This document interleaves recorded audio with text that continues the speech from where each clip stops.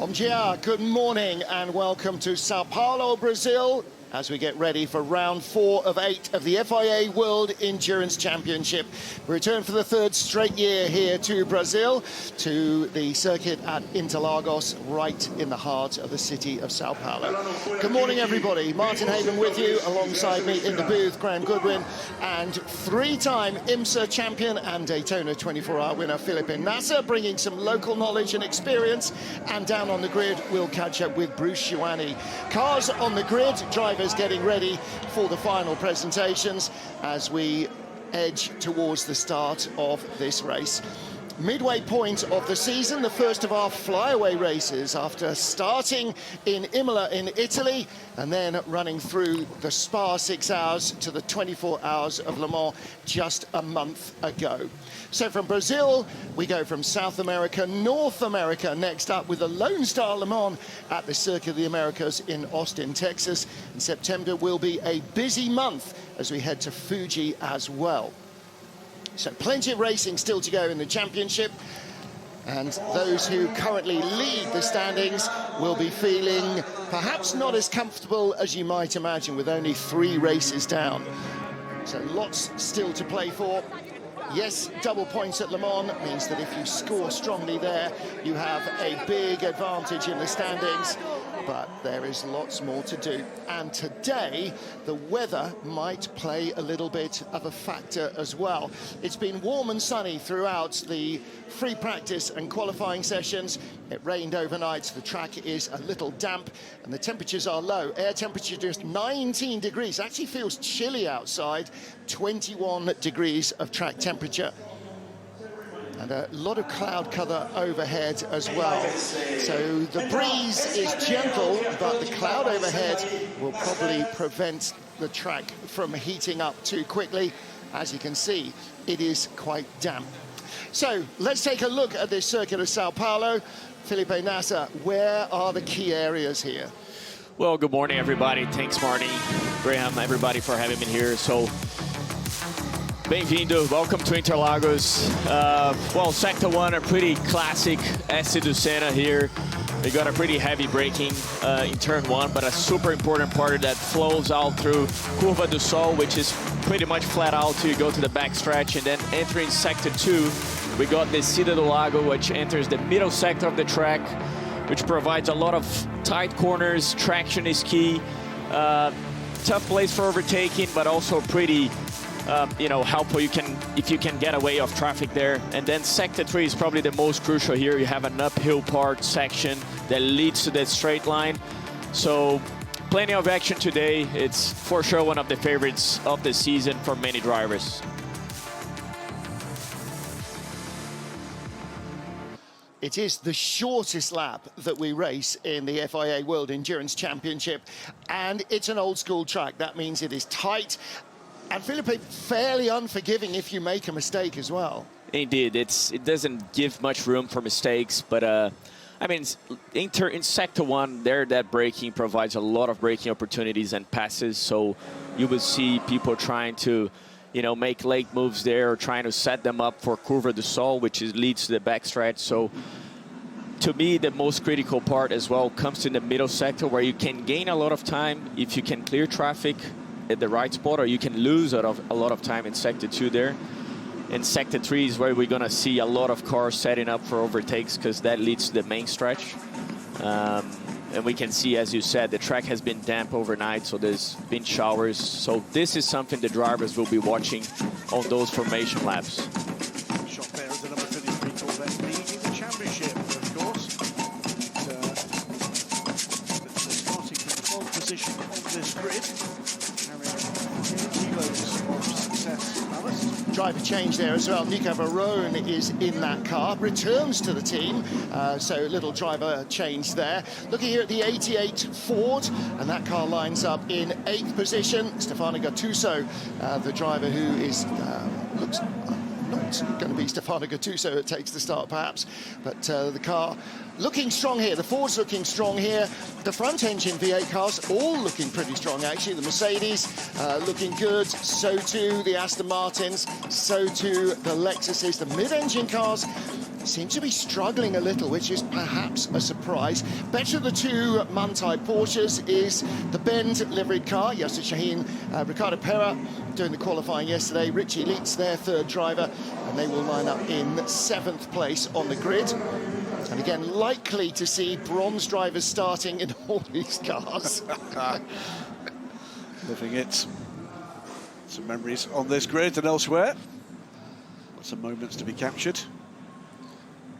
It's definitely a local favorite here. There's a lot of Brazilian fans, spectators. It's so great for the city, and it shows, you know, we love motorsport in general. This place has created so much history for us in the past and provided good racing here overall. Well up there, both the AMGs. We'll see the second one just shortly, but here is the 61 car. Martin Berry will start this car with a revised livery once again. And, we're going to go down for the moment to see our honorary starter for this race. We'll be talking to Bruce on a packed grid. We are down on the grid, and I've just crossed over Ana Beatriz, or may I call you Bia. You're going to give the green flag today in São Paulo. How does it feel for you? A lot of emotion. It's very emotional. It's a huge series, and I've been partnering with... Hey, Augusto, I'll give you the green flag for you today. Huh? Ah, yeah? So don't disappoint me. Be one, okay? Be nice, Bruce. Bia, it's a long-time friend. We start karting together. Together, really little. Yeah, we are still 32 years old, but when we started, we were young and used to race here. That's good. Good luck. But yeah, but it was great, and first time I do that. Oh my God, a lot of Augusto Daddy that knows me since I was young. Yeah, so very emotional, super happy, and thank you for the invitation. My pleasure. This is Brazil. It's amazing, amazing atmosphere here. Thank you so much, and we're happy to have you here. It's a privilege. Thank you. Thank you so much. Good luck. Well, Filipe, you just returned from the grid. It's busy, isn't it? I mean, there's a lot of people on that grid before the cars get rolling. Yeah, it's a great time to catch up. A lot of friends, you know, across the field, and you know, I myself, I had the chance to start racing in Interlagos go-kart track, which is just opposite to the racetrack here. So a lot of memories, and like I said, it's always fun that we have the event here. Great atmosphere. You can still see the patches there, you know, in that main stretch. That's gonna be interesting. I thought he was trying to escape from him. I think he was just seeing how damp the circuit is on that outside line. Here's the number 69 Team WRT BMW M4 Evo GT3, one of both the cars in spectacular tributes to the Brazilian flag colours, I think we'll call it. It is yet another new livery for the 69, one for every one of the rounds this year, and it will be Tony McIntosh, who's has been a revelation in terms of his race pace at the start of these races. The bronze driver to start the car, 4th on the grid. And all the does he play cricket, Robert Kubica? He does look like a batsman who's out there doing a bit of gardening, just seeing what the grip level feels like on his racing shoes, how damp it feels. 3rd place on the grid is the Codis ASP Lexus, Petr Umbroescu, Clement Schmidt doing the driving in qualifying. They got the car through into Hyperpole. And again, the front engine cars really looking strong. So the Lexus lining up in 3rd place on the LMGT3 grid. Just ahead of it, 2 more front-engined V8 road car-based racers, as all the LMGT3 cars are. And the better of the 2 Mercedes, they've got a unified colour scheme at the moment. So bright yellow at the back, 61 is a dark graphite grey, and 79, as you can see, is this bright blue. So this car should be started by Johannes Zelger. You saw him there in the shot. A tall figure of their bronze-graded driver. Yeah, the AMG's looking strong here. Renowned for being quite friendly to the non-professional drivers. A good car with a good wide operating window in slightly sketchy conditions. That could be important. But Aston Martin on the pole position for LMGT3. Gray Newell will start the car. He put the car into Hyperpole. Kobe Powell's to put in the fastest ever lap in LMGT3 here at Interlagos. Back-to-back pole positions for Aston Martin. Their 72nd pole position in any class in the WC, which is extends their record. Well, we just saw both tyre options for the Goodyear tyre, the medium, the slick tyre, and the wet weather tyre. Are we going to see wets being used? Right now, no, but who can tell what the weather's going to be bringing? There's a lot of cloud cover. It doesn't feel like rain, but then I'm not a Paulista, so I'm not quite sure what it feels like rain is like here. So certainly in European terms, you'd think, okay, it's not immediate, but it is. We've got a lot of racing to do. Anything could happen in 6 hours with the weather. Right, let's get down onto the grid and catch up with our hypercar crews. Bruce Joanny down at Cadillac. Right at the top of the grid, pole position here with Cadillac and Norman Nato, teammate of Will Stevens. So Will is taking the start. What is the strategy? Is there anything special with the team? Is the second car going to defend? Well, strategy is to go fast, obviously, but no, honestly, like today will be a tricky one. Like it's 50-50 for a chance of rain, so in terms of tire strategy, will make our life very difficult because like it's very easy to make it correct or wrong in 5 seconds really. So yeah, we're gonna have to be like really spot on that and maybe split the strategy as well with both cars at some point to try to maximize like the result of the team. But yeah, as you just said, like we're in a good position so far. It's going to be a long race. We did a very good job last year, so we're just going to try to replicate it. Is the track really wet? What did Will say? As you can see, like it depends which area of the track is damp. Like for example, turn 1, yeah, it's a little bit damp on the inside, but it will dry pretty quickly on the outside. It's almost damp. So yeah, the start for sure will be a little bit tricky. In some of the corners as well, it's still damp, but like honestly, like it will be okay. Everyone will be starting on slicks because you cannot go on wet in this condition. But then it will depend how the race will involve with the rain, and that's where like it's going to start to be tricky, like which tire to put in the car. Okay, let's look at this. Thank you so much. See. Well, now the tyre situation is interesting. You can see everybody's got these dinosaur-skinned kart tyres on. Michelin have brought the hard and the medium here, expecting high track temperatures that might have been out of the remit of the soft. But today, you really want a soft medium option, and particularly if you're Toyota, that thrives on the soft tyre. But they don't have that option here, so they're going to have to work with the medium. I don't imagine in these conditions anybody's going to be using a hard, except maybe if you're triple stinting the right rear. So Toyota leading the manufacturer standings after 1-3 result at Le Mans. Toyota really back to their very best. And there you can see car number 7, Kamui Kobayashi, qualified that car, but had a 3-place grid drop for impeding the number 19 Genesis Magma machine, which in its turn had a 1-place grid drop for impeding the number 20 BMW in qualifying. So here's Brendan Hartley getting ready to take the start in the number 8 Toyota. He shares with Sebastian Buemi and Ryo Hirakawa.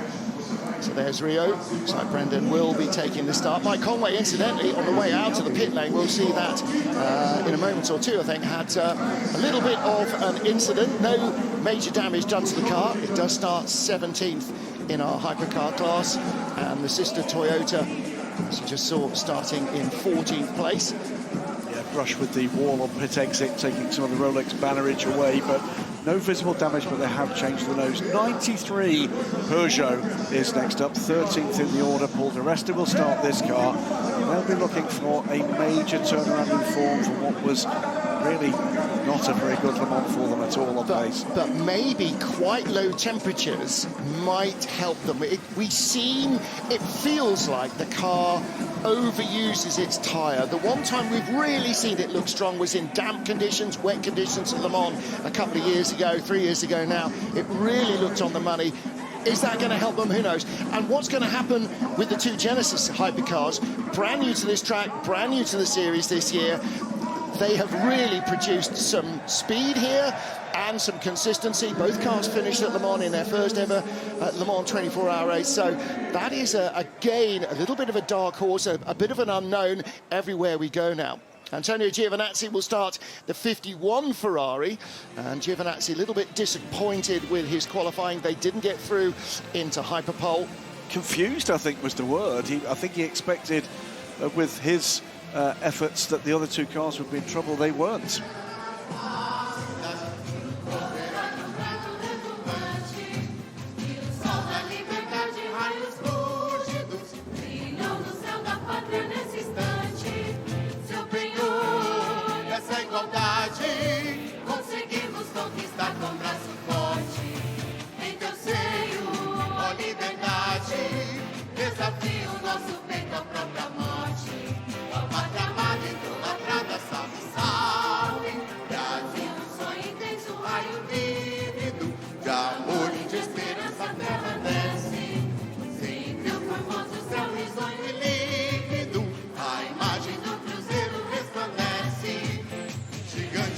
a própria natureza. Revela esse forte impacto do colosso, de o teu futuro espelha essa grandeza. Terra dourada, entre outras mil és do Brasil, ó pátria amada. Dos filhos deste sol és mãe gentil, pátria amada, Brasil.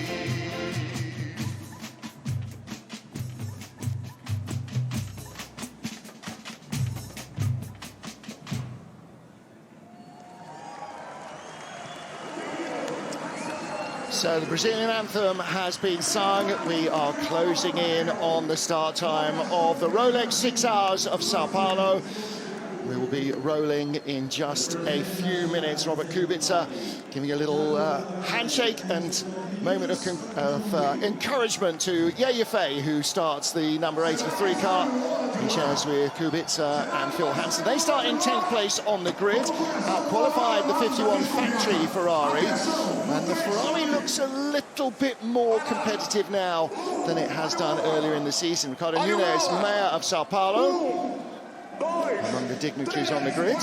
Bit of a change, 83. Normally it would be Phil Hansen starting the car. So clearly they're trying something a little different with the 83. Here's the 9th place 007 Aston Martin. Topped the times briefly in Hyperpole before the really quick times started to come. These conditions, it's going to be quite interesting to see how the Valkyrie deals with that. There are two Brazilian drivers here. He's utterly delighted to be back racing in Brazil, I think for the first time in 11 years. Am I right? Yeah. I think Pipo Derani. I was going to say, do we still call him Pipo? Pipo, yeah, that's correct. Or is he now too old? Is he now Luis Felipe? I don't know. He still looks young. I mean, Pipo and I, we drove together in the US for a couple of years. We actually won a DPI championship together, a couple of races together. So he's been eager to come back to Brazil, no doubt. He's a local boy here, so grew up here in São Paulo. We raced in go-karts together, so he's delighted to be at home, and saw his family early as well, so pretty excited for the race. Pretty excited for the race as well. Danny Uncadea, who slips aboard the Genesis Magnum machine. So Uncadea in the number 19 car. It was the quicker of the two in qualifying. Got through into Hyperpole. We're going to have to stop getting surprised about the performance of this squad, I think, quite quickly. They are ticking off these waypoints, ticking off these achievements, and really becoming a factor in the World Endurance Championship. 50 Ferrari, the best of the Ferraris qualifying. Miguel Molina starts this car in 6th position. Let's catch up though with Alpine. It's catching up with Jules Gounon, driver of the Alpine number 36. We've seen great performance of the car in quali, in testing, some consistency. What can we expect from the race? And do you know, is this going to affect the start? Yeah, of course. I think we have been working well this week. We have improved the car every single session, but last night there was a big shower. So of course the track that was getting better and getting rubbered in is gonna get clean now. The tarmac is pretty wet actually, so I think for the start it's gonna be something tricky. Here we don't have the soft available, we have only mediums. Also the track temp are much lower to everything we have seen this week, so I think it's gonna be interesting. But yeah, I hope we can have a good race after a difficult Le Mans. That's what we hope for you. Thank you very much and good luck. Thank you very much. See you. One of those situations, Felipe Nasser, where maybe you prefer to be the starting driver because at least you know what's going on. If you're watching in the garage, you're just, Yeah, it's always a hairy moment, right? Because you don't know what to expect, really. But that's what racing drivers do anyway. They got to get the read on that formation lap, look around, look at the white lines, the curbs, the main stretch, and just work those tires, temperature up on the brakes. But again, difficult circumstances provide great opportunities, so we can see some action in this early part of the race, and that should provide some good overtaking. I love that phrase, difficult circumstances provide great opportunities. All right, so we've just seen the Alpines and the BMWs. They qualified 3rd, 4th and 5th, but finishing 1st and 2nd here last year, Cadillac, Hertz Team, Jota, they will start 1st and 2nd. Here's the 4th place qualifier, Kevin Magnussen, starting the number 15 BMW. The 20 car also fared a little less well than they had expected in qualifying. That car down in 16th place on the grid, so lots of making up to do. There's Brendan Hartley in the number 8 Toyota, and that car will start in 14th position. And again, they'll be playing with all sorts of traction control and other balances that they haven't had to delve into quite so much in the warmer conditions. Third on the grid then, the inside of row 2, Fred Mako starts the number 36 Alpine. So while ahead of them, the Cadillacs will be side by side, the Alpines will be nose to tail. And again, when you've got two cars close to each other, there is jeopardy there for the team. There is jeopardy for the team managers and for the strategists as well as for the drivers. I think to mention, if we see here second on the grid, it is a front row. Both Cadillacs, on the front row of the grid, recast himself for the 4th time. And the 38 card is second, Earl Bamber. Jack Aitken looked like he got that, bailed out in the final lap. We think a bit of a minor error in the 3rd sector. That means they'll start from second. It will be Will Stevens in the number 12 car. Loving Cadillac's 5th pole position. Loving Earl Bamber's chrome dome. Absolutely. That's really gorgeous. Cadillac's 5th pole position in WC history. That means enjoying Tota and Ferrari and getting to that marker point, the 3rd manufacturer to do so in the hypercar era. So 3-minute ball being shown. The cars will roll off for 2 formation laps. And that will give them an opportunity not just to build heat into these unwarmed tyres and brakes, but also to start to get a little bit of a feel for just how slippery things are. On the way to the grid, they could come through the pit lane and do another lap, but what they haven't done is drive down into the first part of the Senna S, turn 1. So here's our grid. Cadillac, Hertz Team Jota locked out the front row. Will Stevens and Earl Bamber start ahead of Fred Makovici and Kevin Magnussen for Alpine and BMW. Alpine's Ferdy Habsburg and the best of the Ferraris, Miguel Molina on row 3. On row 4 of the grid, Danny Honkadea in the Prime Genesis and Loic Duval's Peugeot. Harry Tincknell in the better of the 2 Astons and the yellow peril, that is Ye Yifei. Tonio Giovinazzi and Andre Lotterer on row 6 of the grid. On row 7, Paul di Resta's Peugeot and the better of the 2 Toyotas of Brendan Hartley. Marco Sorensen in 009 and René Rast in 20 lineup behind them. And then Mike Conway starting with Gray Newell, the LMGT3 pole sitter ahead of Johannes Zelger. Pedro Umbrarescu starts 20th with Tony McIntosh alongside him. Then Eric Powell, the better of the 4 drivers in qualifying, ahead of Martin Berry's Mercedes, Yasser Shaheen in the Bend Manthey Porsche. Stefano Gattuso in the second of the Fords and Darren Leung in the better BMW, ahead of Sally Jolic in the Racing Team Turkey Corvette and James Cottingham's DK Porsche. Ben Keating's yellow Corvette starts 29th, Thomas Floor 30th in the 54 Ferrari, ahead of Antarazao and Ian James for McLaren and Aston Martin. Tom Van Rompuy in the Lexus, ahead of François Heriot in the 21 Ferrari, and the 35th starting position to Anthony West in his McLaren. So the 2 fields will start separately with around a 5-car length gap between the tail of the hypercar field, the last car on the grid being the number 7 Toyota, and the pole sitter. So Gray Newell, the heart of racing Aston Martin, will be pacing that field. And that is going to be the first time that he has had the opportunity to do that. With these tricky conditions, the almost all-bronze LMGT3 field on this double formation lap might be one to keep an eye on. The only non-bronze in the field starting the race in LMGT3 is Sally Jolic. Of course, the silver for the Racing Team Turkey Corvette effort on board here with the 007, Harry Tincknell. So cars getting ready to be waved off by Pia Figueiredo, who will also give them the green flag. Engines running. Will Stevens on pole position. Teammate Earl Bamber will be alongside him.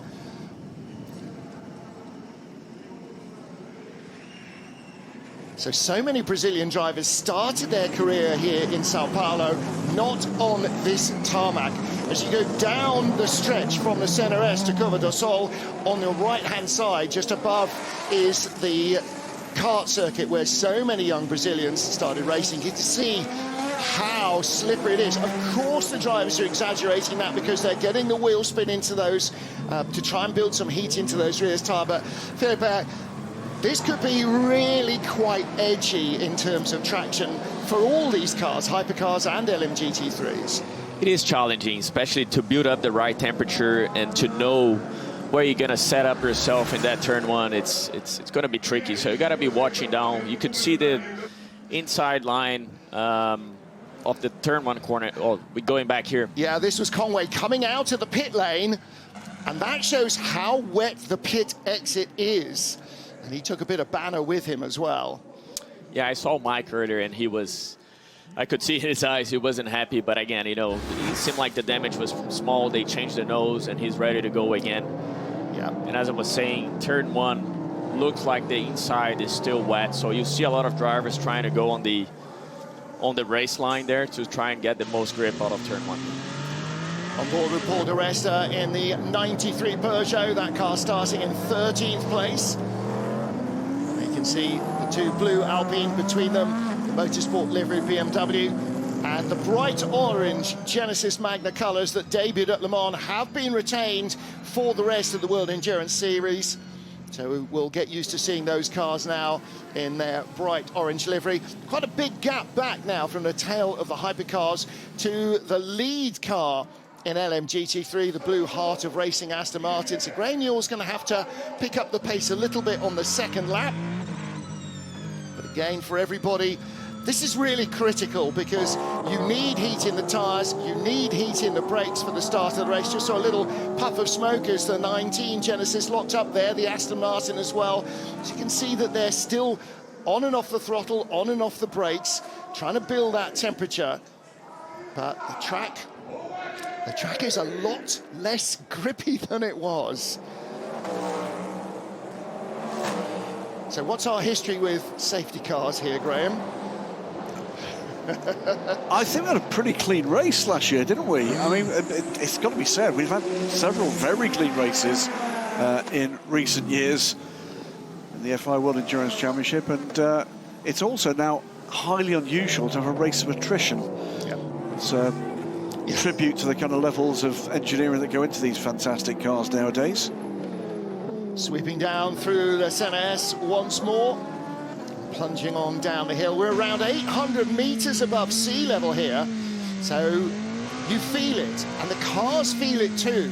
A fraction down on power, even the turbocharged cars can't quite compensate for that. Cooling is at a premium, brake cooling normally at a premium. What's the air temperature now? 19 degrees. Often that'll be up towards 30. Track temperature will be close to 60. At the moment it's 21 degrees, so this is a proper winter day here in São Paulo, and you can gather why the place is so green, where the water from the lakes comes from. Whether we're going to see more coming out of the sky or not remains to be seen, but everybody definitely wrapped up. So cars starting to work into formation now through the middle of Sector 2, down through curves 8, 9, 10. This undulating middle element of the track, rising and falling, pitching and diving, tight, twisty, very traction limited. We're going to get an extra formation lap, so it's going to be 3 formation laps by the look of things. Now, this is the decision of the safety car driver and the race director together. Please inform drivers we are going for an extra formation lap. For the purpose of race distance, it starts once the safety car crosses the line. We're going for an extra formation lap. There will be no start on this lap. All right, so we were expected to go green, but as you heard Eduardo Freitas say, the clock does start now. So the race has started, but this is a formation lap. So once more, the opportunity for everybody to just build a little more heat.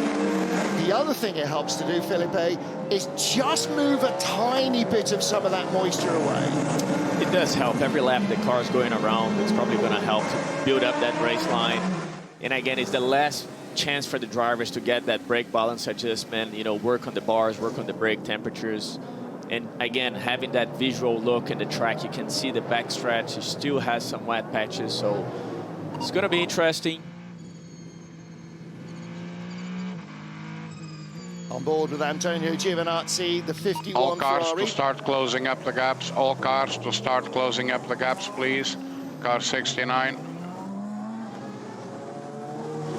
Car 88 and car 69, let's close those gaps, please. Car 10, same to you. So it's predominantly our LMGT3 field that is causing him a little bit of nervousness. There is your pole position sitter, Will Stevens. I suppose strictly you should say your current race leader, because the time has started, even if the race proper hasn't. Earl Bamber will be alongside him. Then Fred Makovici and Kevin Magnussen, Alpine and BMW. Then the second Alpine, Ferdi Habsburg, and red Ferrari, Miguel Molina. There is your pole sitter. All cars exiting T12 to side-by-side position, exiting T11 to side-by-side position, please. Let's close those gaps. And again, he wants to get the field lined up here before they get down to Junshao and start the long climb up the hill towards the start-finish line. The safety car. Exiting T11, let's go side-by-side, please.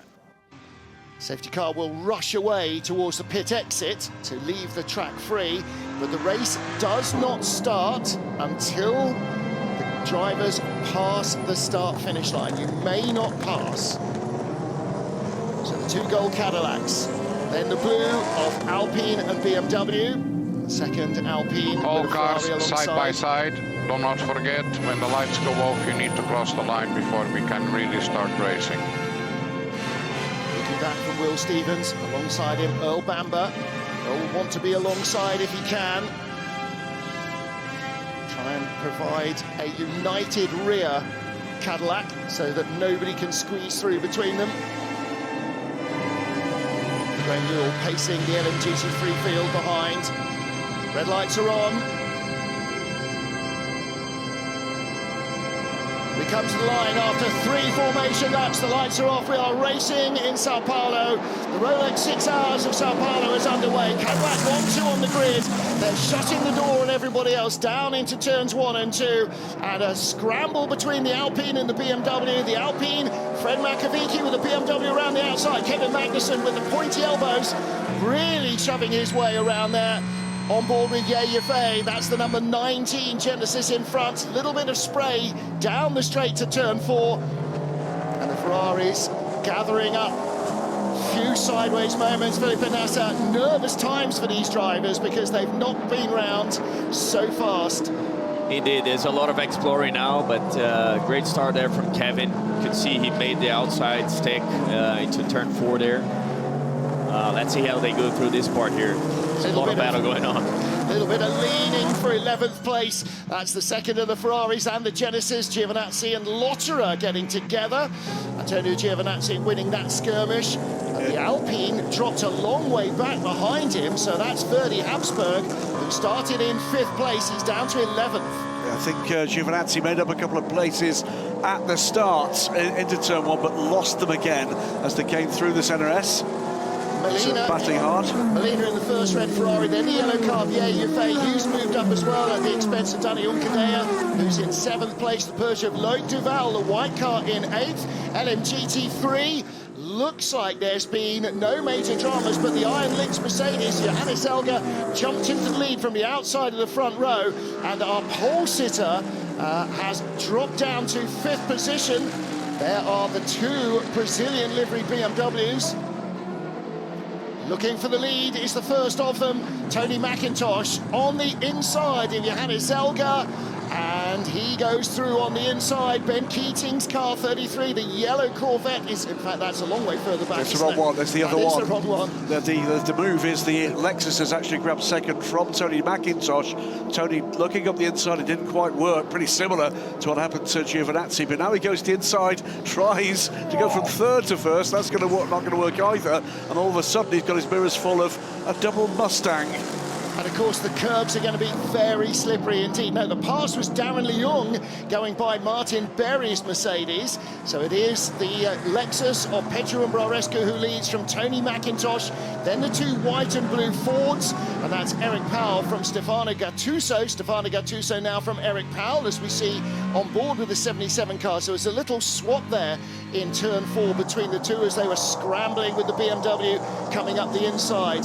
Yeah, Zelga's actually dropped back now to 5th. is about to be swallowed up by the advancing pack, led by Sally York, by the way, who's had a good start in the 34 Racing Team Turkey by TF car, but now back with the hypercars. Looking at the battle for third place, Kevin Magnussen with the blue, white and black and red colours, and then the red and blue, or the blue and red perhaps, of Fred Makovici in the Alpine. We ride on board. Busy hands, Philippe. It's still twitchy, isn't it? Yeah, you could see at a moment there in Couvert du Sol trying to keep it flat and following the car ahead. It's always going to be tricky, losing a little bit of downforce. But again, if it's the time to attack, it's now, because, you know, as the track starts to get drier, let's say, you probably get everybody on that race line, and then the opportunities get less. But a great start so far. Yeah, then offline is still dampened, and there's a bigger offset between having the grip and not having the grip. You saw a good move down the inside for second place, the Proton Ford. Stefano Gattuso now up to second place and chasing Petro Umbrarescu, and that is a world of V8 loveliness. Tony McIntosh third, Eric Powell in fourth place. As we ride with Ferdy Habsburg, disappointing start for this Alpine, down in 11th place. Yeah, good move from Gattuso, and the Mustang's looking strong at this stage. Sorts of mix around for the hypercar field, but still Cadillac 1-2. Kevin Magnussen in the 15, BMW runs third, Fred Makovici fourth in the 36 Alpine, and then the first of the Ferraris, the 50 in the hands of Miguel Molina, running in a strong fifth. Moving up the field though, AFA in the 83 AF Corsa car. He's had a good start.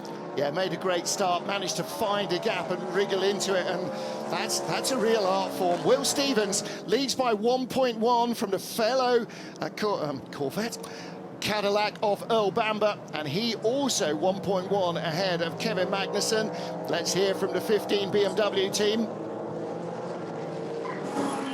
I have no power at the exit of corners. Like something's wrong. Just at the beginning. The first part of the exit. Copy, stand by, we're checking. All right, 77 Ford, and that is a position change for third place. Eric Powell going by Tony McIntosh's BMW. And again, I wonder if we're going to see a change in the balance of power between some of these different brands because of the lower temperature. Some cars might drop out of their operating window, some be a lot happier with it. Also, by the way, joining that lead group is Sally Jolic. He's dropped the pack behind him and has moved up to the rear end of Anthony McIntosh's BMW. So it's a hunting pack of 5 now, this lead pack for LMGT3. And a bit of a gap before we get back to the Jana Selger car of the Armlinks AMG. Our winners last year were a Codis ASP, the Lexus claiming victory, the 87 car from the TF Sport Corvette, and Racing Spirit of Le Mans, and Aston Martin on the podium as well last season. But Sally Jolic with the bit between his teeth, and again, worth pointing out, he's a silver-graded driver. Everyone around him essentially is a bronze-graded driver, so he should be making that progress by dint of his better experience and better ability. So Magnussen and Makovici still battling for third and not being caught by the Ferraris behind of Molina and Ye. So looks like there's a little bit of a pace benefit there for the BMW and the Alpine. Maybe the issue for Kevin Magnussen, but we're starting to see the two Cadillacs just pull a gap out here, Felipe, these early stages. We're just under 10 minutes into this race, and at the moment it is Will Stevens leading Earl Bamber by a single second. It's now 1.5 seconds back to Kevin Magnussen. Yeah, the Cadillacs, they look pretty settled, don't they? And they started to open a gap here to Kevin. I mean, Fred has been keeping the pressure there, trying to find an opportunity. Strange, because let's take a look at the start here in LMGT3. Johannes Elga a long way ahead of the Aston Martin, way before they got to the start-finish line. That might be an issue for that Mercedes, but the Aston Martin dropping back at the start. The 23 Harter racing car being comprehensively overwhelmed by the field, so not the best start for Gray Newell in that car that he got through. There it is right in front of us, that he got through into Hyperpole. Just being cautious, and that's never a bad thing at the start of a race. You can afford maybe to lose a couple of positions here. On board with the 32 BMW of Darren Leung, Ben Keating just in front. There's Yasser Shaheen, the Bend Porsche, the 92 car.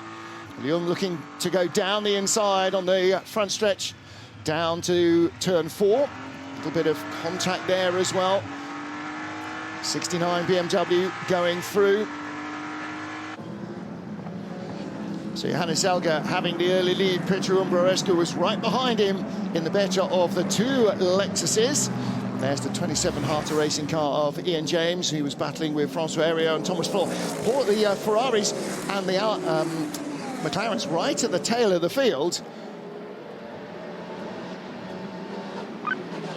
Stefano, think on save your tires, okay? Don't over push. Your position and pace is very good. That's sort of engineer speak for calm down. a little bit. But great start to the race from both Mustangs. And it is this five-car group at the moment that seems to have the bit between their teeth and again the best of these conditions. Will Stevens is eking out more of an advantage on Earl Bamber. The gap, though, is pretty stable back to Kevin Magnussen, who's still fending off Fred Macko for that third place. Now, down at turn 4, the tail of the LMGT field has just cleared turn 4 as the leaders drop down out of turn 3. So maybe before the end of this lap, they'll be in there. A little run out wide from Yasser Shaheen, came back on in front of the bright yellow car, Ben Keating. Behind him was Darren Leung, and the 91 car of James Cottingham. 3 wide down the straight. Kart circuit on the right-hand side there, just at the top of the hill. So here is your race leader, Will Stevens, Earl Bamber behind him. And Stevens will have the difficult job of trying to shoehorn his way through a very tight LMGT3 pack. And this is all part of endurance racing, Philippe. When you're in the quick cars, you've just got to make those moves, but you've got to make them clean. Yeah, the risk and reward is always there, right? He always makes that question before making a move. But so far, you know, like I said, the early part of the race, when the track was still quite damp, you know, the drivers try to make the most of it. That's when the opportunities are there. And you can see a lot of action in both classes there. Yep. Alexander West, the last of the LMGT3 cars, will have the race leader right with him any second. A little bit of sun starting to come out as well. So Will Stevens, the good news for Stevens is he's now 1.67 seconds ahead of Earl Bamber, so he's got a little bit of room to manoeuvre. He's already passed the first couple of cars, Alexander West and Thomas Floor, François Heriot right in front of him. And now they get into sector 2. So for Will Stevens, he actually jumped a couple of cars up the queue in the quick stuff. Everybody else is going to have to fight their way through in this tight and twisty infield section.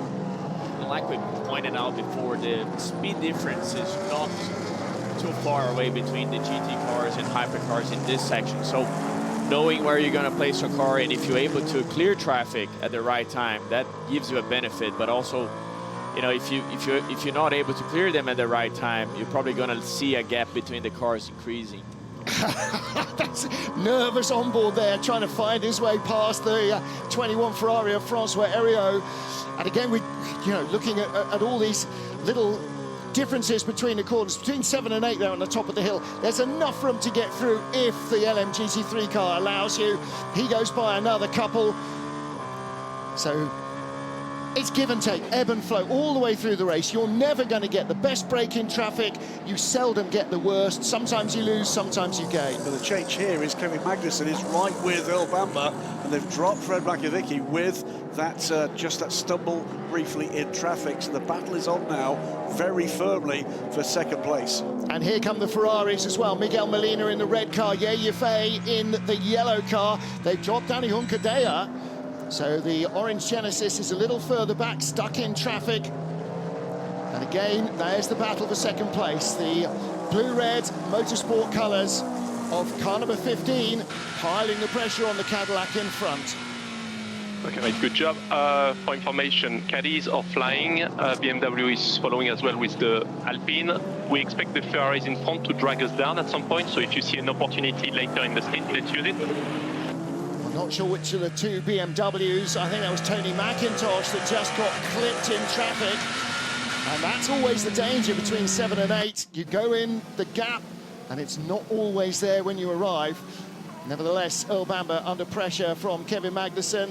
Fred Makovic, another small step further back. He's got held up in traffic. So Magnussen with nobody on his rear, and that's perfect for a racing driver. You don't have to worry about what's behind, just eyes on the prize. Eyes on the prize, and he's definitely making strides there on traffic. And that's multi-class racing. That's the fun part of it.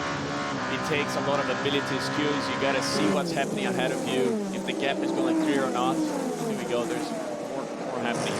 Yeah, Habsburg attacking Lotterer in the second of the Genesis cars. And there's the orange machine. Habsburg goes around the outside. The white Peugeot is right behind as well. Paul de Resta gets alongside Ferdy Habsburg's Alpine, and he takes advantage. He actually moves up a spot there. Again, that's the problem when you're in a queue of traffic. If you try something and it doesn't work, you often lose out.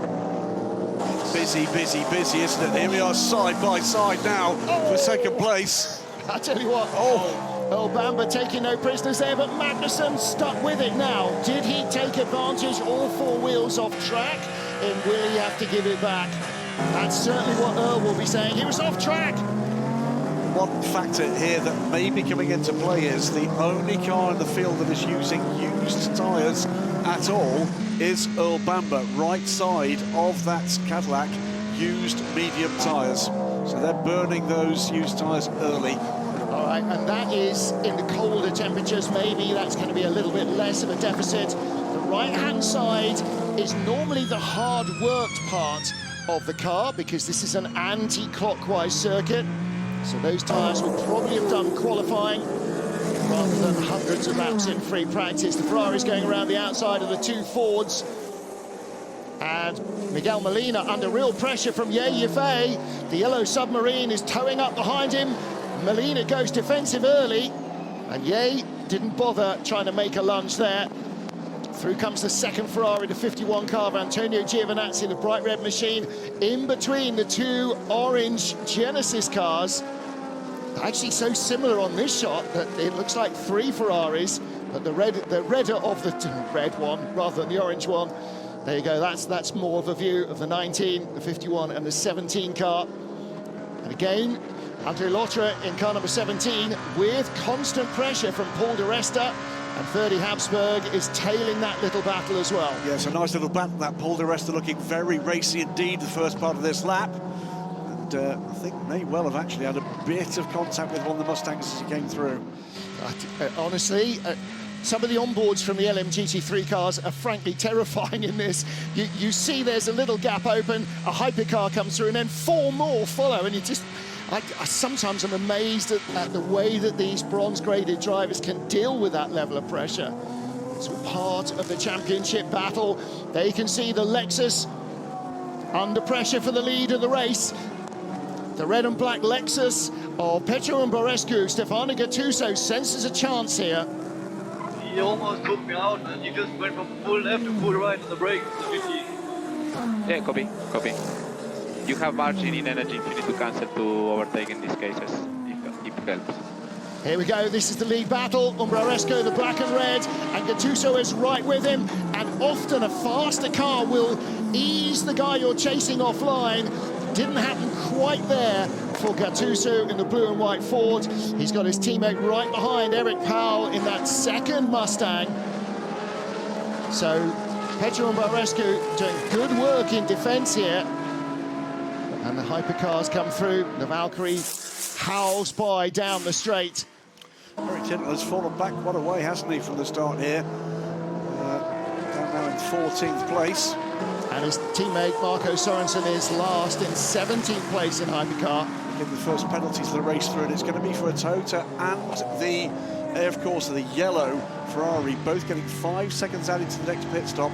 Race start. I have a feeling we may see some action in GT as well. Yeah, I think so. And I wonder, actually, this is where the driver steward advisor, Peter Dumbrett, comes and says, well, what were they doing? Because the Aston Martin dropped so far back, it's now dangerous for you to start braking with the whole pack behind you. They had no option but to go by. So we'll wait and see what happens there. Will Stevens, the race leader.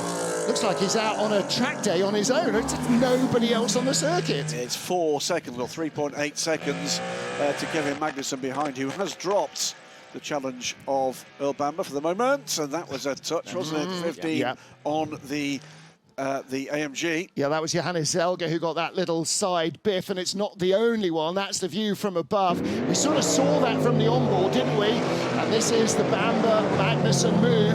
Let's watch. Okay, that's too tough to call from there, but I think that was probably clean. Yeah, it looked like he had nowhere to go, really. Yeah.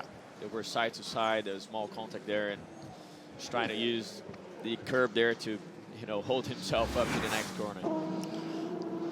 Now then, 1, 2, 3 in LMGT3, the red and black car, Petru Umbrarescu, Stefano Gattuso and Eric Powell in the 2 white and blue Fords, and then Tony McIntosh. Now, that Brazilian liveried BMW is starting to close back in, and now that they are free of hypercars, probably for another couple of laps, Sally Jolic in the red and black Corvette of Racing Team Turkey might get a chance to close on this as well, because these 4 cars are going to be slower as they race each other than he will be on his own. Absolutely. Listen carefully, you can hear what a Ford V16 might sound like, because they're so close behind Umbrarescu. But it is the Akonis ASP Lexus, the 87, leads this hunting pack of Mustangs.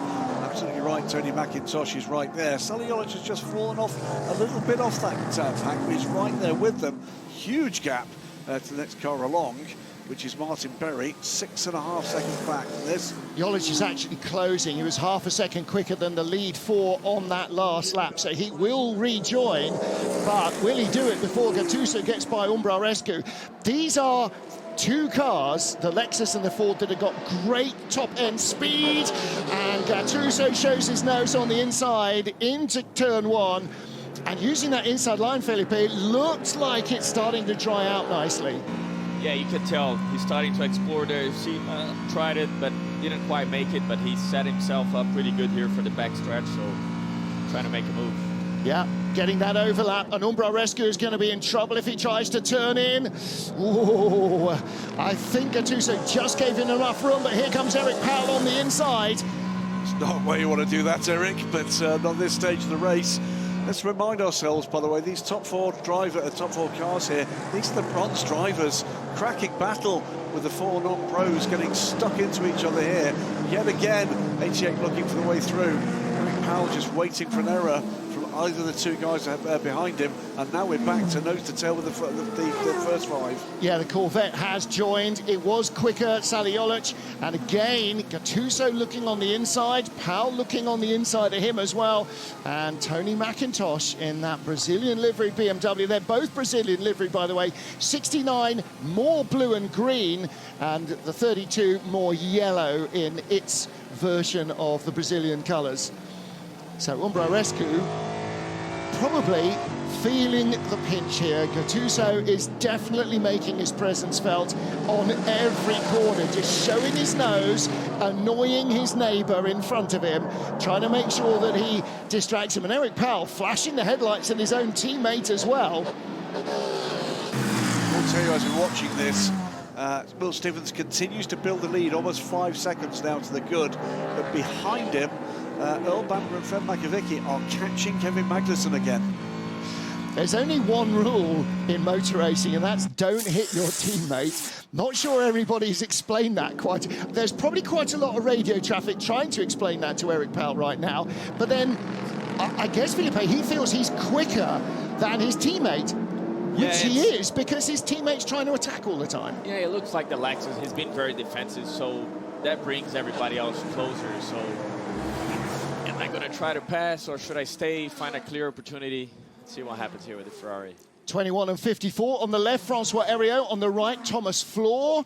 And this is a long pass all the way up the hill. Started at Junshao and climbing up the inside. And again, in 2 cars with equal pace, you're just making your lap a few meters shorter by using that tighter inside line. So that gives you that slender advantage. Leaders are now in the back of the LMGT3 queue as well. And maybe for Stefano Gattuso, let Eric Powell go by, and if Powell can be quicker, can somehow ease Umbrarescu offline, then maybe both of you will go through. Sometimes the team will try and use tactics like that. Sally Jolic just got by the BMW. We didn't see it happen, but the Corvette is up to 4th place. Here's Tony McIntosh's view of the red and black Racing Team Turkey car. So Jolic was closing on the queue, and the reason they've dropped back a bit is undoubtedly because McIntosh was having to defend as Jolic attacked midway through the lap. Now he's going to have to jump forward to try and harass the top 3. And this is always the jeopardy of starting a non-bronze graded driver, that if you don't make that track position up, then you're kind of wasting your time a little bit. So Jolic being very aggressive as the battle for 2nd place comes through the midfield in LMGT3. El Bamba chasing Kevin Magnussen right in front of him. And they've closed the gap to Will Stevens, down under 4 seconds now. So Stevens getting held up a little bit through that gaggle of traffic. It'll be interesting to see whether or not they can extend it now. He's in a bit more clear air, but he's got another big group of GT3 cars ahead of him. Closing on the first half hour of this race. Remember, started with an additional formation lap. It's getting closer and closer to the fuel window. So would you say we halfway here in the stint for the hypercars, Graham? I think we're beyond that for this stage. We'll get the energy graphic up shortly. Beautiful thing about the FIA WEC, particularly from trackside, is you can see on the side of the cars how much energy they've now got with these new visual panels reprogrammed for this season. So we can see there, yeah, they'll get good on energy. The car is a disaster. So much oversteer entry, so much understeer mid-corner, much more compared to what we had in practice. Right, so much for my clutching at straws in the hope that the lower temperatures would favour the Peugeot. But of course, they've set the car up for hotter, grippier track conditions. And not only is it colder, Felipe, but it rained, and that cleans some of the rubber off. And so the track will evolve. It should become more grippy as the race progresses, but... For sure. Yeah, for sure the lower grip now to begin. And but like you said, you set up the car for the race, and it kind of unknow what to expect. And he was struggling for both entry oversteer and understeer mid low speed, he was saying. So he's fighting both ends of the balance there. So looks like a tough beginning there for Duval. Doing all the wrong things in all the wrong places here. Battle here for 8th place. Danny Uncadea, Antonio Giovinazzi, we ride on board with him in 9th, and behind him is car number 50, is Andre Lotter, car number 17. We're on board the 51 car at the moment. So this is 9th, 10th and 11th. The final points paying position is the Ferrari at the moment. You can see on the energy, they've got about half of the energy remaining. However, for all of these hybrid cars, and that excludes the Aston Martin, but all of the hypercars, that also includes the state of charge of their hybrid system. And like a hybrid road car, you can have electricity in the battery, but if you've got no fuel in the tank for the engine, then you're going no further. And the Ferrari under real pressure. Lotterer, there is definitely life in the old dog yet, isn't there? They look very racy, huh? The Genesis, race pace. Yeah. It's a good-looking car, and it performs really well. That was close. And Giovinazzi goes by Uncadea into turn 1. So, again, weaving through traffic. I mean, you know, you've raced at Daytona 24. You're so familiar with this. It's that risk, you know. It's what it makes it fun. But again, as a driver, you're trying to squeeze everything you can, but trying to avoid any type of contact there. You don't want to damage these cars. Yeah, Lotterer. So close. But yeah. Any damage on a splitter or on the side panel of the car, it takes a lot of the performance. Just look at the onboard from Yasser Shaheen. There's cars flying by him all the time. But that's awesome.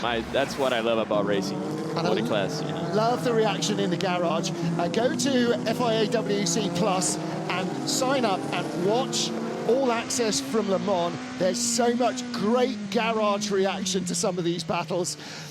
Interesting here, you see how much that gap has closed to Stevens there. Yeah. So I wonder if traffic probably didn't help there in some laps. Yeah. If you catch them on the quick stuff, then great, you can go straight by. We saw that down the straight, didn't we, on the last lap?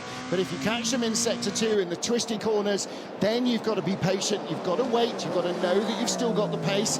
Earl Bamber dives down the inside of the lead battle, and through comes Stefano Gattuso, change for the lead in LMGT3. That's what was shaping up down the straight. He finally got the run he wanted on the red and black Lexus of Pedro Umbrarescu, and then as the Cadillac went down on the inside, there was just enough room for him to sneak in front.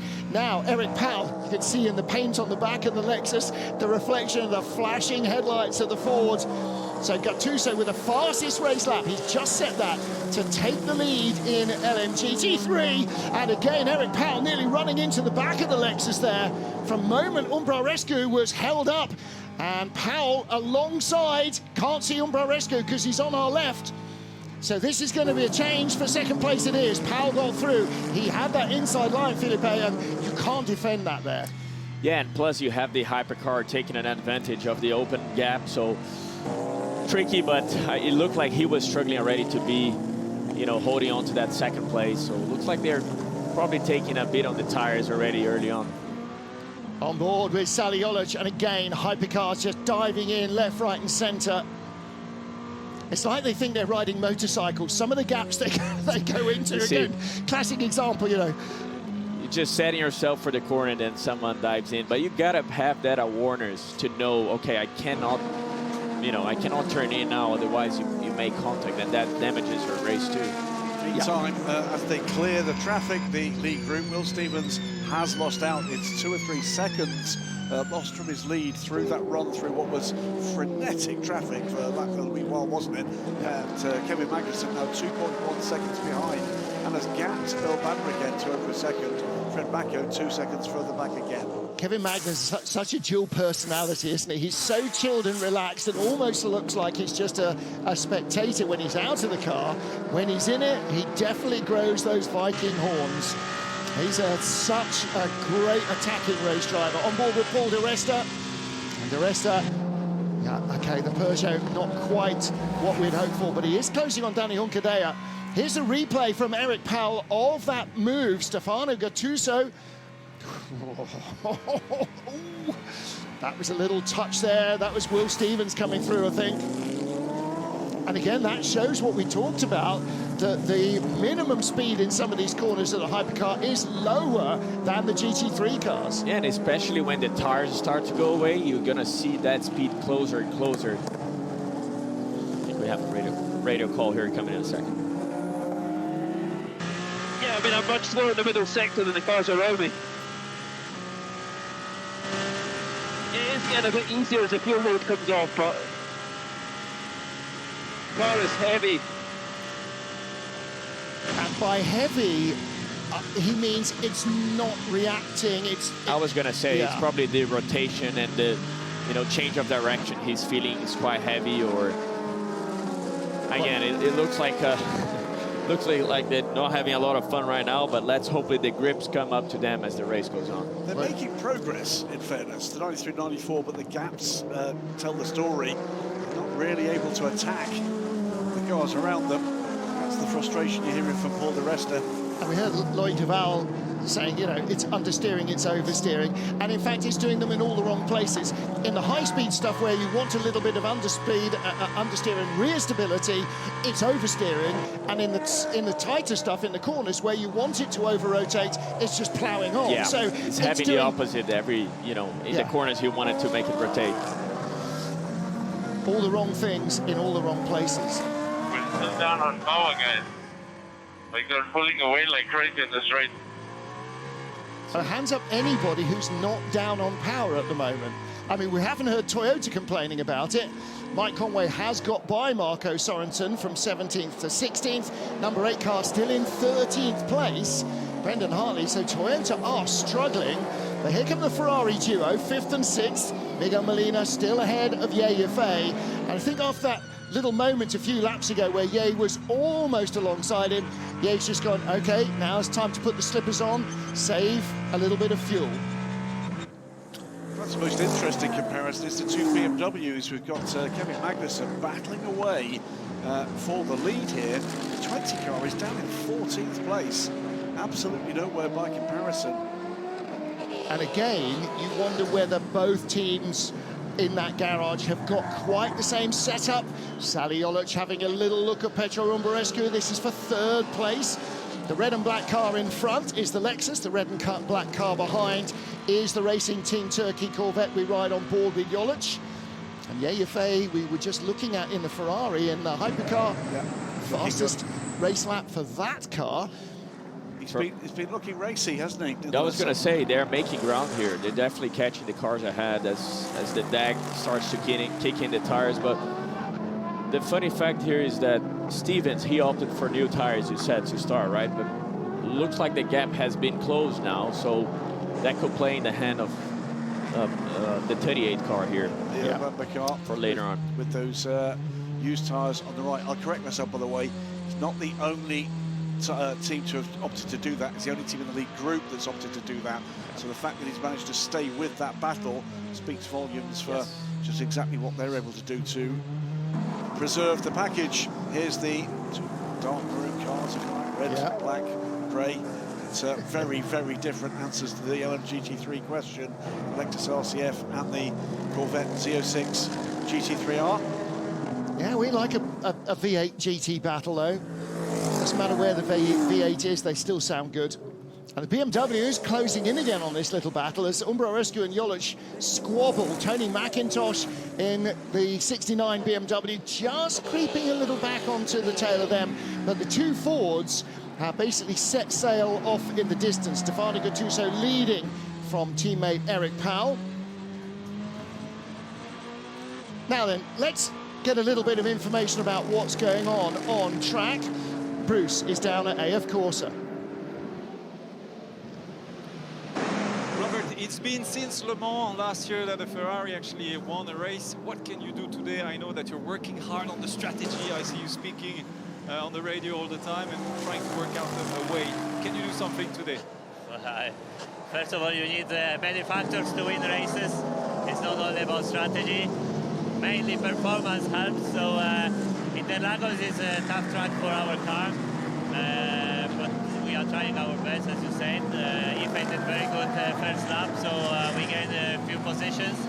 And we are trying to manage the tires as weather helps because it's cooler today, so I think tire management will be a bit easier, but they definitely will come into the play.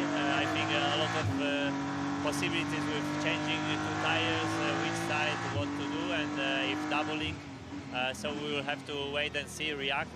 But of course, we are focused on ourselves to do our best and to try to execute the best race possible. How fast do you understand what is happening with the tire with this change of temperature, of track temperature? Are you able to gamble a little bit and be early in the change, or try to push it a little bit forward, or are you waiting to see the tires in the garage to take a decision? Well, I would not say gamble. I mean, with the experience and knowledge, you can kind of predict. Of course, the final word is the racetrack, and we try to get some information also from Ife. I think until now everything looks under control, so potentially, this opens up also different scenarios for the race. If you have less deck, you might change your strategy. And then weather. There is some rain predicted for the last part of the race, so you never know here. As always, WEC offers entertaining races, and we will try to do our best. Certainly entertaining, and good luck for the strategy and the rest. Thank you very much.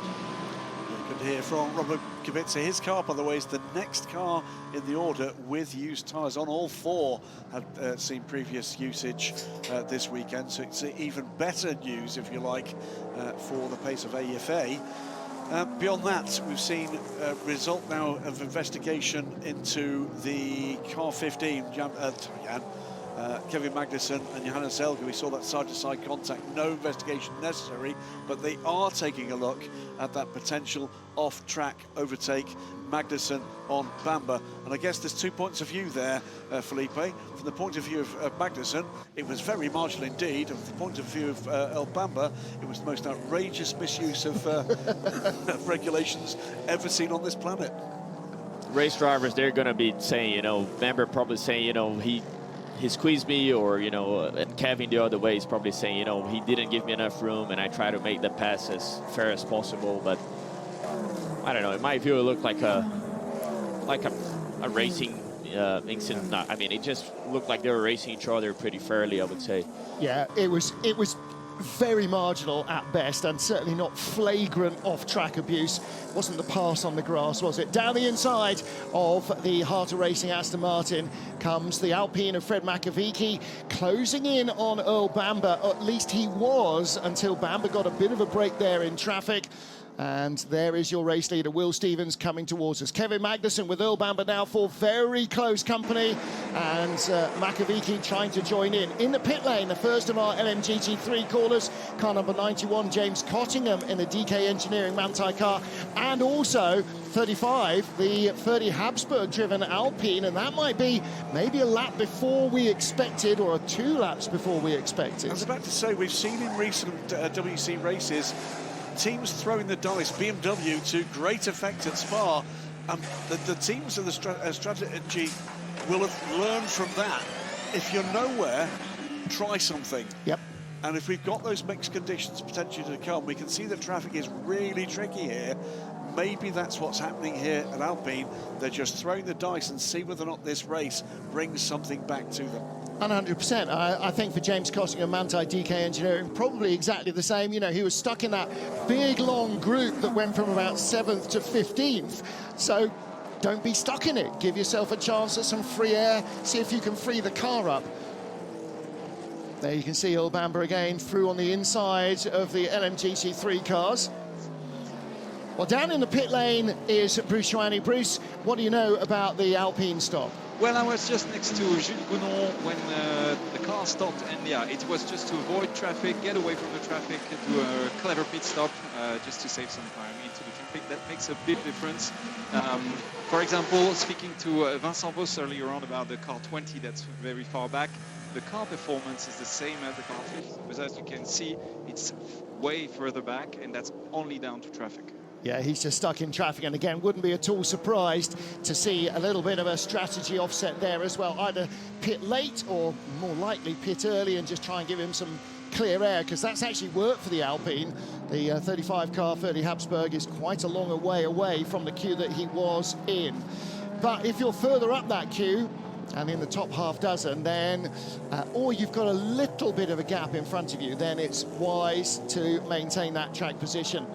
Again, battle for third place. Earl Bamber in the gold Cadillac. Right behind him, the blue of Alpine, and that's Fred Makovici with the number 36 car. Mako with a bit between his teeth, and he needs to hurry up with this a little bit, because Miguel Molina is about 1.4 seconds behind, and he's got Ye Yifei closing in on him at the moment. Will Stevens still the race leader.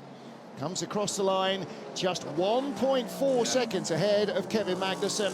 127.0 to 127.3, so that gap opened up a little bit. Kevin Magnussen dropping back about 0.3 on that last lap, but again, with traffic, those will vary all the time. You've been watching this closely, Felipe. Is this a little bit of luck? Is it just the fact that Kevin Magnussen's showing a little bit more aggression here? Is it to do with the strategy, maybe energy saving, maybe looking after the tyres that Will's doing? What's going on here? I think it's a bit of everything, honestly. It's hard to point out, but definitely the traffic here pays a bigger price. You know, if you're leading, of course, you don't want to be, you want to have some conservative in your pocket, right? You don't want to go for that last gap just now, and I think that Stevens doing that. Well, let's hear from the 83 for our team. Base is very strong. Base is very strong. Yeah, but the third gear is making me slow. I could have gone much faster. Let's preserve the tires, and let me know about tires if you still think about the rears. All right, so third gear said, I could have gone much faster, or I could not go much faster, rather. Okay, just... That's a classic response from a race engineer, which is Ife is telling him something's relevant, there's nothing to do about it, so let's talk about what we can do something about. Yeah. So it's trying to lift the frustration by giving him something to concentrate on. Big lift there. Big lift, you can hear. They're probably doing a lot of saving now. And you can tell the Ferraris look to have a pretty good pace there on the longer run. And the critical thing for Ye is there's nobody relevant behind him. It's 5 seconds back to Loic Duval's Peugeot, and he's not in a position where he wants to attack Miguel Molina's red car, so he's in the perfect position to fuel save as much as possible. Every lap extra you can creep out of the tank might be of a benefit later. It's never guaranteed, but it might be. Tough to overtake here. This is what we're looking at the moment in this phase of the race, isn't it? Those gaps, they're up and down. But other than when traffic is a factor, we are finding that it is difficult for these cars to overtake here in Interlagos. Exactly what we saw last year. I mean, it's a factor on the tighter, old-fashioned circuits like this. What are we looking at here? Peugeot coming down the inside. Oh, big lockup. Was that Lottery? Yes, it was. Just ahead of Di Resta. Di Resta finding himself in a gap that he wasn't expecting to be there. And this is Loic Duval all over the back of the Ferrari of Antonio Giovinazzi. In fact, Giovinazzi's just gone by Duval. So Ferrari have got pace here. Giovinazzi up to 7th position. Where did the 51 car start on the grid? 11th. So Ye has gone from 10th to 6th, and Giovinazzi has gone from 11th to 7th. So they are making up ground. But what we don't know yet is at what cost, in terms of energy, in terms of the life of the tyres that they've got aboard them. That's all going to come into play as we get closer to the halfway point in this race. Well, that's still a long way from here. We're only 45 minutes in so far to the 6 hours of São Paulo. And there you can see the 51 car. Antonio Giovinazzi, Jovi just ahead of Loic Duval. And Duval's next car behind him is in fact his own teammate, Paul Di Resta. So they're sort of going in a little bit 2 by 2. We've got all the Ferraris ahead of the Peugeots. Then the 2 Genesis Magna cars are 10th and 11th. So they're running together.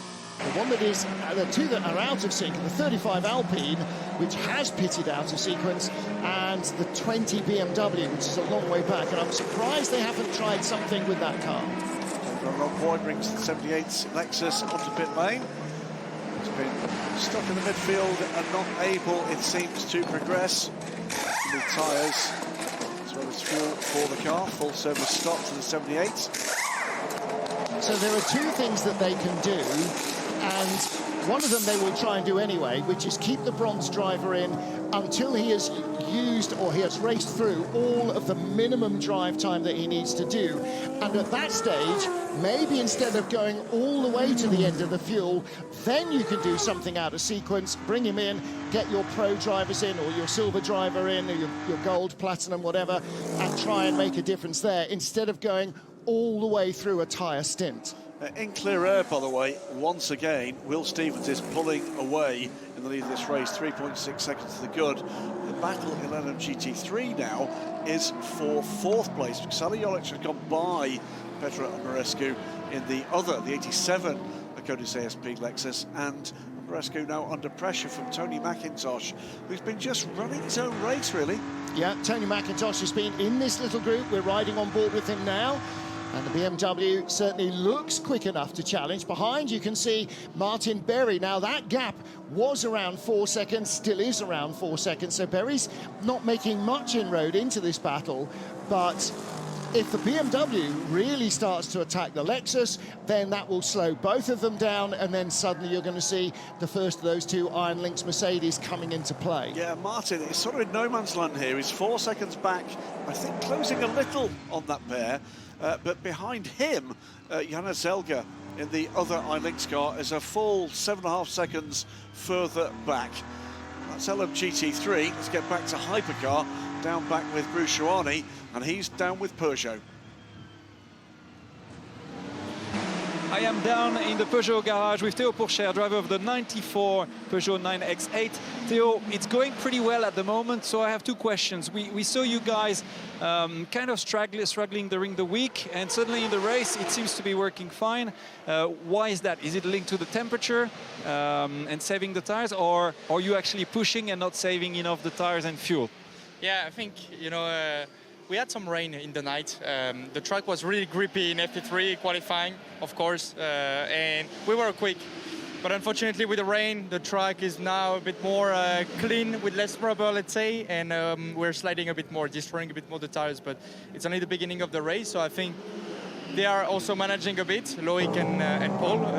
Paul seems a bit quicker at the moment. I think Loic has a small damage on the front clip as well, from what I saw. Maybe in the traffic he had a small contact, but yeah, we have to keep pushing. We need some points this weekend.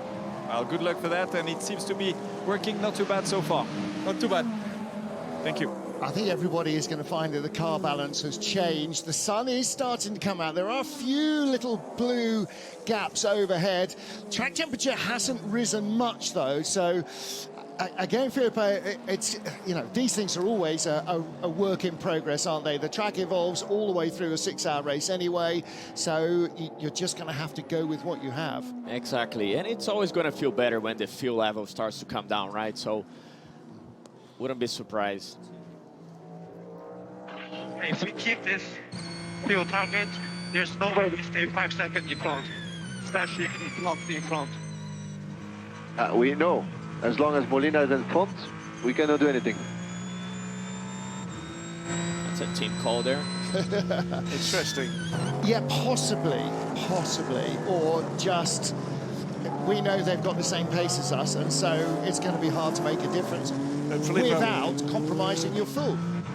Felipe, I was watching the pace behind EFA of Antonio Giovinazzi, and he is going significantly quicker. He's catching. As soon as he got some clean air, he definitely put in some good laps, and he's catching the cars ahead. Yes, the 3 Ferraris, 5th through 7th at the moment. Will Stevens, 3.5 seconds to the good from Kevin Magnussen. Still tracking there. Bamba still 3rd, and still with his mirrors full of Fred Makovic in the 36 Alpine. And then there's the Alpine. Just hold that shot a little longer and you'll see the first of the Ferraris coming into shot. Miguel Molina, you can see the yellow submarine behind him. So that's about a 1.5 second gap back from the Alpine, but that will disappear the moment that Makovic starts really battling hard with Earl Bamber, and that's going to happen any moment now, isn't it? Because he's well placed to try and attack the caddy. You know, this Alpine is a quick race car. Everybody involved in this effort very keen to show that for all sorts of reasons, linked in, of course, with this championship and the future. But look how close the Ferrari is now to the rear of the Alpine. Yeah, again, those little moments in traffic, Philippi, where you just can't get through because there's nowhere to go, cost you seconds. Exactly, but you take all you can, especially when you have those, you know, a few sectors that you can put a clean track and, you know, put the lap time down. But again, it takes one car to dive in front of you and you don't clear it enough, and it's going to be painful behind the wheel. But that's all about multi-class racing here.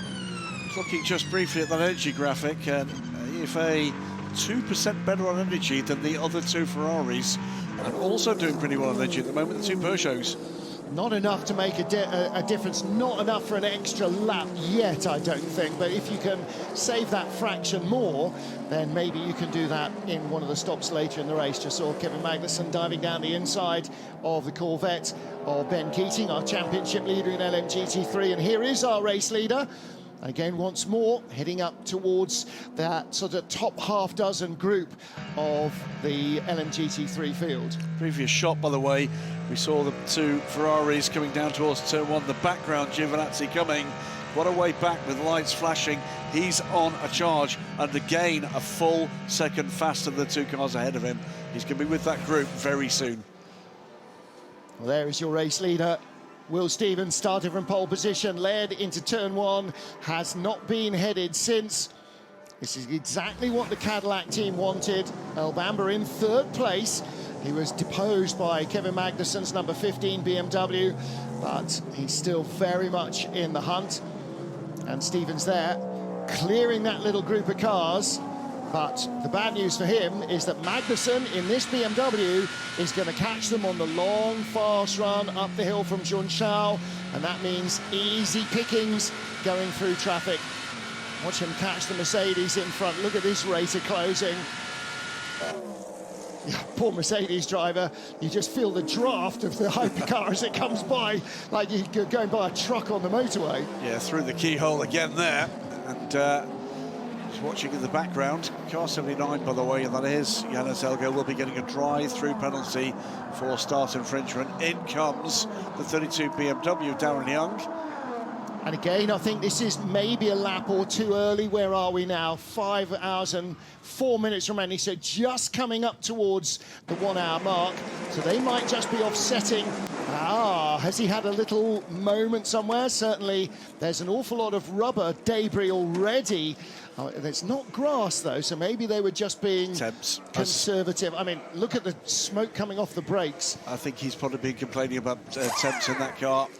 He's been in a queue of cars, and so that hot, turbulent vortex of air coming off the car in front is not good for cooling. And with the thinner air at 800 metres above sea level, that's not good for cooling either. Sorts of things they've got to think about in this choice of strategies in LMGT3 particularly. One of them is driver time for the bronze drivers, and you're sort of constrained with just how ambitious you can be. You don't want to leave yourself struggling with a bronze driver in for too long at the end of a fuel stint. Now just look down there, 17th place, pit out for the 32 BMW, but it only had 82% energy when he left the pit lane, so they have short fueled that car, so that it looks like they're back timing when Darren Leung's minimum drive time is over and not carrying too much fuel to slow the car down. So again, some very good thinking on that pit wall from Rahul Fry and the strategy team, and a little bit of contact there. Yasser Shaheen getting into the back of Ben Keating. Now the door open-ish. I mean, Ben basically there trying to give them both room to survive, and Yasser little over-ambitious. I mean, you're the steward's advisor, Felipe. How are you going to say? As a driver, I'm laughing here, but yeah, that looked like the gap was closing, and you know, probably didn't have enough clearance. You know, he had the nose kind of in there, but never had it solid all the way. But let's see what's going to happen then. Yeah, well, they will look at it. Martin Berry getting fuel and fresh tyres. Now this time, Will Stevens has done rather better through the traffic. Traffic is beginning to draw out a little. The gap's a little wider, but he's managed to clear there without losing too much time. And we're back to that shot of Will Stevens where there's nobody else on the racetrack that we had about 15, 20 minutes ago, because he's cleared all of the LMGT3 leaders, and behind him, Kevin Magnussen. That gap, just... Will Stevens got by in just the right bit, and now K-Mag struggling to get by that Ford. And you can almost feel the time dropping out of the car. Instantly half a second. Instantly half a second. And here we go. Begins to get more and more of the LMGT3s in. This is the first of the front runners. The 87 Acodius ASP Lexus, Petro Borescu. A couple of little bits of contact we saw earlier on being notified or being noted by the stewards. The one where Paul Di Resta got inside Danny Juncadella when Juncadella had that little lock-up, and there was a brief contact. But we also saw a notification of contact between Antonio Giovinazzi and the 54 Vista F Corsica. We didn't see that, I don't think, on screen. No. That could be quite an interesting one. That's, again, probably one of those, like we saw with the BMW and the Mercedes, just that little contact in traffic, very likely a side-by-side slap. Now, look at the way that the cars are lining up. Got two caddies at the top with the BMW and Alpine, then all the Ferraris, all the Peugeots, then the Genesis. You can see where the respective performance of a lot of these cars is, can't you? Okay, Danny, since the car is faster, we're going to have to swap. So swap at turn 1, please. Swap at turn 1. Now, this is a system that Toyota have had for years and years and years. If you're behind, you get on the radio, they'll do the swap. So I'm faster than him, okay, and then you get 3 laps to prove it. And if you don't start pulling away properly, then, okay, back in your box, we'll swap positions back. And it makes sense where you've got a two-car team to have the ability to do that, because maybe the balance of the car isn't quite what works for one but does for the other driver, and you can use Hongadea now to tow Lotter along. I think that's fair, right? You have two cars, and you know, who knows what they're doing on energy here, and probably Lotter saved the tires a little bit better, so he's giving him a shot to try and catch the cars ahead, because we're getting closer now to the window where they should pit, so anything at this point is pretty crucial for the team. One major difference, by the way, in which the Genesis team executed that. We heard the radio call, they did it, and away they went. We didn't hear any complaints. No, it was okay, done. Yeah. And the first time they've actually had to think like that, because the cars have been running nose to tail for quite a while. The other thing, of course, is with the slightly mixed conditions at the start, you may have had one car with slightly different tyre pressures to the other just to see what was going to work. Because, of course, this is a good point. This is a race, but they're learning. For sure, and that's a good point, because we have to have stabilized pressures, right? So you as an engineer and the driver are trying to guess, you know, what's the track going to be like, and you're trying to achieve that pressure, but it could have had, you know, differences between the cars, so it might be in a better window for Lotter.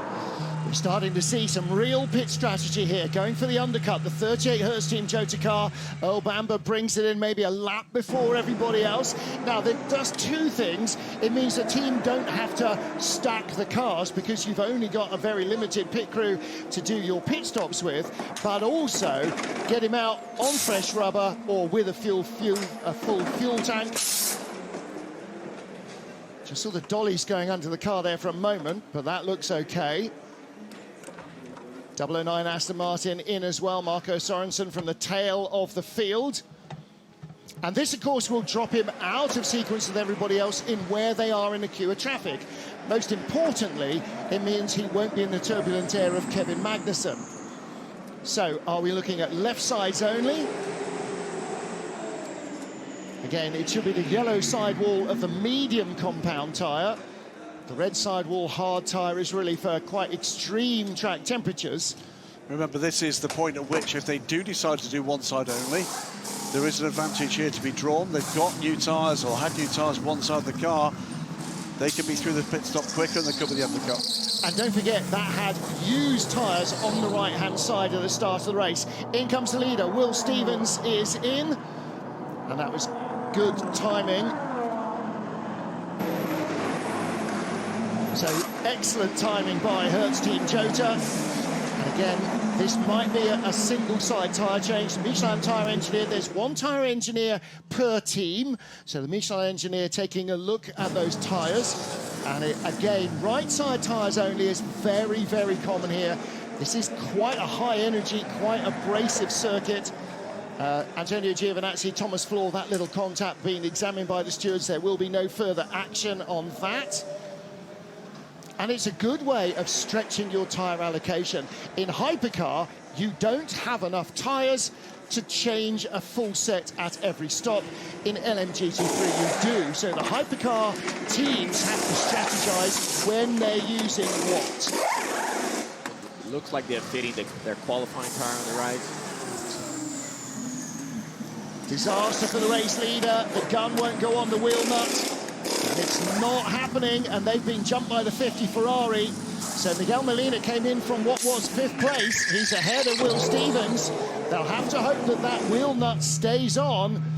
What a frustration for the race leader, the pole man, Will Stevens. In comes the number 15 BMW. So both caddies undercut the BMW. Kevin Magnussen comes in as the race leader, and following him in, Fred Makovici and Antonio Giovinazzi. So just to give you an idea, on pit stop times there, it's 1 minute and, what was that, 15 seconds for Miguel Molina, 1:32 for Obambo, 1:31 with that stuck wheel nut for Will Stevens. Race leader currently Ye Yifei in the yellow AF Corsa Ferrari, but when he pits, as he probably will do at the end of this lap, it will be the number 35 Alpine that stopped a few laps ago that will take the lead, and there's a McLaren spinning and rejoining the track. Turn 11, And that's the Garage 59 car of Antares Al. That's his outlap. So he's come out on colder tyres and has looped it around at the bottom of the Estosena. So both of the Toyotas are in. No driver changes yet. They will double stint the drivers. Now comes the Peugeot, number 15 BMW on its way. Is Kevin Magnussen going to cycle through once the Alpine hits as our new race leader? Yeah, Yafei. So of the cars that have pitted, the first to pass the line is the 50. In comes there, of course, a car of Yafei leading the race. Yep. This was the race leader, yeah, Yafei. 15 BMW still on its outlap, 36 Alpine as well, and the 50 Ferrari. The 50 Ferrari stopped a lap earlier, so René Rast is the current race leader, as in comes almost everybody else in Hypercar.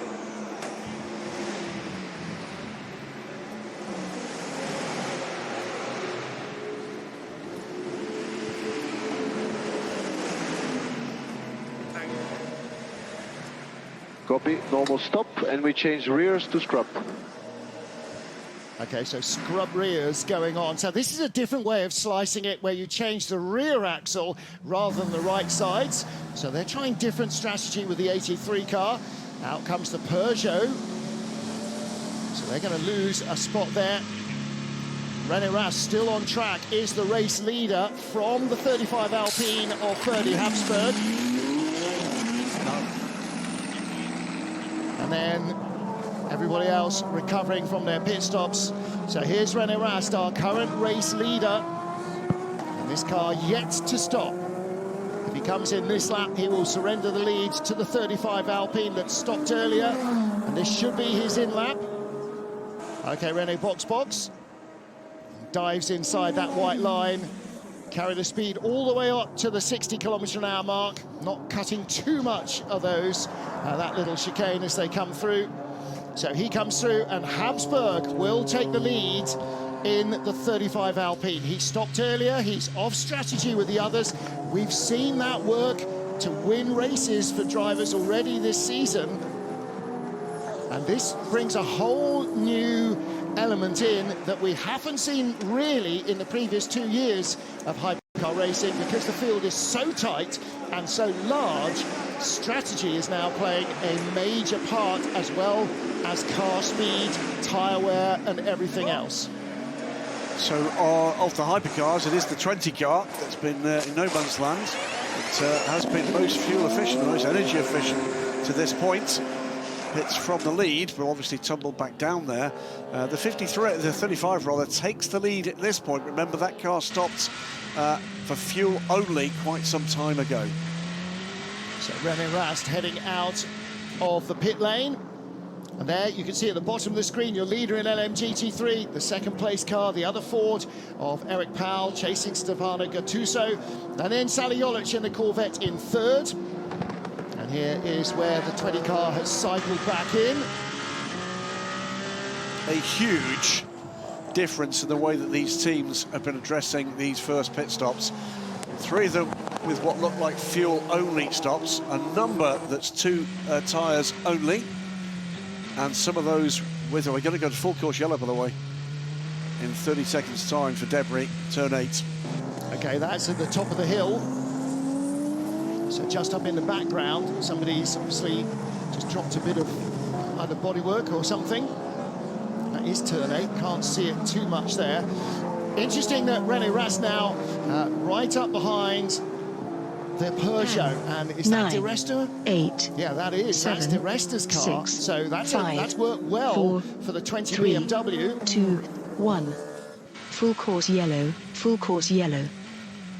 And you saw on board the driver safety monitoring system there, counting him down to full course yellow, and then it shows what the flag situation is on the track, and he'll have a countdown from his engineer to green. Now, what are we seeing here? Alpine going around the outside of one of the heart of racing Aston Martins, and the tiniest of tags perhaps as you went by. Let's listen. No. No, he lost it. He lost it way before, right? Yep. And maybe, again, just a tiny glimpse in the mirrors as he saw the hypercar coming. Gray Newell just losing it. So I think no penalty, no foul there. On board with the Garage 59 car. Oh, right, okay. Now, I thought that it was the 10 car that had come out of the pit lane when we saw it recovering, because the 10 car was on an outlap. It looks like it was Alexander West, in fact, in the 58 Garage 59 car. We're going to go back to full green, by the way, in about 20 seconds. Just taking a look at the varying fortunes of the three Ferraris through that pit stop cycle. They are still running. The 50 is 6th, 7th the 83. The 51 has dropped back to 10th. That pit stop cycle, of course, remember, did include a 5-second hold for the 83 for a start infringement. So they cleared the pits in a minute and 21 seconds. Back to green now. Minute and 18 for the 51, but they have lost position in that cycle, as others, I think, just played the strategy game. Well, the big losers, 11th and 12th from 1st and 3rd, Will Stevens and Earl Bamber. Cadillac, Hertz Team Jota have a lot of making up to do. Yes, Ferdy Habsburg is off schedule. No, Paul di Resta is not. Yeah, another big loser, by the way, Daniel Cadea, who was in that 10th, 11th battle. He's now down in 16th place.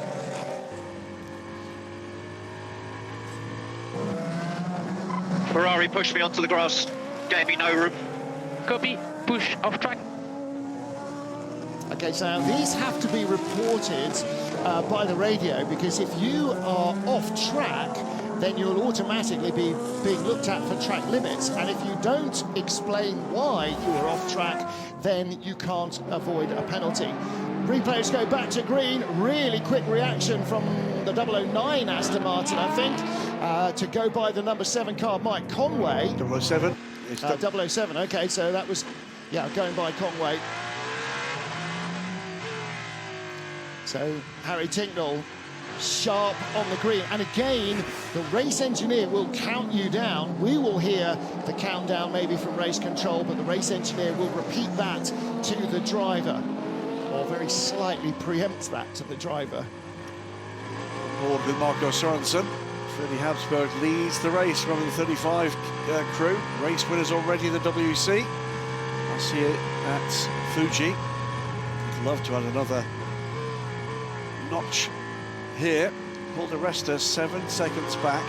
Now the question is, how did the Peugeot get there? What didn't they do in the pit stop? Fuel only. It's fuel only. Exactly. Fuel only, right? So the top 3 cars, the Alpine of Ferdy Habsburg, the 93 Peugeot and the 20 BMW, less than a minute, in fact 53, 56 and 52 seconds on pit lane, they did fuel only.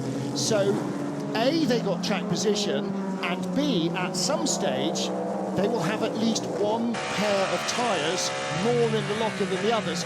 Right now, though, they're going to be at a grip deficit. Exactly, that's the question. Can they make those tires last through the full stint here? That's the big thing, especially after run the car in that early part. For sure, the track is also gripping up, so that will help a little bit. But it's how much homework did they do to look after the tires in the early stint. Number 8 Toyota ahead of the red and yellow number 51 Ferrari. So Antonio Giovinazzi chasing Brendan Hartley. And again, Hartley did take tyres as well as fuel on that, same as the Ferrari. But we heard from the yellow Ferrari a different strategy going on, changing rears rather than right sides. By the way, under investigation again, we saw that contact with Yasser Shaheen being a little ambitious on Ben Keating's Corvette. Leaders are in. Yes. This is the 88 Ford of Stefano Gattuso. Yeah, sister car goes through into the lead. Let's watch this pit stop. Just another point. Behind that pair you're describing, Martin, the Toyota followed by the Ferrari, are the 2 Cadillacs. We know they've got speed. We're about to see whether or not they've got enough to drag by some other very capable cars. Now, interestingly here, Eric Powell in 2nd place in the, or now the leader in the 77 Proton competition car. In 3rd place is Ian James, Heart of Racing Aston, 32 seconds behind. And those cars yet to make their pit stops. Almost everybody else has. And was that the 77 car there in a little moment? It must have been, because the 88 car was in the pit lane. So Iron Lynx's Johannes Zelger, the 79 car, that served a penalty as well, or will serve a penalty, won't it, for that start infringement? Yeah, we're looking at just 3 of the LMGT3 cars that have not yet pitted. It is the leader. It is that Heart of Racing Aston Martin and Thomas Fleur's Ferrari. Oh, Ferrari on Toyota action. And this is the 51 car trying to go by number 8 as Danny Onkadea chases the number 7 car of Mike Conway. I am down in the Ford Racing garage with Gianmarco Levorato and Logan Sargent. We just looked at a pit stop that went pretty well, and I saw you looking at your teammate and saying, "Come on, push!" No, it's been a great start to the race for us. Obviously, starting 8th and being in the lead pretty quickly was a good effort by Stefano, and the pace seems strong, but obviously it's still a long way to go.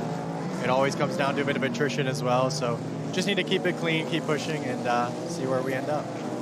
One quick question, another question. I mean, during the week we saw some great pace. In qualifying, not so much. Did you work on setup only for the race? Is that what you were a little bit further down in qualifying? Yeah, of course, we worked a bit on the setup after quali, more conservative one for the race. Considering the temperature of today, we work, of course, on a conservative setup, but the pace looks strong at the moment. Stefano, as Logan said, did an amazing job. Still almost 5 hours to go, so let's see what's going on. Okay, thank you very much. Thank you. Already heard the air guns in the background of Eric Powell stopping from the lead. There's Ian James from second place. This monster battle going on. The Ferrari, the Toyotas and the Cadillacs all knocking each other almost side by side. This is number 8 car. This is the battle for 11th place. Right behind is Earl Bamber trying to find a way through. Just in front, the Peugeot of Loic Duval. Then the 51 car, Antonio Giovinazzi with Will Stevens. Bamber trying to go the long way round the outside of the Toyota, being run off the roads. You kind of expect that, I'm afraid, when you hang yourself out around the outside of Brendan Hartley. He had the racing line and he wasn't going to surrender it. Miguel Molina under investigation for full course yellow infringements. Let's see what happens there. And Hartley hanging on ahead of Bamber. And this is a position that Cadillac did not expect themselves to be in, back in the end of the train, battling with the Toyotas that had no pace from the start of the race. And whether Toyota are sacrificing performance for tyre life and fuel later on, we'll wait and see. Hardy, push me off. Copy, copy. I think that was the most predictable radio call of the race so far. We'll confirm, by the way, as we're watching what's becoming very feisty out there indeed. Felipe, you noted there's a problem with the Genesis. The 19 car is off at turn 12. Let that recover before we make the point here. Is it going to be back up to full speed? Oh, great move down the inside but and straight off. Didn't quite make it, right? No. Earl Bamber getting very frustrated by his position and being stuck behind the Toyota. Dive bombed him at turn 1. That was never going to work. But look at Will Stevens all over the back of Antonio Giovinazzi for 9th place. Yeah, actually catching Earl Bamber is one reason why he's eager to get by, is the 007 Aston Martin of Harry Tincknell. Point to add here, by the way, Felipe noted the 35 car had short fueled. Paul di Resta did the same. Yeah, bigger job in traffic. Let's be aggressive. Giovinazzi in front. Trying to make use of that fresh tire he put on, right, from qualifying on the right-hand side. Indeed. But they're sort of stranded here, aren't they? Yes, we've got 2 or 3 cars at the lead of this race on a completely different strategy, but those pit stops cost them dearly. Now, did they short fuel the top 3, or did they just fuel early? We know that Lenny Ras did. There again, Earl Bamber having a... I mean, that was coming in off a very long run-up, wasn't it?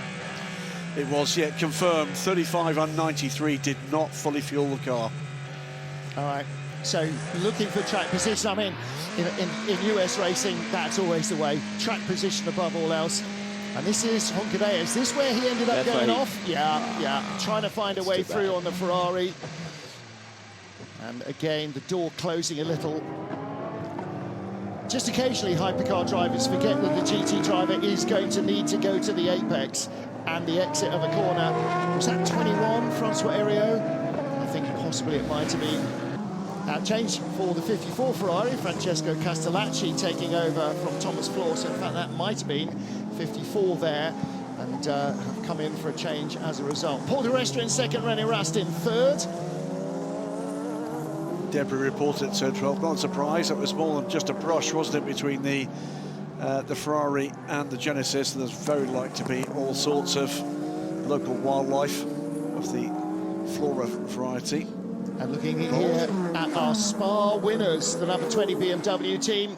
BMW had a 1-2 result there. Some really great strategy calls on the pit wall by Thierry Tassin and the crew that run this hypercar part of the WRT operation. And all the BMW WRT cars, whoa, big lock up there in front of the Ferrari from the number 15 car of Kevin Magnussen. That seems to just suggest maybe that K-Mag is still on the same tyres that the car started with. 20 BMW flashing the headlights, looking for second place. Paul di Resta under real pressure from René Rast. Rast determined to try and find a way through in the number 20 BMW with those white, red and yellow shell colours. And Will Stevens has got by now the 51 Ferrari, so he's jumped ahead of Antonio Giovinazzi. Will Stevens up to 9th place. Loic Duval in the 94 Peugeot will be the Cadillac driver's next target. And Duval a couple of seconds up the road at the beginning of this lap. No question that both Cadillacs have got pace. And Will Stevens must have been absolutely stewing as he sat there with all sorts of drama going on that right front corner. Giovinazzi, look at this, Felipe. I mean, we're 3 or 4 corners in and Stevens is gone. He's making use of these tires and the clean track right now. Yeah, Jovi, they are not in our race. Stay focused. There is a lot of investigation in front of us. Some cars didn't change tire. There will be big dig. Just stay focused. No worries. We are in a good place. Indeed, there's a big offset on strategies now. Cars that took tires, cars that took no tires, so you get the advantage of the track position, but see the battle here of GT3 cars. Yep, 92 on the inside, and that's 91 in fact. That's James Cottingham, still in that Manthey Porsche on the inside of Darren Leong's BMW, and that's very nearly contact there. And right behind the Proton Competition 77 car, and that is Eric Powell, the car that came into the pit lane from second place. No, it's not, it's Gattuso, isn't it? The 88 car. Powell is behind him again. They're both down there in 8th and 9th place. Long pit stops, both the Fords, but I guess it's tyres. Yep. They've gone for single stint tyres and others have not. I think they will have gone for a set of 4 as well. A 1-minute 22-second pit stop for the 88 car. We've seen 1-minute 14, which would be a single set, maybe in a 103, which is fuel only. And down the inside, Darren Leong goes by James Cottingham. And right back, Cottingham comes right back at you. Contact there in turn 2. And here comes Gattuso in the Ford, trying to go the long way around the outside of the BMW. That didn't quite stick there, but there could be trouble down the hill for Darren Leong at turn 4. Yeah, James and Darren are old rivals, British GT and International Racing. And the 2 Fords are all over the back of this battle now. This is Cottingham in 6th, Leong in 7th. And then Gattuso and Powell 8th and 9th. These are the 2 Fords that led the race early on. All action all the way. And delighted to have been joined in the booth by a name that very many race drivers, fans will be familiar with. Roberto Moreno. Roberto, welcome. What have you made of this World Endurance Championship weekend so far? It's fantastic. I was caught by surprise. I came to Brazil to actually get married, and I was on my way home on Friday. The plane got delayed, cancelled. Here I am watching the race, and I'm so glad I stayed because it's unbelievable. The cars have developed so much from my old days in '84, when I only done Le Mans for one short race, and it's amazing. The amount of power, the amount of grip they have. I was watching them coming down from the S's, the Senna S's, it's amazing the amount of downforce they have coming out of there. Well, first of all, congratulations. Thank you very much. And what a happy circumstance. I mean, and one of the things that, I mean, when you were racing at Le Mans, you might have maybe 2 brands at the top who were, you know, Jaguar Porsche or Porsche BMW or so on. Now we've got so many manufacturers who are here, and the rules allow them to be, like in the Group C era, so close in terms of performance. It's just fantastic to watch. And so competitive, it's unbelievable. And the driving, you know, you go to Le Mans, in my days in Le Mans, you could take it easy, you could maybe lose a lap or 2 and recover. Now, if you're not full blast driving all the way and you have good drivers all the way through, you can't win the race. You're over 40 now. You might be heading towards bronze driver status. Sister, you know to get the racing helmet back out. Thank you for that. You know I'm 67, Joe. Listen, I've been watching you a long time in my life, but this is, I mean, for any young driver, if you can imagine yourself coming up through the ranks, yes, of course, as a young single-seater driver, you're looking at Formula One and so on, but you must be looking at this going, wow, this is good too. Oh, for sure, and it's definitely a way to make a living out of racing. If you're a good driver and you get into a factory setup, it's one of the best things you can do lately, unless you want to spend a lot of money to get to Formula One. Yeah, not many people have that amount of money. Kevin Magnussen just moving up to 2nd place ahead of the Peugeot Paul Di Resta. Di Resta coming back at him and doesn't quite have the pace on the straight, and right behind René Rast, the number 20 BMW. So again, we're looking at brands that would have raced at Le Mans in decades gone by, but we're looking at a whole lot of new manufacturers coming in as well. Just to confirm that, just as Roberto joined us, there was a switch between the 2 BMWs. So the 20, the 15 being allowed to go ahead. And you can see why now. And behind, by the way, both the Ferraris chasing the 1583 have now gone by the 36 Alpine up into 5th and 6th. I'm going to shut up because I'm enjoying listening to Roberto.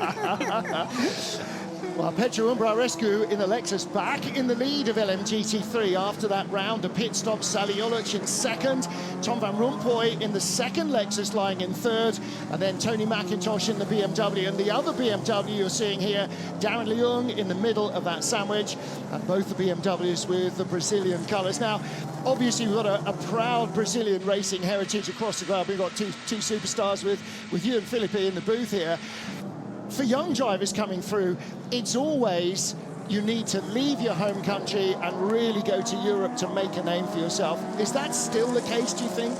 I think for Brazilians, Emerson was the one that opened the doors and showed us the way. Oh, no. Okay, there's only one rule in the Fords: do not hit the blue car. They broke that rule right there. They definitely hitting each other right now. Yeah, they did. They don't look like teammates, do they? Well, if you can't beat your own teammate, you're never going to win. I see. You know how it is. I mean, in endurance, of course, you've got to be a little bit more cautious than that, but that looked like an error rather than a kind of deliberate touch. Especially with 4.5 hours to go, for sure. Yeah. I mean, and the rules that were the case when you were racing at Le Mans are still the same.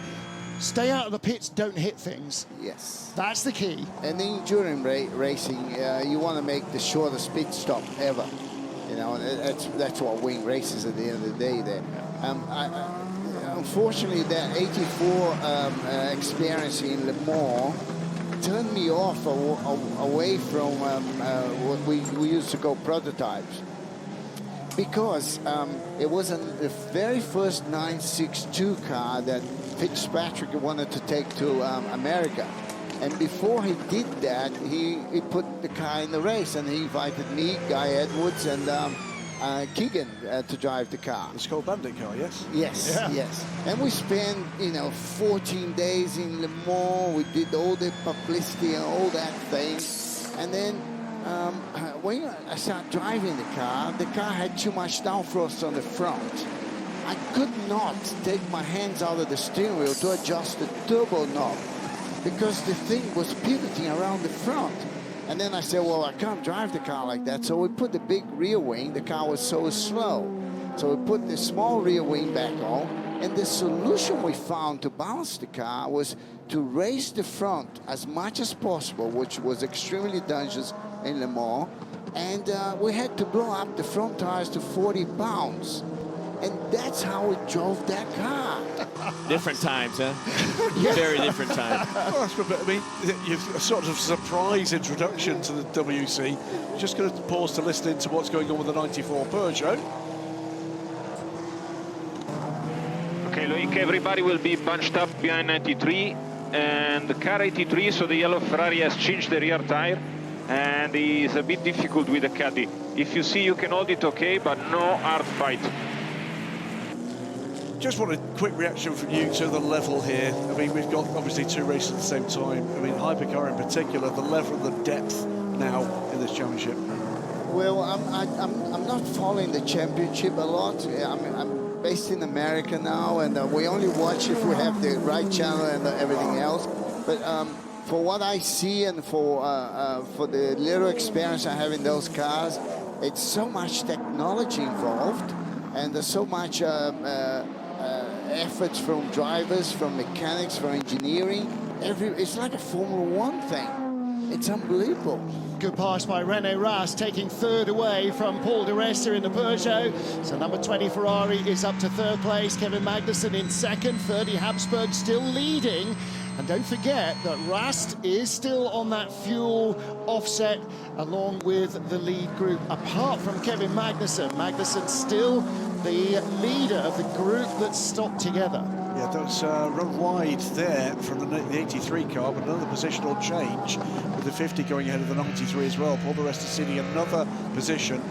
Just confirming, car 92, Yasser Shaheen, 5-second penalty added to his next pit stop. That was after contact with Ben Keating that we saw earlier in the race. So, Roberto, 67 years young. There's plenty of opportunity here.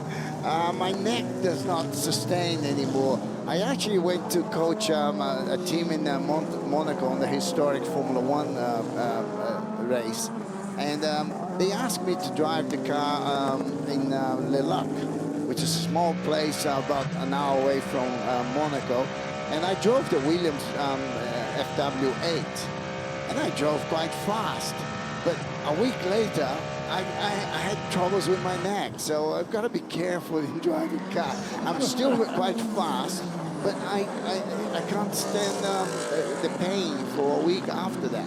Well, I'm just hearing Bruce Ioani in my ears. He knows the Luke well. I think he's impressed. All right, well, time to get to the gym then for Roberto Moreno before he rejoins the racing fraternity. Copy. If it's just the steering which is offset, Brendan, then we'd like you to continue. But if you feel vibration or the car bouncing around, then we'll need to come in. All right, that's interesting. Hartley stopped about 3 laps ago out of sequence, so Toyota are preparing to bring the car into the pit lane. That's really bad news. Well, delighted to see Roberto Moreno here, but let's see what else is happening. Drive-through penalty for the number 7 car. Wow. They're not a great moment or two for Toyota, is it? It's a full course yellow procedure problem for the 7, so they're going to get a drive-through penalty. At the moment, the 7 and 8 are down in 16th and 17th place. And last year, they had their worst ever competitive run in the WEC here. Could they be about to replicate that? Oh. That's Brendan Hartley, and that is the 009 Aston Martin going by him, Marco Sorensen. Doesn't make good viewing from on board either, does it? Brendan just the rear of the car, wasn't it? It's that wasn't anything to do with Marco. He was kind of stumbling into someone else's incident. Yeah. Yeah, when somebody gets crossed up in front of you in that corner, I can't imagine it's much fun. Down the inside comes the Cadillac, so another place made up by Will Stevens, ahead of De Resta now for 5th position. And right behind is Ye Yifei in the Ferrari. We've heard a number of engineers saying, okay, this is not our race, don't fight this car.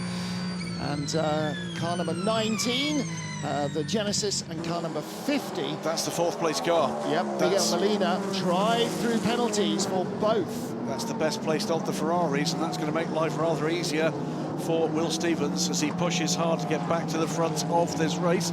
Let's have a listen in to what's going on with the troubled number 8 Toyota. Brendan, feedback when you can on the car, on the feeling. Yeah, I mean, I have the same problem. I'm building a bit of confidence with it, but I mean, I have a real issue. When I turn left, I'm doing like mad. The right, it feels like it's fallen over on the right rear. Very strange, yeah? Even in the straight line, the car's moving around, I mean. Yeah. Every time he leans on that tire, he seems to have trouble, right? Yeah. He's feeling something is wrong there.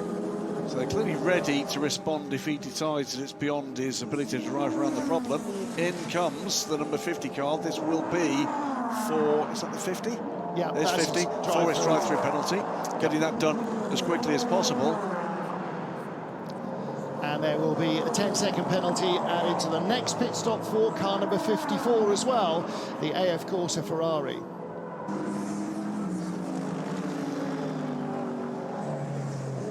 We are 1 hour 35 minutes somehow into this Rolex 6 Hours of São Paulo. This is rushing by like a race. It's absolutely steaming by in both categories. We're seeing different strategies playing out already, as well as different performances from the cars. Sally Jolic leads in LMGT3. You're looking here at the three-way battle for second as the number 19 Genesis serves its drive-through penalty for full course yellow infringements. Going to let Roberto Moreno go now. He's freshly married, so he doesn't want to spend the next 4 hours in a dark room with three blokes. But really great to see you looking so well and enjoying this racing. By the way, if you want to watch more of this when you're back home in the States, go to FIA WEC Plus. It's our new online home, plus.fiawec.com. It's an easy one to remember, and you can watch uninterrupted, advert-free, all of our sessions and every race. Fantastic, I'll definitely do that. I'm gonna write all that down. Do that while you're in the gym, strengthening your neck. I look forward to seeing you as a bronze driver in LMGT3 very soon. Roberto Moreno, never a disappointment. Thank you so much for coming in to see us. Right, meanwhile, coming into the pit lane is our race leader. This is Ferdy Habsburg. No, it's not. It is the other Alpine coming in. So this is the 36 car of Fred Makovici. So again, they're trying to offset strategies here. Look, he's got 38% fuel left. Doesn't need to come in, but this is going to be a driver change, full set of tyres, full reset. So we're looking here at now, when you're on the pit wall, now you start to really need a strategy team. Where are they? Where are they? You're going to have to watch everybody. I'll tell you right now, I don't think for a 6-hour race we have ever seen so many different strategies being applied here, and it's all to do with the fact this place is so hard to overtake on. The tyre deck is clearly fairly extreme. It's almost an impossible one to track in terms of the variety of strategies being thrown at this. Anyway, over to you, Felipe. He knew that was coming. You guys just said it, yeah. I knew that was coming. Got that Toyota here coming in the garage, so probably looking for anything that is wrong. He's definitely not happy how the car was handling every time he leaned on that tire he was feeling. But again, like you said, this track position is key, and you see just a few cars. I think Stevens and the 83 Ferrari, they were making strides in traffic, which is pretty impressive. Yeah. Sorry if I jumped the gun coming in, but it felt like I had a proper failure on the right rear. And it stayed consistent, but I can't really drive it full speed like that. Yeah, copy. Understood. I think you did the right thing. But, yeah. Well, they were ready for him. You know, Brendan being the absolute pro that he is, in comes the 7 car meantime. And that is going to serve its drive-through penalty, isn't it? So 7 drives through the pit lane. It's not looking like Tota's day, is it? It really is. I mean, Brendan Hartley was basically on the radio saying, it won't turn right, and when I try and turn left, it wants to spin. I mean, that's broken. Was that Onkadea? Was that the number 19? Oh, no, it was 17, and actually, that's not going to look very good for Andre Lotterer, because he lost that at the apex, Felipe. Is that what this all came from? Yeah, that hit will do a damage for sure. All right, so has he got a broken steering arm or a bent steering arm, maybe? The front right tow rod is broken. There you go. So we have the answer. So we saw cause after we heard what the effect was. Yeah, it's not going to turn if the steering's broken. Change for position. Will Stevens up to third place ahead of René Rast. They've got some pace, haven't they? We did say we'd soon find out. We are finding out because he is able to come back and challenge. 20 seconds off the lead now, Will Stevens. And the next gap we need to take a look at is him to Kevin Magnussen. That's 11.5 seconds to close. And Will Stevens that far back because of that problem with the right front wheel nut in the first tyre change. Don't forget as well that he will inherit second as Magnussen takes the lead, because Habsburg will be in the pits in the next half dozen laps at the very latest, because they're on an offset strategy. But what's really interesting is the speed of Ye Yifei as well. Now down towards Toyota is Bruce Joanny. Bruce, what do you know? Well, I can tell you the front right corner is really damaged. You've got a bent bottom wishbone, sorry, and we have to disconnect the brake.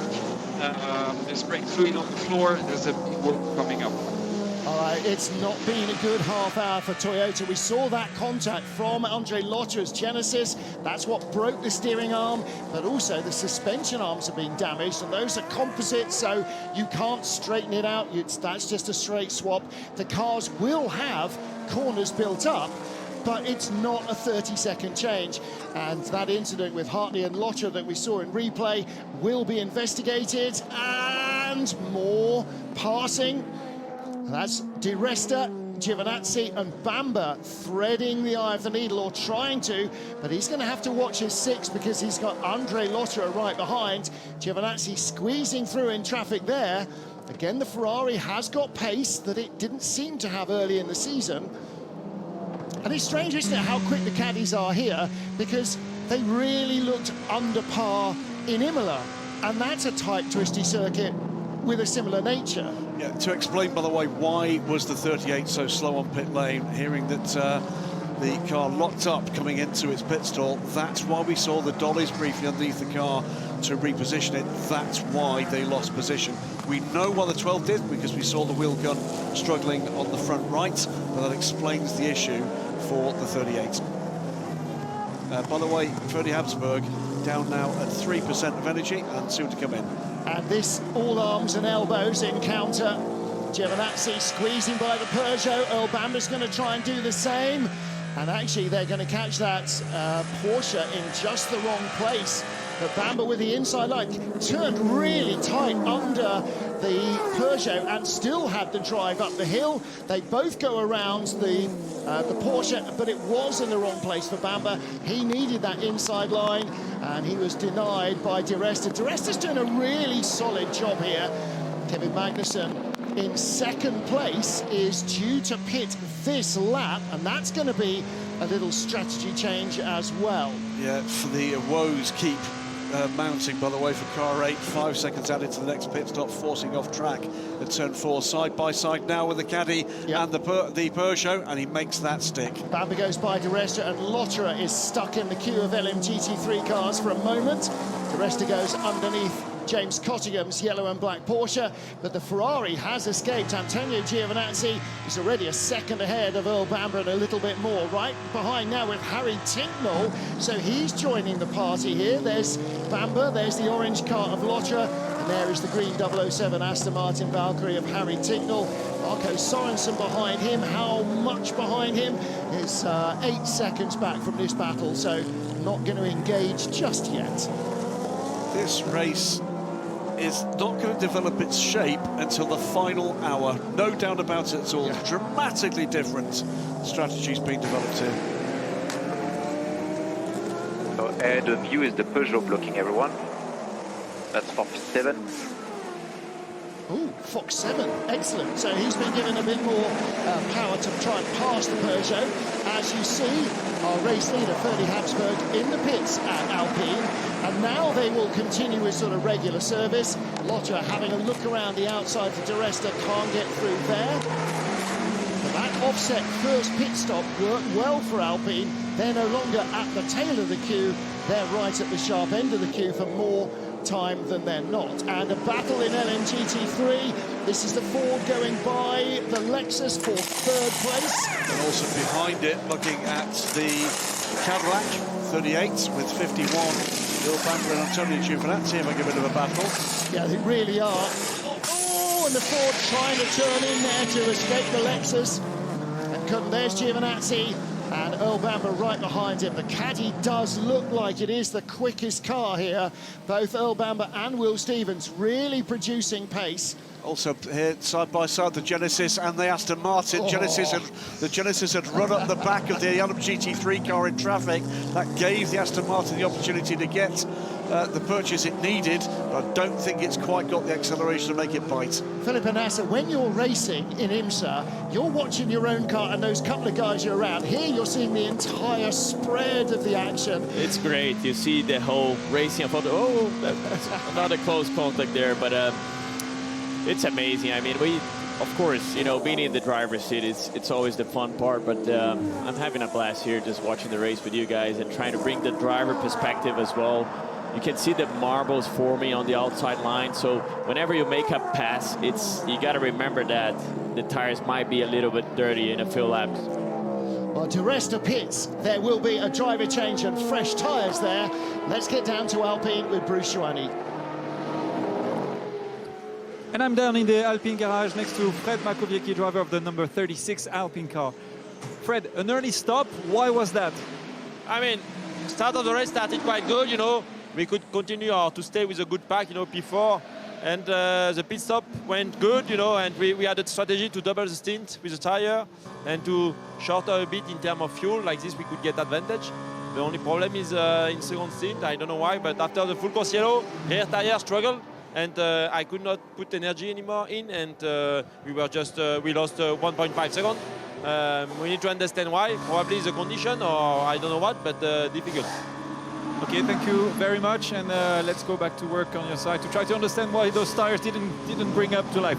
Yeah, thank you. A cynic would say if the car was okay, it was the driver. The driver will say it was. I would never that's accuse, the easy part. I would never accuse Fred of not being up to snuff, so that's a very unfair comment. On board with Victor Martin, the 36 car. 20 BMW of René Rast also in the pit lane. By the way, the Toyota now 8 laps behind the number 8 car, so if it does appear, it will be purely for testing. 58 in the garage as well. Alexander West now, has he finished his drive time? 1 hour 47 minutes since the start of the race. Yes, he has. So they will change and start putting the silver and gold drivers in that car, as Alexander West has completed his minimum drive time in the 58 McLaren. What are we seeing here? Oh, Jovi! That could be a problem for Antonio Giovinazzi, and it's also put him into the clutches of the Cadillac. Watch it for the car here.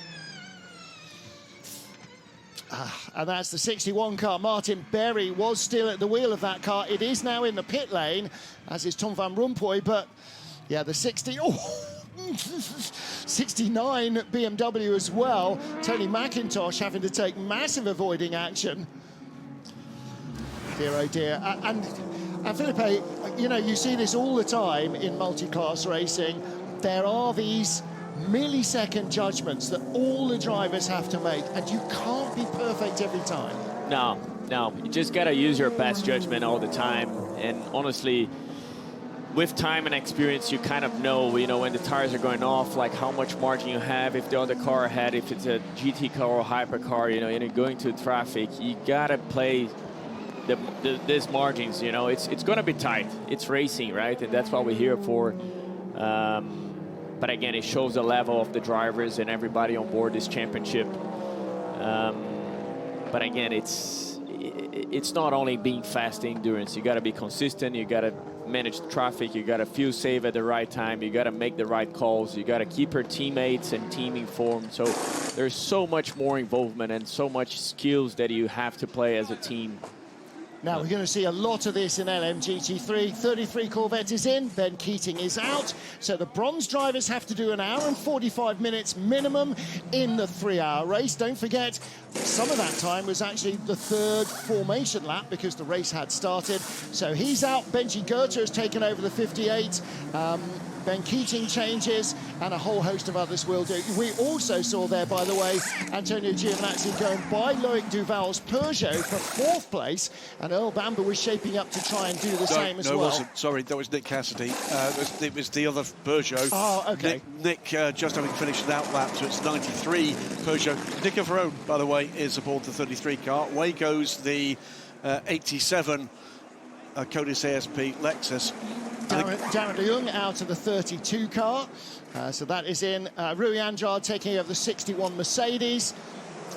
Driver change as well. Adrian David in the 78 Lexus. That's the car that Petru Umbrarescu started. And Adrian David coming in from European Le Mans Series racing in LMP2 and prototypes has become instantly, actually, a very strong LMGT3 driver. Esteban Masson being debriefed by Tom Van Rompuy. Talk about young talents in LMP2 and in GT. Esteban Masson, winner last time out for the European Le Mans Series in dominant form, and being talked about pretty openly now as when, if not if, he's going to be given an opportunity in a Toyota Hypercar. A proper talent. It's got to be said, Martin, we talked about the variety of strategies been employed in hypercars. Not that much different in LMGT3 either. Stick with this one, because trust me, this is not going to be the order you see at the end of this race. What we've done basically is we've thrown all the cards up in the air in the first 30 minutes, and at the end of the 6 hours, they will come down in some sort of order. Kevin Magnussen is our race leader, that much I can tell you now, and he's sort of on the same strategy as those around him. So Will Stevens here in 2nd place in the gold number 12 Cadillac. In 3rd place, Ye Yifei now in the yellow Ferrari. So they've had a really strong start. Now then, lots of bronze drivers has just bailed out of their LMGT3 cars, and that means plenty of work for Bruce Schwanni. Well, I am down in the BMW garage next to Darren Lung, driver of the 32 BMW. How would you rate the beginning of the race for you, and how is the experience to be overtaken by all the hypercar, and how do you manage all that traffic? Yeah, so even though it's quite busy here with the hypercars, the closing speeds are a lot closer together, so actually it's easier to manage than some other places like Spa, for example. So yeah, overall it's quite all right. I think I didn't see really much between the hypercars and the GTs, but I saw a lot between the classes, so I think anything can happen for the end of the race. And how's the tire degradation for you guys at BMW? Horrendous. Okay, thank you very much, and good luck then. Thanks. Well, one-word answers quite often tell the tale. Horrendous it was. And Darren Young, who has been racing here early this year with the Gustav Farfus in the local endurance championship, he knew, I think, what to expect, but it's a long, long 6 hours. Sally Jolic leads the race, the only silver driver, remember, to start the race. They've still got their bronze time to burn, but that's Peter Dempsey, who by any measure is a very shiny bronze. He's definitely a silver-coloured bronze, isn't he? I'm absolutely sure that his driver grading will change at the end of the season. Now then, it looks like the ground-up rebuild of the front end of the number 8 Toyota is just about finished. This is now just going to be data acquisition. Not getting in anybody else's way, not fighting anybody else's fights. How far behind are they? They're 12 laps back now. Every 2 minutes, or a minute and a half, it's 13 laps back, 14 laps back. So by the time they leave the pit lane, this car is in an entirely different category to everybody else in hypercar. But all the ones and zeros you gather from this will play out later in the season. And they'll be able to do different things with tyres, different things with fuel, to further experiment in ways that you wouldn't do normally in the race. It's an extreme example of what we try to talk about with endurance racing as Ryo Hirakawa leaves the pits, is that it's too easy, isn't it, to focus on one thing. Balance of performance is a great example. Really easy to focus on it. It's a point of difference. But things go wrong. Contact, mistakes. I mean, pretty much Brendan Hartley had all of the above in one lap, and their race is destroyed. And this is the team, not the car, but the team that were celebrating the glory at Le Mans just a few weeks ago, and here they are with their race in ashes. Yeah, 1st and 3rd at Le Mans, and struggling for pace and any kind of good luck here in Brazil as well. So But this is a great learning opportunity for the whole Toyota team. From that number 8 car, they can do all sorts of weird and wonderful things, try different tyre offsets, different pressures, different whatevers, and work with fuel and so on to try and figure out how they're going to run the rest of the race. Because don't forget, that is an evolution of their previous car. They are still learning. Let's hear from our race leaders. So the rear left tire temperature is starting to drop. We are now getting at the bottom of the range. If you think going backward the brake bias can help to keep it hot, you can do. Now the significance there is that if the temperature drops too much, when he tries to turn right, and you do have to do that occasionally, even on anti-clockwise circuits, the that left rear is not going to be your friend. So you want to try and make sure that you're as within the temperature window on the low side as you're on the top. By the way, race leader in LMGT3 has just pitted Sally Olic. So, 2 hours in, very nearly, 4 hours to go. Absolute mayhem so far in Sao Paulo. After overnight rain, an overcast start to the Rolex 6 Hours of Sao Paulo. Cars and drivers on the grid wondering when or whether the wet tyres would be needed. And like a batsman, Robert Kubica just checking out the playing surface before the start of the race. Mayor of Sao Paulo among the great and the good on the grid. Drivers limbering up for the start of what promised to be, as so often the case here in Sao Paulo, a hectic race. After 3 formation laps, the field was released. Cadillac had dominated qualifying 1-2 on the grid, and they preserved that position on the first lap. Will Stevens ahead of Earl Bamber. Johannes Zelge getting a flying start in the Mercedes, far too flying in fact. He'd serve a penalty for that, but the pole-sitting Aston Martin being swamped by the field down into turns 1 and 2, playing it a little conservative and giving away positions early on. Moving up fast, Pedro Umbrarescu in the Lexus, but he was chased by the 2 Ford Mustangs, Stefano Gattuso and Eric Powell. Going around the outside of Earl Bamber for second place, Kevin Magnussen in the number 15 BMW, as aggressive as ever in traffic, taking no prisoners. Will Stevens continued to lead as the lead trio broke away, and a change in LMGT3 with Gattuso finally getting by the Lexus. He would soon be followed by Eric Powell as Ford asserted themselves 1-2. Contact in traffic among hypercars and occasionally with the GT cars. Ferrari versus Lexus, an ongoing tale. Close enough for you? Yeah, and it wasn't even their car that was involved. In traffic in LMGT3, Sally Olic working his way through the field. The Racing Team Turkey team had started their silver graded driver, everybody else with their bronze graded drivers at the start of the race, and it was imperative that Olic took advantage of his speed to move up the order. Disaster in the first pit stop for Will Stevens, the race leader, losing over 20 seconds with a wheel nut that refused to come off and dropping down the field from the lead. Offset strategy, putting the number 35 Alpine of 30 Habsburg out front.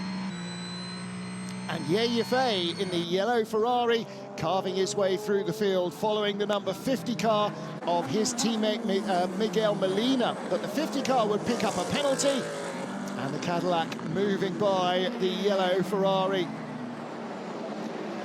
Will Stevens recovering some of that lost time. There was time lost in the pit stops for the 38 Cadillac as well, overshooting its pit box first time round, and then contact as Andre Lotterer clumped the side of Brendan Hartley, damaging the right front corner of the number 8 Toyota and costing them nearly a dozen laps in the pit lane. Coming in from the lead of the race, the 35 Alpine, but its offset strategy still seems to be working. It's number 15 BMW that leads. Well, there is your race leader, Kevin Magnussen, and he's just gone by the 35 Alpine. So Magnussen leads from the number 12 Cadillac of Will Stevens. Yefei in third, Antonio Giovinazzi fourth for Ferrari, and Lloyd Duval still fifth in the Peugeot that all the Peugeot drivers say it's horrible, doesn't handle, is burning through its tyres and everything else. Seems to be having a moderately okay day. Maybe they ought to have a worse handling Peugeot at more races. Here's the 38 Hurst Team Jota Cadillac of Earl Bamber. Fresh tyres waiting to go. And is it going to be a full set? Last time round, the 38 car had a split set. That's early. It's a little early. Yep. I think they're messing again with strategy, because the sister car, that you recall pitted about at the same time, still 10% of energy for that car. So I think they're just taking it out of the fray, unless they've got a problem with one of those tyres. They only took 2 tyres, didn't they? So we did say that they'd locked up and that had to be repositioned. I wonder if that's come into play. Well, the first, when they started the 38 car, there's Mike Conway, who's just handed over the number 7 car, by the way, to Nick de Vries. The 38 car started with used tyres on the right-hand side, the more hard work side of the car. They changed right-hand side tyres in the first stop. They've done a right side only change again in the second, so they're triple stinting those left-hand side tyres. It's a 10-second penalty for car 17, manner of Andre Lotterer. We saw that contact, didn't we? Yeah. That was with the Ferrari. Number 8 Toyota, that's what broke the Toyota. You're right. So he serves a 10-second penalty, and Toyota lost a dozen laps. The penalty is not the legacy of the crime, it's for the crime, which is basically locking up at the apex and tagging somebody else. Into the third hour, by the way, of this race. The lead, Kevin Magnussen, has now 10.5 seconds. Put that into context. Remember, we saw that delayed pit stop for the Cadillac. That added about 15 seconds to the predicted time for the Caddy stop with 2 tyres. The gap is 10 seconds, 11 seconds. The Caddy's quicker. The Caddy is absolutely flying. K-Mag leads, Will Stevens in second place, 10 seconds behind him. There's the number 8 Toyota actually back out on track with Ryo Hirakawa. And he is in the midst of our LMGT3 battle between Racing Team Turkey's Peter Dempsey, their bronze driver, and Clement Schmidt in the 87 Lexus. Clement Schmidt taking over from starting driver Petru Umbraescu. Well, how shiny a bronze is Peter Dempsey? It was his first flying lap, and he's done the fastest lap of the race for that car. Wow, and neither of them changed tyres. They've done 72 laps on the tyres. So those are the tyres that they started the race with? I think he has taken tyres in that car, maybe 2. We don't... Oh, and contact as the Cadillac clatters the 87 Lexus. Which Caddy was it? 12. It's been followed through by the Ferrari. It was Will Stevens. Yes, it was the 12. It was Will Stevens. The yellow Ferrari went through, and there's a challenge as well from the Mustang to try and get by. So on board with the Cadillac with Will Stevens. This is between 7 and 8 at the top of the hill. Oh, and he's trying to dig himself out of the hole and can't. So you just turned straight in on me. Yeah, copy.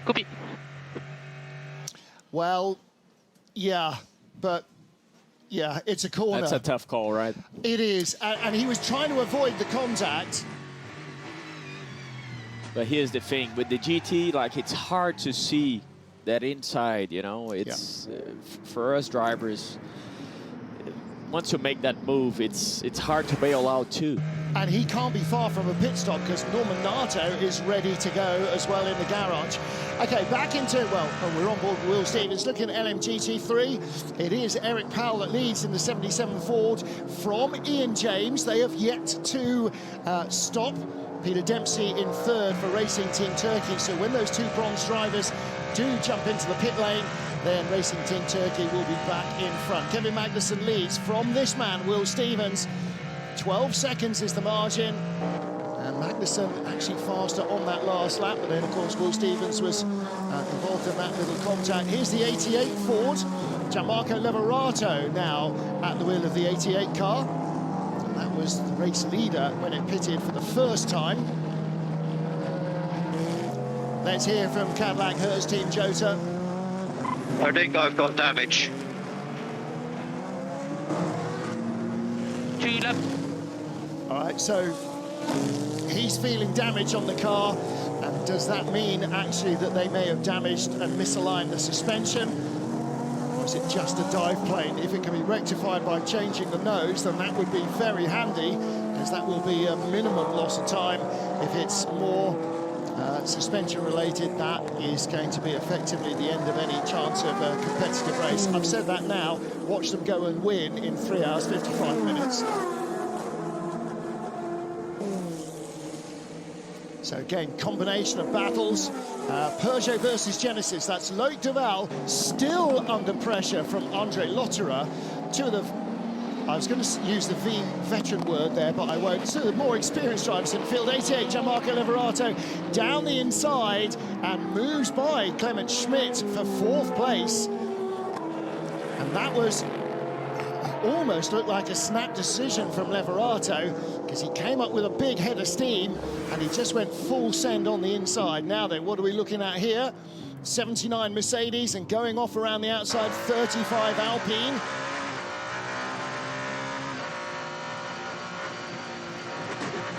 Once you hit those marbles, it's so hard to come back. And you're straddling that curb as well, so it kind of lifts the car a bit off the ground. So the plank in the centre of these cars, not forgiving. And there's Harry Tincknell still attacking Andre Lotterer, who's still attacking Loic Duval. Lotterer has got different coloured paint all over that car now, hasn't he? This is vintage Andre. He made a few exchanges so far in this race, yeah.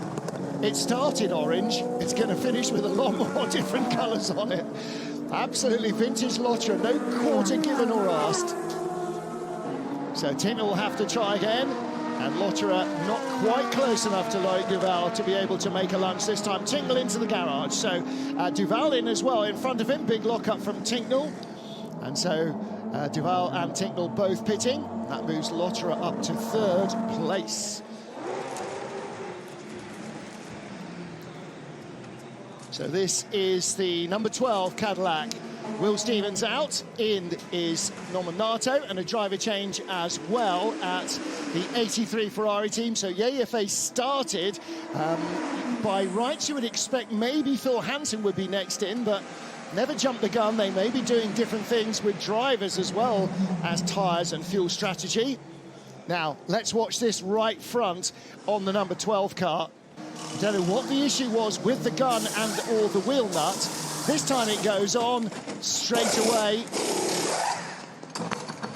It's a nightmare for the gunman when something goes wrong, because you feel it's you, whether it is or not, and they maintain their position ahead of the 83 car.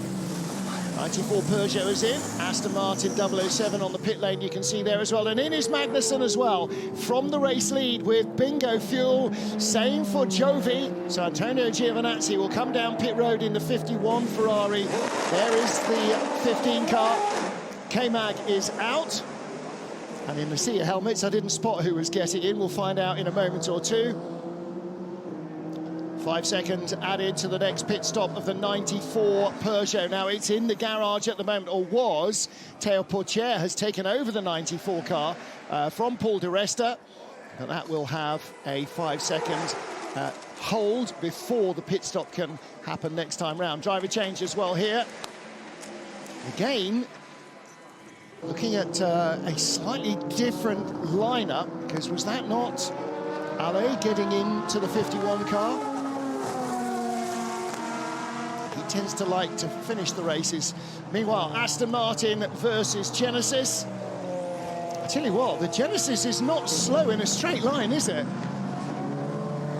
Box Andre, box, driver change.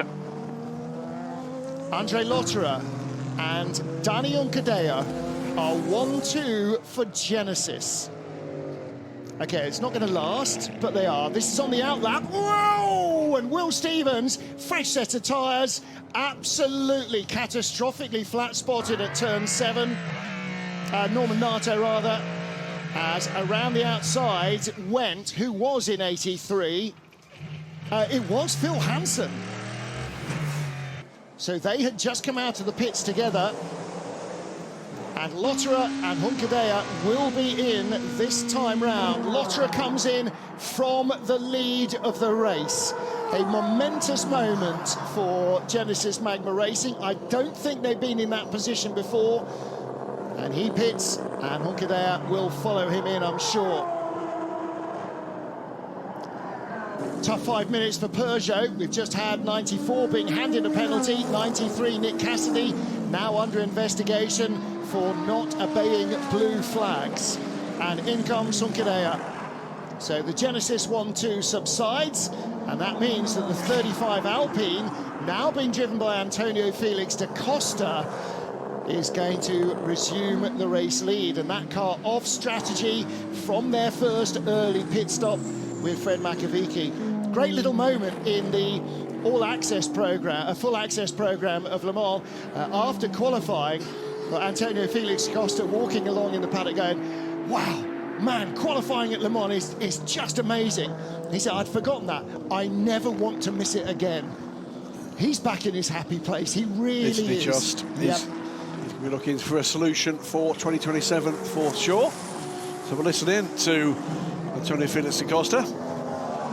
We see very little vibration on the front left tire, but very low. I'm not sure you can feel it. Okay. Now you expect the radio message coming up. Well, yes, I feel it. That wasn't the case, so it must be pretty mild. It's a little damage here in the Genesis. Yeah. Well, actually, I was going to say, you know, that's Lotterer. Of course, that's not. That's Hunkadea's car, so... It's only a freshman. Yeah, exactly. Come back and fight. Alpine 1-2, BMW 3-4, and then Ferraris in 5th and 7th place with the Cadillacs straddling them. So we really are seeing lots of team formation flying here. Antonio Felix da Costa, that was a full service the last time that car was in. Victor Martin taking half a set of tyres. The 35 car out front, and Felix da Costa, yeah, he was eased out of endurance racing by his previous employers in favour of Formula E. He has decided that he does not want to be eased out again. And Philippe Signot as well, the boss of Cinetec, who've been running the Alpine brand for so many years. He doesn't want to be eased out either. He wants his team to continue to compete here. So Genesis 1-2. Let's speak to the man who came in from the lead of the race, Andre Lotterer. And I'm down in the Genesis Magma Racing garage, Andre, sweaty. And it was tough out there. There was a big fight and bumping wheels, and I transformed that orange car into more of a black car. Yeah, this track definitely delivers a lot of action, and it was crazy out there with the traffic, and everyone is driving at a similar level, so any opportunity you can get, you take it. And with all these long curves, sometimes it's tricky. The GTs are fighting as well. But it's a lot of fun. The car is not bad, so we move forward. Unfortunately, yeah, we got a 10-second penalty because it was fair. I overdid a little bit my pass on the Toyota and made contact. He closed in a bit, but yeah, it's racing, you know. So hopefully the next 4 hours or 3.5 will be good for us. How are we looking in terms of tire deck? I managed at the end. I struggled a bit, so let's see how Mathis will go. Try to give him some information. Thank you very much. Yeah, it's Mathis Joubert that takes over in that car. I love that man. He's just, he's super intelligent, still quick, still feisty. Not the kind of guy you want to get into a wheel-to-wheel battle with if something that matters is on the line, though, Felipe.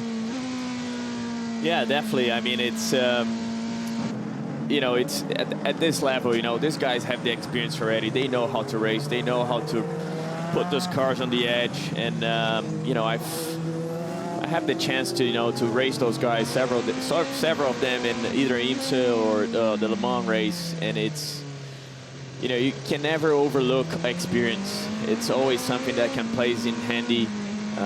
You said Andre there, well, he was very honest with himself, you know, like he overdid the passing there with the Toyota. So that misjudgment, you know, it can take you in or out of the race. So 10 seconds is always going to be a heavy penalty, you know, for any team. So you want to try and avoid that. But I mean, he looked pretty racy. He looked smiley. You know, he's doing what he has to do, but, you know, it's easy to overdo it sometimes. Well, to give you for instance here, the entire competitive remaining 16 cars in Hypercar, separated at the moment by 81 seconds, with 2¼ hours gone. Last year, when he was sitting in the Penske Porsche garage, chuckling away at the back of the garage, we knew Andrew was having a great time. He's having an even bigger time this time with a smile on his face. The Genesis looks like a really competitive car here. It's quick, it's racy. They're no longer exploring the car. Now they're racing it. And look at this, the battle between the number 7 Toyota and the 19 car, Mathieu Jaminet. Nick de Vries just going by him there. But that's the car that won them on. Yeah, absolutely. And, you know, this sport gives and takes away in equal measure. And it's not just about balanced performance. It's about all those little nuances that we've seen on pit lane.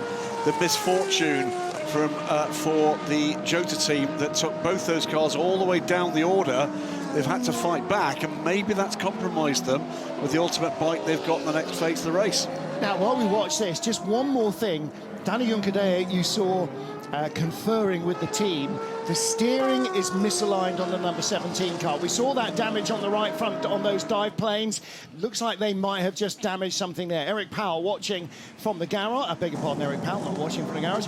Eric Powell in the number 77 Ford as they lead in LMGT3. Little contact there as well.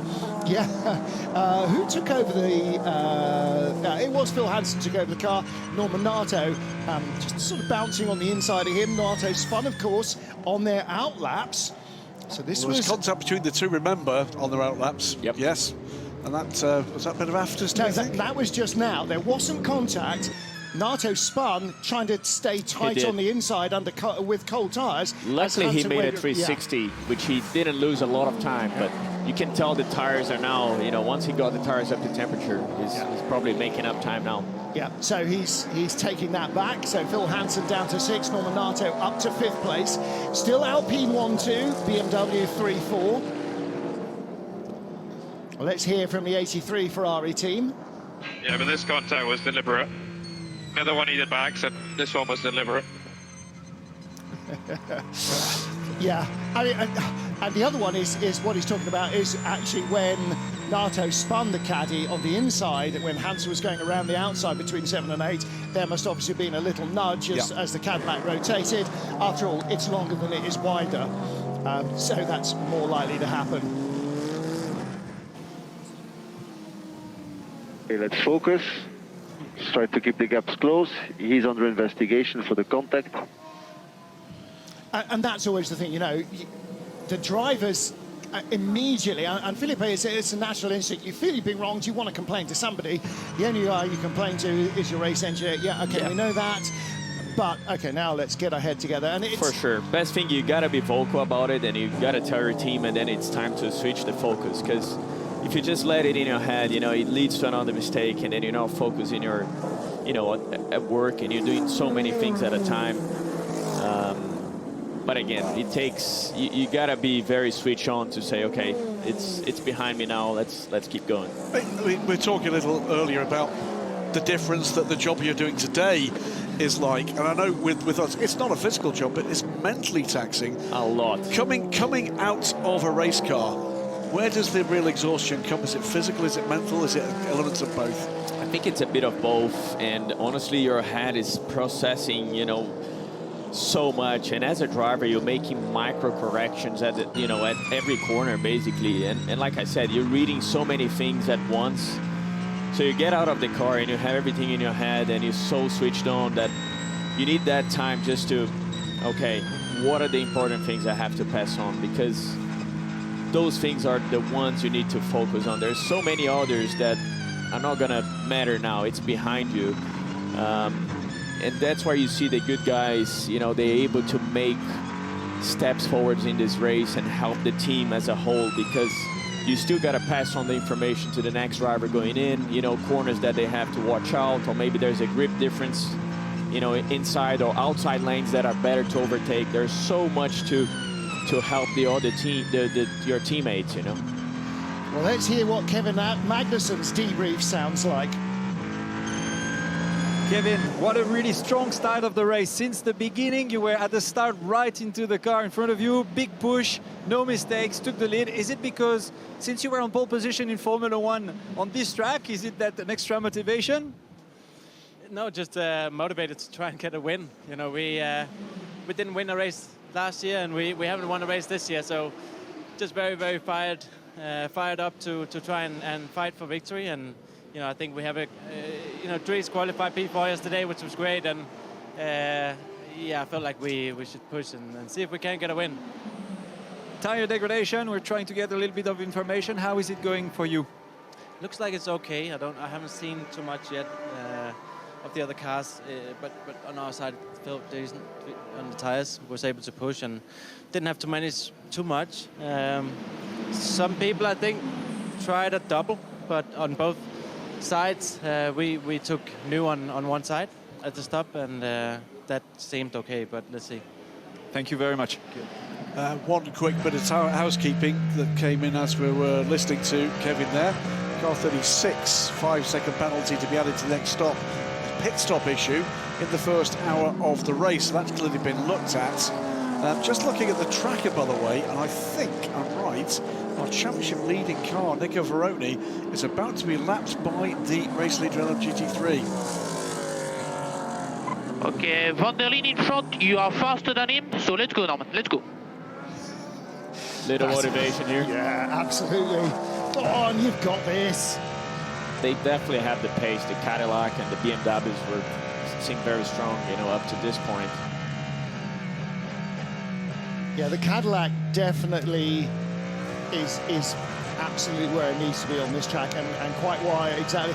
You know, they go to Spa and you go, okay, this is a track that really suits the car.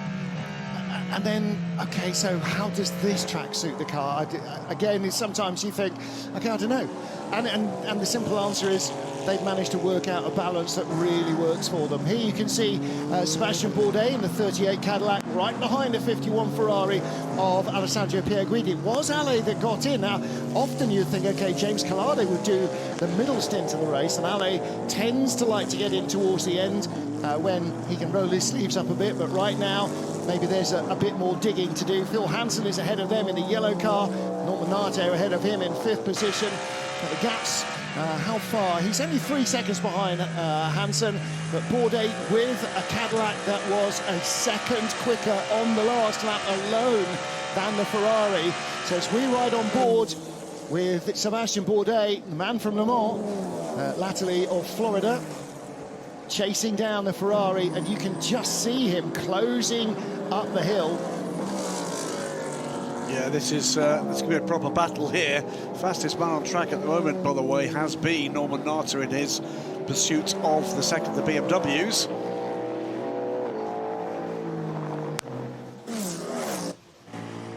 So Ali, what we see from data is Cadillac is 3 tenths faster, so it should be okay to defend. Let's try to defend to them because this is for position. They are 3 tenths faster, especially this one. So interesting how AI has translated the French spelling of Cadillac, or pronunciation of Cadillac, into Cadillac. That's what that odd-looking word was. And again, that's the importance of these messages. The Cadillac is quicker, especially this one, so do what you can do to ruin his pace by holding him up. In the pit lane, 27, Heart of Racing Aston Martin. So Ian James stayed in that car. He did, with not the only one of the bronze drivers. Eric Powell still leading the race in the 77 Mustang, being closed down now by Peter Dempsey. 3 seconds quicker last time around in the Racing Team Turkey by TF car.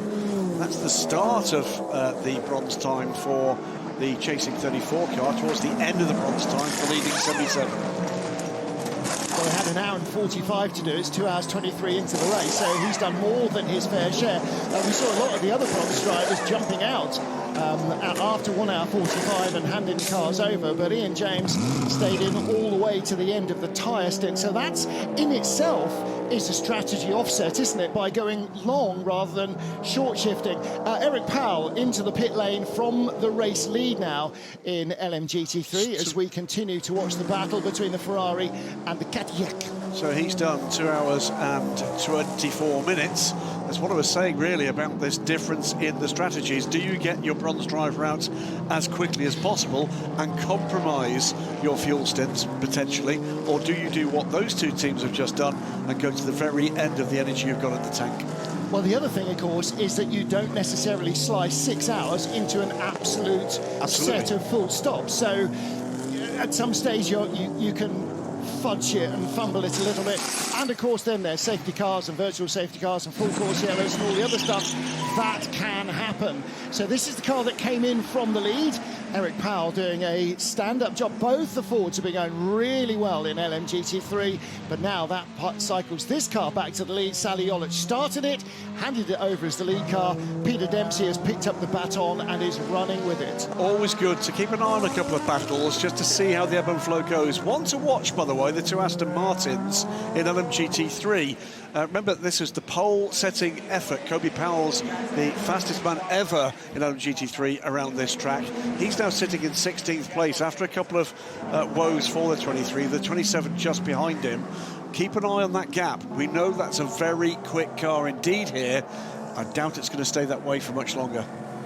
Antonio Giovinazzi being handed a reprimand for contact earlier, a little bit under an hour ago. So no penalty to be served for the Ferrari. And again, you can see on board the driver monitoring system, the safety system, blue flags being shown to this car and the information that it is a hypercar coming by, or usually a train of them, rather than you're being caught by your leader in your own class. And so all of that information, especially in the middle of the night at Le Mans, where it's just a glare of lights, is it an LMP2, is it a hypercar?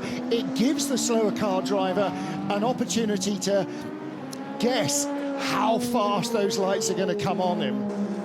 Do you have that system, same system in IMSA?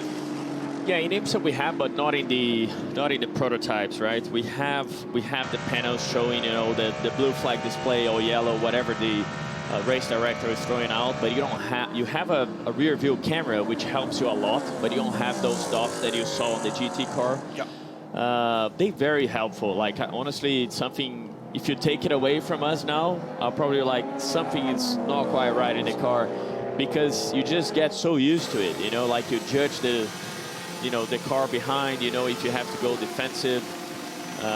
They very, very, you know, this is something that evolved really well in those cars. Everything that gives you information is a benefit as a driver. Wherever it comes from, it helps to colour in the picture for you, doesn't it? But the good fact is, when I joined Porsche in 2022, I had the chance to race for them. As I was developing the 963, I raced in the FAF car in the IMSA GT class. And to me, that was a one-off experience, but that gave me the awareness of how you race the the prototypes. And it's, you gotta judge yourself really well, all those gaps, you know. Suggestion, X-ray for overtake. X-ray for overtake.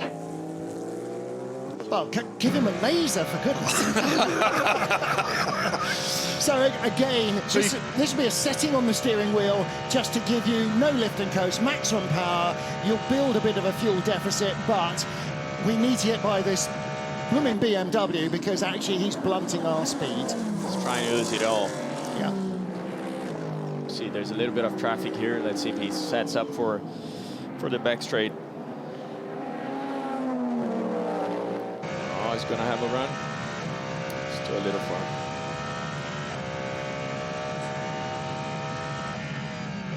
You can use the energy. Use the energy if you need. Well, I imagine exactly the same is being said to Sheldon van der Linde. You need to keep this position. We're on the same strategy. Hold him up. It's a big gap. If and when he can clear Sheldon van der Linde to Rafael Marciello sitting in third. So this is the important overtake to make to start the long, hard yards getting stuck into the potential for still a race win. Now we've got traffic, and now there's the opportunity to pick your line. This time, looks like the BMW has got the better one. Opportunity to pick your line. I mean, it's either there or it isn't, isn't it? There's so much traffic. And actually, Raffaele Marcello in the 15 car is all over the back of Victor Martin for second place. Those two are less than a second apart as they steam past our commentary position on the pit straight. And again, Nato didn't get the brakes he needed in traffic. That allowed the BMW to just jump away a little, trying to clean some of that dirt from going offline. Can I cancel to defend question? Negative. There's no margin. Oh. They will need something for balance.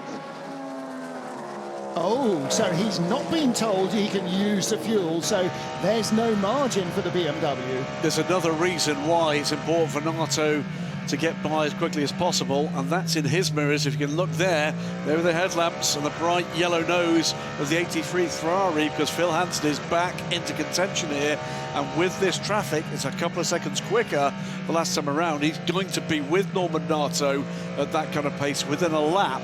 Needs to get by this BMW and needs to do it now. Now, I'm afraid we can't trust that tyre data. They are on lap 100 of the race. Nobody is still on the tyres they started with. Nobody's done 99 laps, so I'm afraid those graphics kind of ignore that, because we've seen almost everybody changing some or all tyres at some of the previous pit stops. So, nevertheless, there's Thierry Tassin, the man who is running BMW's Hypercar race. Antonio Felix da Costa leads from Victor Martin, first and second for Alpine. And then in third place, Raffaele Marcello, right with the second Alpine. And then this battle. Right ahead of us, Sheldon van der Linde and Norman Nato. Now, Nato, again, not getting the brakes in traffic he wanted. And so Phil Hansen is closing in. That gap now under a second. So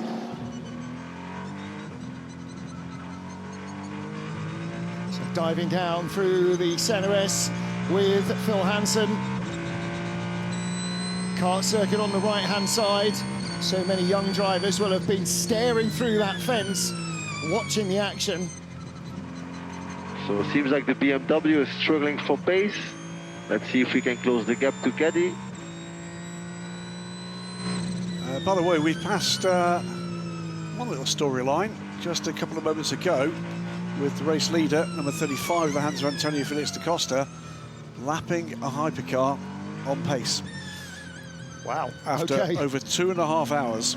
And that was the number 7 Toyota, by the way, now getting set up to get by the 19. But still, what have we got there? The top 14 car, top 13 cars separated by a single minute. Yeah, Toyota number 7 car had a penalty, didn't it? And that did a drive-through. 19 also had a pit stop hold, so that car in the hands of Mathieu Jaminet has been delayed as well. Mathieu Chabert ahead of him.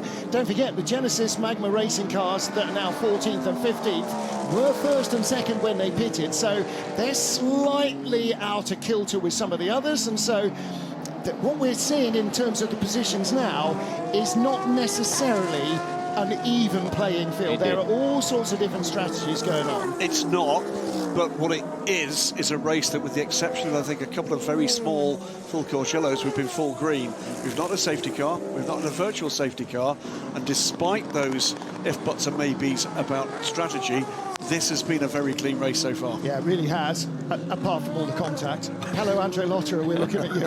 Andre had to finish his interview quickly because I'm assuming he had to go and talk to the stewards about several incidents. Really good to see the Genesis team are absolutely now in a position, having completed Le Mans with both cars, where they feel, OK, now it's time to get our sleeves rolled up. Now it's time to really race this thing. Not just get miles under our belts, not just look for the result, not for the finish rather, but actually to see how much we can push it, how much performance we can wrestle out of it in this, our first season.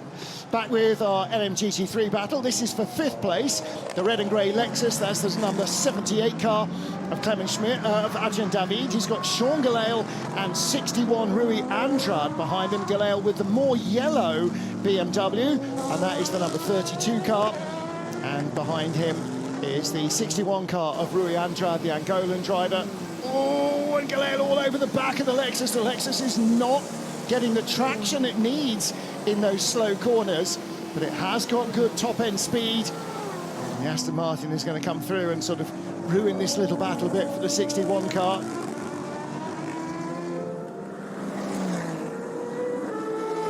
come up the hill. The BMW benefiting a little from the slipstream. Is he going to be in a position to attack the Lexus? He is, isn't he? Look at the speed of closing. Is he going to have a little look? Shows his nose, not quite close enough. Big penalty for the 94 Peugeot coming. It's a 30-second stop-and-go penalty for pit lane speed. Now, that is a penalty that varies depending on how quick you come down pit lane. How quickly did you come down pit lane? Very quickly. 140 miles an hour, it would seem, from that penalty. Yeah, absolutely. By the way, new leader in LMGT3 with Racing Team Turkey by TS, Peter Dempsey.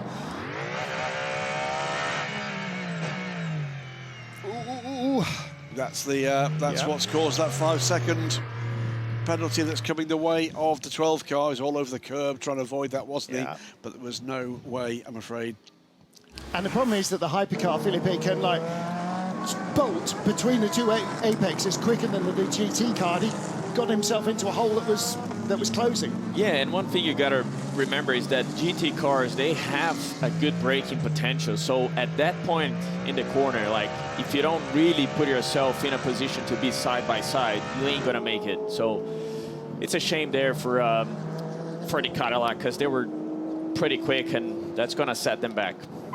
Come on, Norman, critical to pass him. Let's go. And that's about the Ferrari closing and that 5-second penalty. He needs to gap this car for them to be in a position where a podium is a prospect or possibility at this stage. Now, Hansen has really lost out in traffic. The last time we looked at the gap, it was 1.1 seconds. It's now out to 3.2 seconds. So Nato needs to get by, but he is struggling now. Van der Linde's controlling his pace. Meanwhile, Alpine lead. Let's see a smiley Charles Milesi. And I am down in the Alpine garage with Charles Milesi, the driver of the number 35 Alpine. Charles, at the beginning of the race, you decided to offset the strategy, which seems to be working. What's your reading of the race at the moment? Yeah, and also, we tried to offset because we lost some position at the beginning of the race, and it was impossible to overtake. So, we had to offset to try to gamble on something, because otherwise you stay in a pack and there's no way to overtake. So we try to have a gamble on that.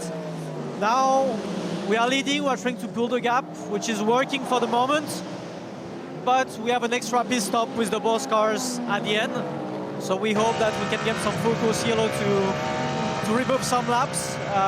But yeah, I think in any case, if there is nothing coming, it will be difficult to stay in this position for the end of the race, and virtually the BMW are on P1, P2 I think. But yeah, we already got one full course hill, so hopefully we can get one or two more, and then at the end we have to lift, so yeah. So at the moment your strategy is to push, try to get a full course yellow, because even if you're saving fuel, saving tires, it wouldn't be enough. Yeah, we'll have to save a lot per stint, and I think in the end we'll lose too much time. We're already trying to save a bit, but yeah, it's not easy. But yeah, if we don't have an help at the end of the race or in a couple of minutes, it will be difficult to stay there. Okay, see how it unfolds. Thank you very much. Thank you. Thank you. Beautifully explained. Yep. That's the enigma, isn't it? We've taken a risk. We were nowhere. We've taken a risk. This is what we now need for that to pay off. And that was an excellent interview from Bruce Rani and fantastically explained by Charles Milesi. And 3 hours 25 for something to fall into their lap. You know, when you take a gamble, sometimes you need a little bit of luck on your side, or you need the others to also be stuck in traffic and then have to try something themselves, and that starts to then stir the pot in terms of results. For sure, with a little over 3 hours now, I mean, it's still a lot of racing that can happen, and something can play in their hand. But they are right; they had to try something, and their cars are virtually leading now, but they probably have to pay that price later, as he explained. Plus, also, all we've heard for the last 2 days is, it's going to rain on race day. Well, never count out São Paulo, and Interlagos had some really strange occasions here where racing can be changed. In a couple of few minutes the rain comes down, but it doesn't look like the case today. But still, We'll wait and see. We will wait and see. Yeah, there is more blue sky rather than there was earlier. Little bit of contact there. Rui Andrade alongside Adrian David. Adrian David in the red and grey Lexus in 5th place. Then Rui Andrade, the blue and yellow AMG Mercedes. Then right behind him, Sean Gelael in the yellow, green and blue BMW. And then more yellow, the yellow and black 91 Porsche of Timur Boguslavski. And then the yellow, black and red Porsche behind him. And of Ricardo Pera and... not quite there. Oh, yes. Oh, wow. Rui Andrade just sitting alongside the Lexus, really trying to make that work.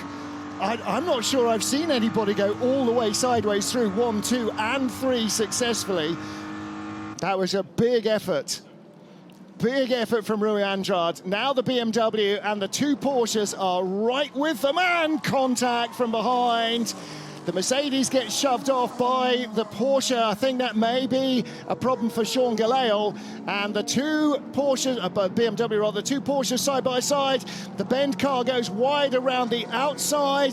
And so Boguslavski holds on from Pera, but Pera is still there on the outside of turn 8.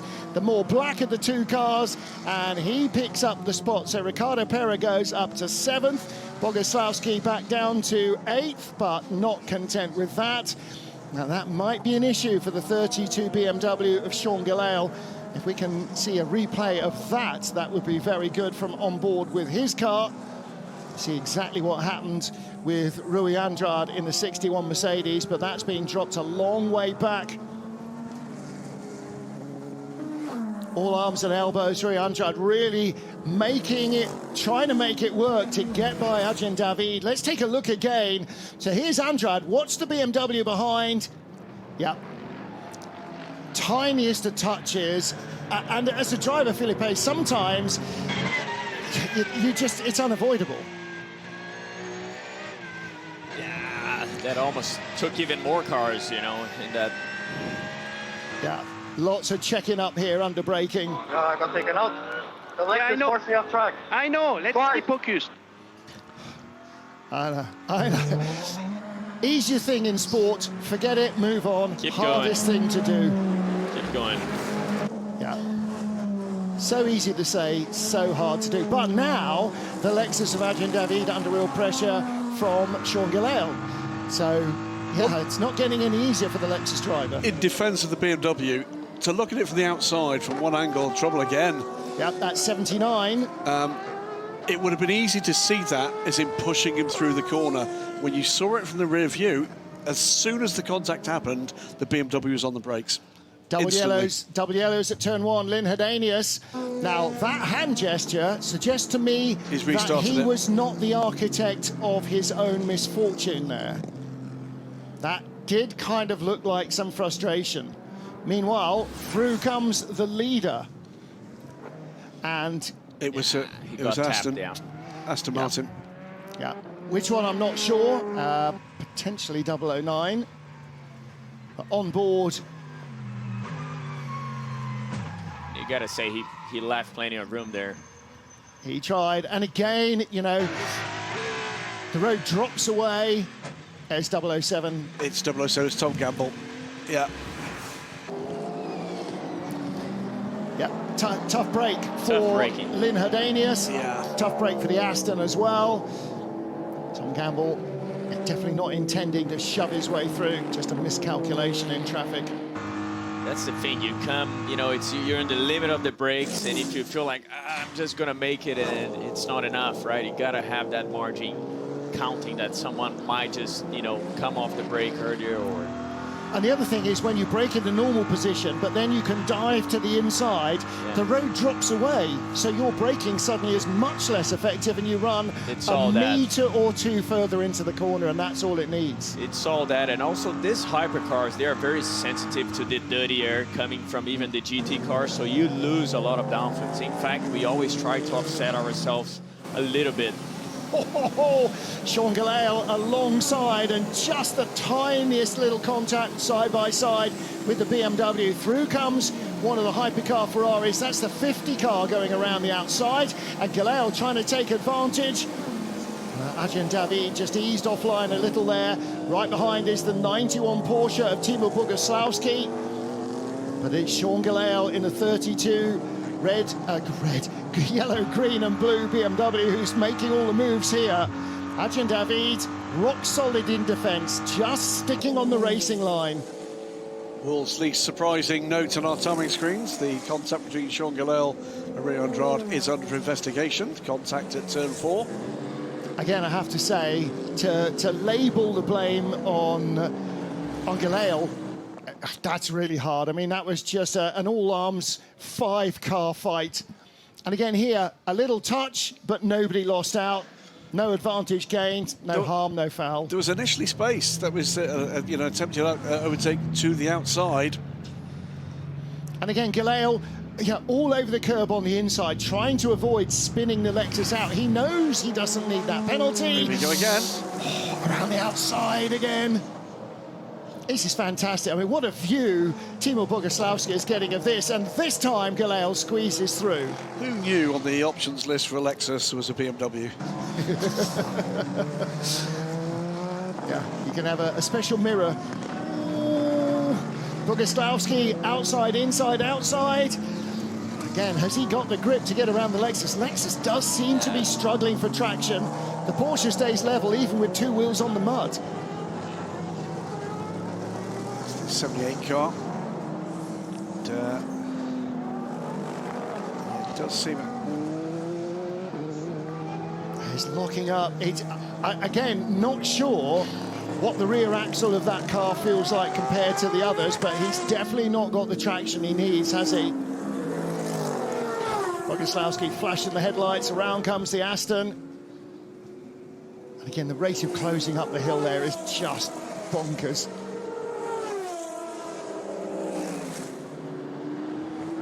So Boguslavski not able quite to engage in battle yet with Adrian David. This is for 6th position in LMGT3. Peter Dempsey leads the class in the Racing Team Turkey car. The Corvette is 6 seconds ahead of Gianmarco Leverato's 88 Ford. The 69 BMW of Parker Thompson is in 3rd place for Team WRT. And Clement Schmidt's Lexus in 4th position ahead of Sean Gillel. Adrian David in 8th place here, holding off Timo Boguslavski. Race leader is in the pit lane. Antonio Felix da Costa makes his first stop here in Brazil. Don't forget, this car on a fuel offset right from the first pit stop that they made to try and get them out of the queue. We saw how that worked for BMW in Imola. And again, they're trying to make the same thing happen here for them. Do something different to try and change your result. Well, going back to that conversation, Rishrani with Sharma Lacey, all things being equal, the drive-through penalty coming for a blue flag infringement for car 93, the Peugeot of Nick Cassidy. All things being equal, and let's face it, they haven't been so far, so why should that change? This looks like a potentially very strong possibility for the number 15 BMW. They've got the pace. They're on the strategy that at the moment seems likely to play into their favour, and the Cadillac has not been able to catch that car. Down pit lane for the Lexus and the Porsche. Here's where the efforts of the pit crew come into play. Montai and Cody's ASP amongst the best of the world at this.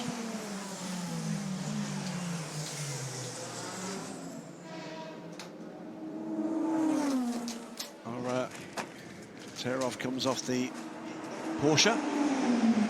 Crowd here staying the distance, 12 minutes away from the halfway point in this 6-hour race here at Interlagos.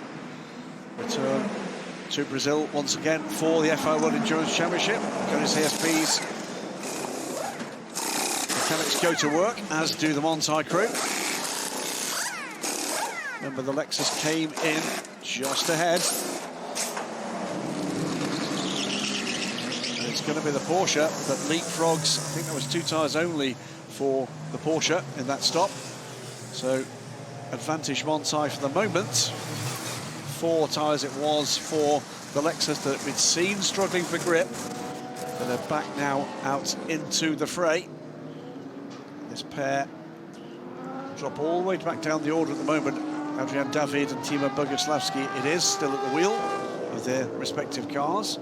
Come out side by side with BMW just going by, and both Valkyries closing in on that little group. This, though, is race leader Raffaele Marciello. The Alpines now having gone through their pit stop. This is the better place, not only on track, but also on energy. This is the car that is on effectively the same strategy as their major competitors if we don't get a lengthy yellow. But just having clean air, these cars make a massive difference, you know, on tire energy. You know, you can save the tires better. You keep them under control temperature-wise. You know, you can control that overheating, the middle sector, and that's a dream, you know. If you're there at that position, you're trying to make the most of it, for sure. And the BMW looks solid in terms of pace. Nato here has made ground back, but you got to remember he has that 5 seconds still to pay, right? I think he's still got one more investigation underway. Okay. Keep an eye on that one. There goes the BMW from pit lane. That's the 32 car. Sean Gallel bringing it in after a feisty stint for him. BMW here, I guess, hold more cards because they are sitting 1-2 with cars on completely different strategies. 22 in this lap with Sheldon van der Linde. Let's have a listen in now to the 20. What's going on with Sheldon? And we box in this lap. You stay in the car. So it's going to be him staying aboard the car.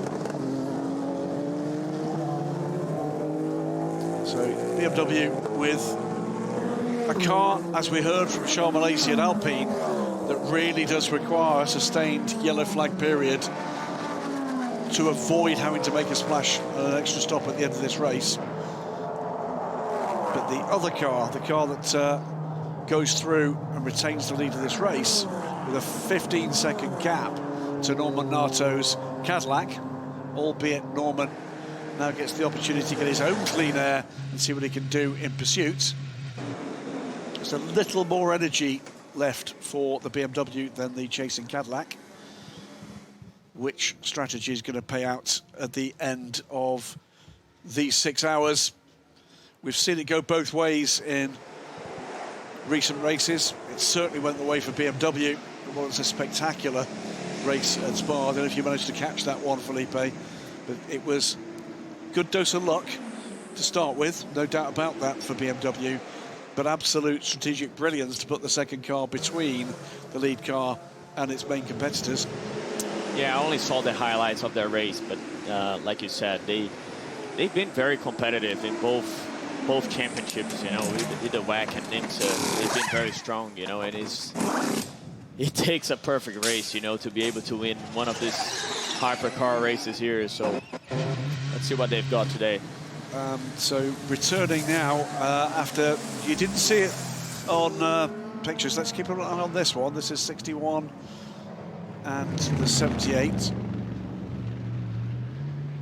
Is this a bit of a squeeze? It was. 78 being forced off. We didn't catch it on cameras, but substantial off for Martin Haven. And there's debris all over the floor of the commentary box. His lunch is carnage. Yeah, opened my sandwich packet and the sandwich threw itself on the floor. So that was the end of that. Was it suicide? It was going to be a lovely roasted Mediterranean vegetables and pesto. However, it had sat in the packet rather too long and it was just an assortment of mush on the floor. Anyway, there we go. So Peter Dempsey still leading Racing Team Turkey Corvette in front in LMGT3. And the other car, the 33 car, started by Ben Keating, the championship leading car. Johnny Edgar in it in 16th place. They need to make a change somewhere to their strategy to get them out of the dirty air and into a little bit more competitive running. That car's been so strong this season, not just winning at Le Mans, but had a really good season starter in Imola as well, but struggling here for pace. The Fords, however, think back 2 years ago, Graham, both Fords at the side of the track a light. Yeah, well, yeah. I mean, what a transformation the change to that car has made over the last couple of seasons. Fantastic stuff from Ford Racing, from the Multimatic guys and from Prototype Competition to get their head around a very, very different package. And, Garage 59. Stopping there, 58 car. I know it confuses me all the time. So Benji Goetze stays in the car, I think. I know Finn Gersitz has taken over. So they're swapping now stint on stint as in comes the number 50 Ferrari. And this car, Nick Nielsen, took over from Miguel Molina, coming in from 6th position. So let's hear what the team got to say.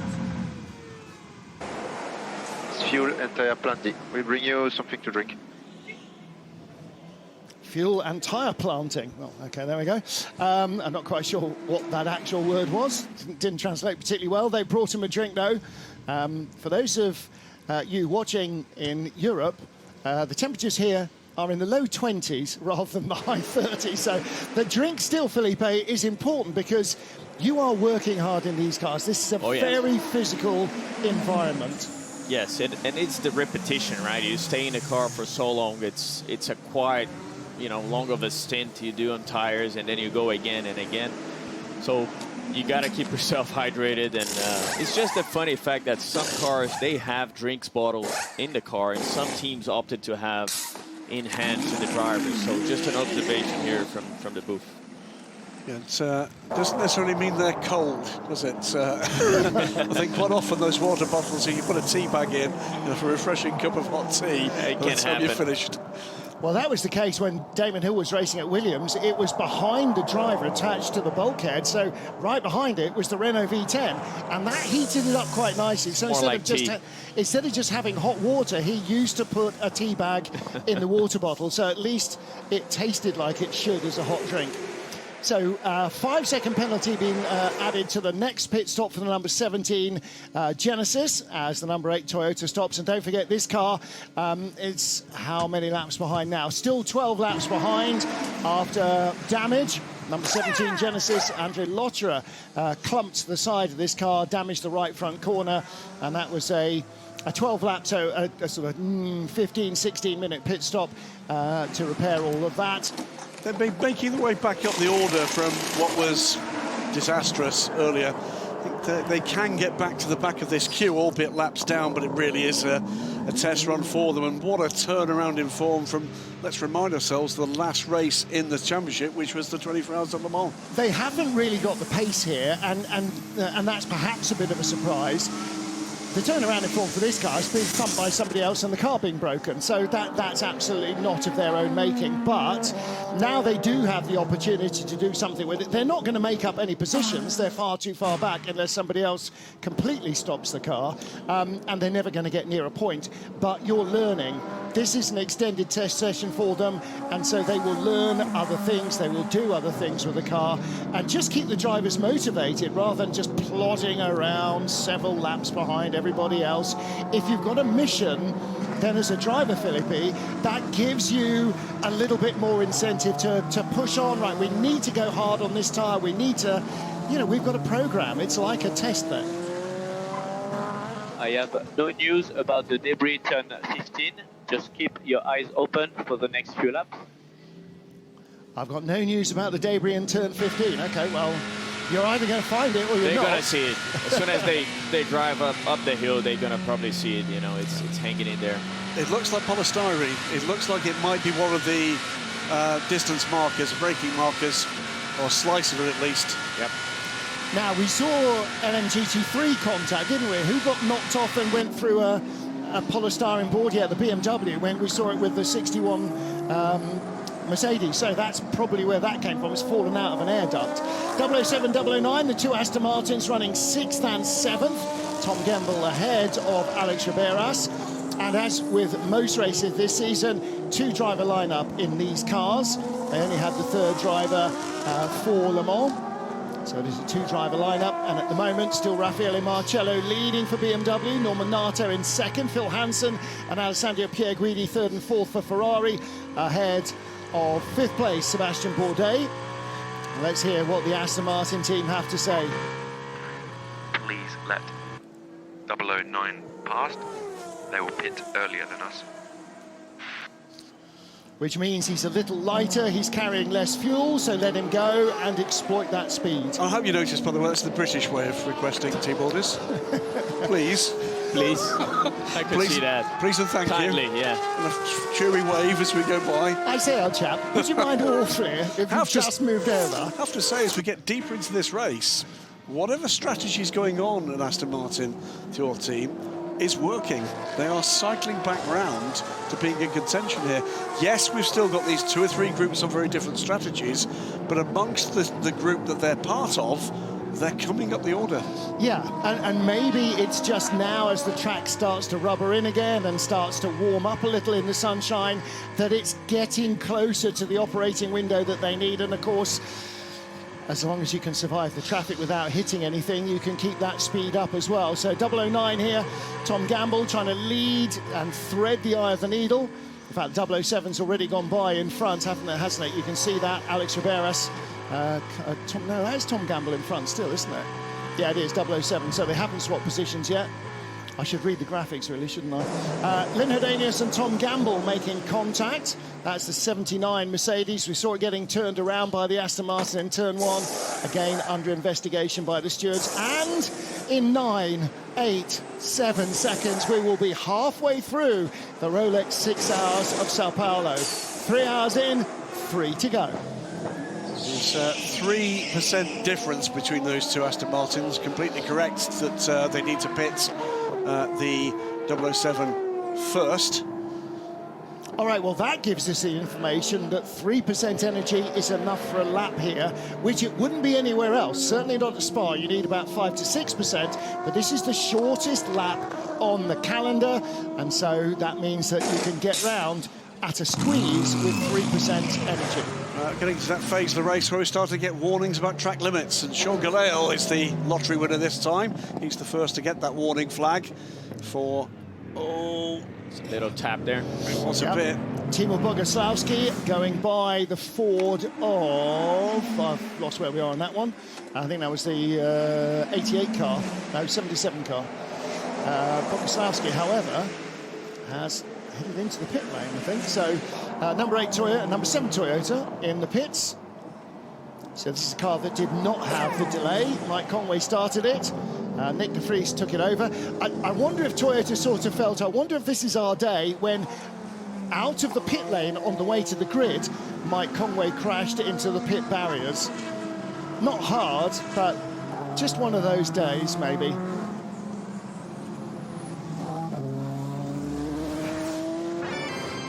Rolex 6 Hours of São Paulo starting under cloudy skies on a damp track. 3 formation laps to give the drivers a chance to feel for the grip. Cadillac went 1-2 in qualifying, led the first couple of laps. In LMGT3, a very adventurous start from Johannes Zelger as the pole-sitting Aston Martin got away slowly. The 79 Mercedes would pay the penalty for that, and the Aston Martin dropping down into the clutches of its rivals. Lots of action in the LMGT3 field right from the very first corner. And that continued also in Hypercar. Kevin Magnussen going around the outside of Earl Bamber's 38 Cadillac for second place early on in the first stint. Genesis versus Ferrari. Not something perhaps that Genesis would have contemplated a couple of races ago, this early in their careers, but both Genesis drivers were having a fantastic time battling with the 51 Ferrari in traffic. Sally Jolic, the silver driver, starting the 34 Racing Team Turkey Corvette, working his way through the LMGT3 field, trying to take advantage of his speed against the bronze drivers in the other cars. Disaster for the number 12 Hertz Team Toyota Cadillac at the first stop. A reluctant right front wheel nut cost them track position. They dropped from the lead of the race down into the lower reaches of the top 10. An offset fuel strategy put the 35 Alpine in front. And after delays, both for the 12 and the 38 Cadillac, they started to work their way back up through the field. Both of the gold Hertz Team Toyota cars have got plenty of speed. They didn't have much luck in the first hour of the race, but they've been trying to make up for that. Andre Lotterer ran into the number 8 Toyota, damaged its right front corner, and that has lost a dozen laps in the pit lane. Cycling through the pits, out of the lead, the 35 from Alpine, and that put the number 15 BMW at the top of the pile. Both the number 15 and 20 BMW looking strong. Pace 2 from the yellow Ferrari. Phil Hansen on the outlap going around Norman Nato, who spun in the 7-8 turn complex. And then big drama for the 61 Mercedes in a 5-car battle in LMGT3, getting tagged from behind and dropping down the order. Racing Team Turkey lead in LMGT3, and it is the number 15 BMW who leads the race. So BMW leading from Cadillac Hertz Team Jota's number 12 car, 83 the yellow Ferrari ahead of the 51 red factory car. The Aston Martin Valkyries 5th and 6th. The Genesis team regaining the top 10. They are currently 7th and 9th with Alpine and BMW surrounding them. But it seems to be the BMWs and the Alpines that have the pace here along with the Cadillacs. They seem to be having less bad luck than the Cadillac team. The worst luck of all, the number 8 Toyota, broken suspension, dropping them way out of any contention. LMGT3, it is Corvette out front, Racing Team Turkey from the Proton 77 Ford and Harter Racing's number 27 Aston Martin. Then the 69 BMW, the 92 Porsche and the 88 Ford. And everybody avoiding major dramas, still racing hard in LMGT3. 3 hours in, we have had no retirements.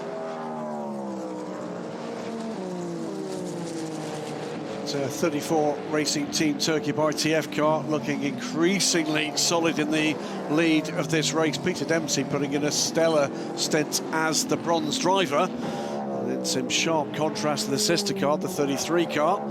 Trouble on pit lane. We understand trouble closing the driver door in that driver change from Ben Keating cost them time on pit lane. That's why they had something north of a minute and 30 seconds. Meanwhile, all Ferrari battle for third place. The yellow car, Phil Hansen. The red car, Alessandro Pierguidi, but he is on an in-lap this time round, we believe.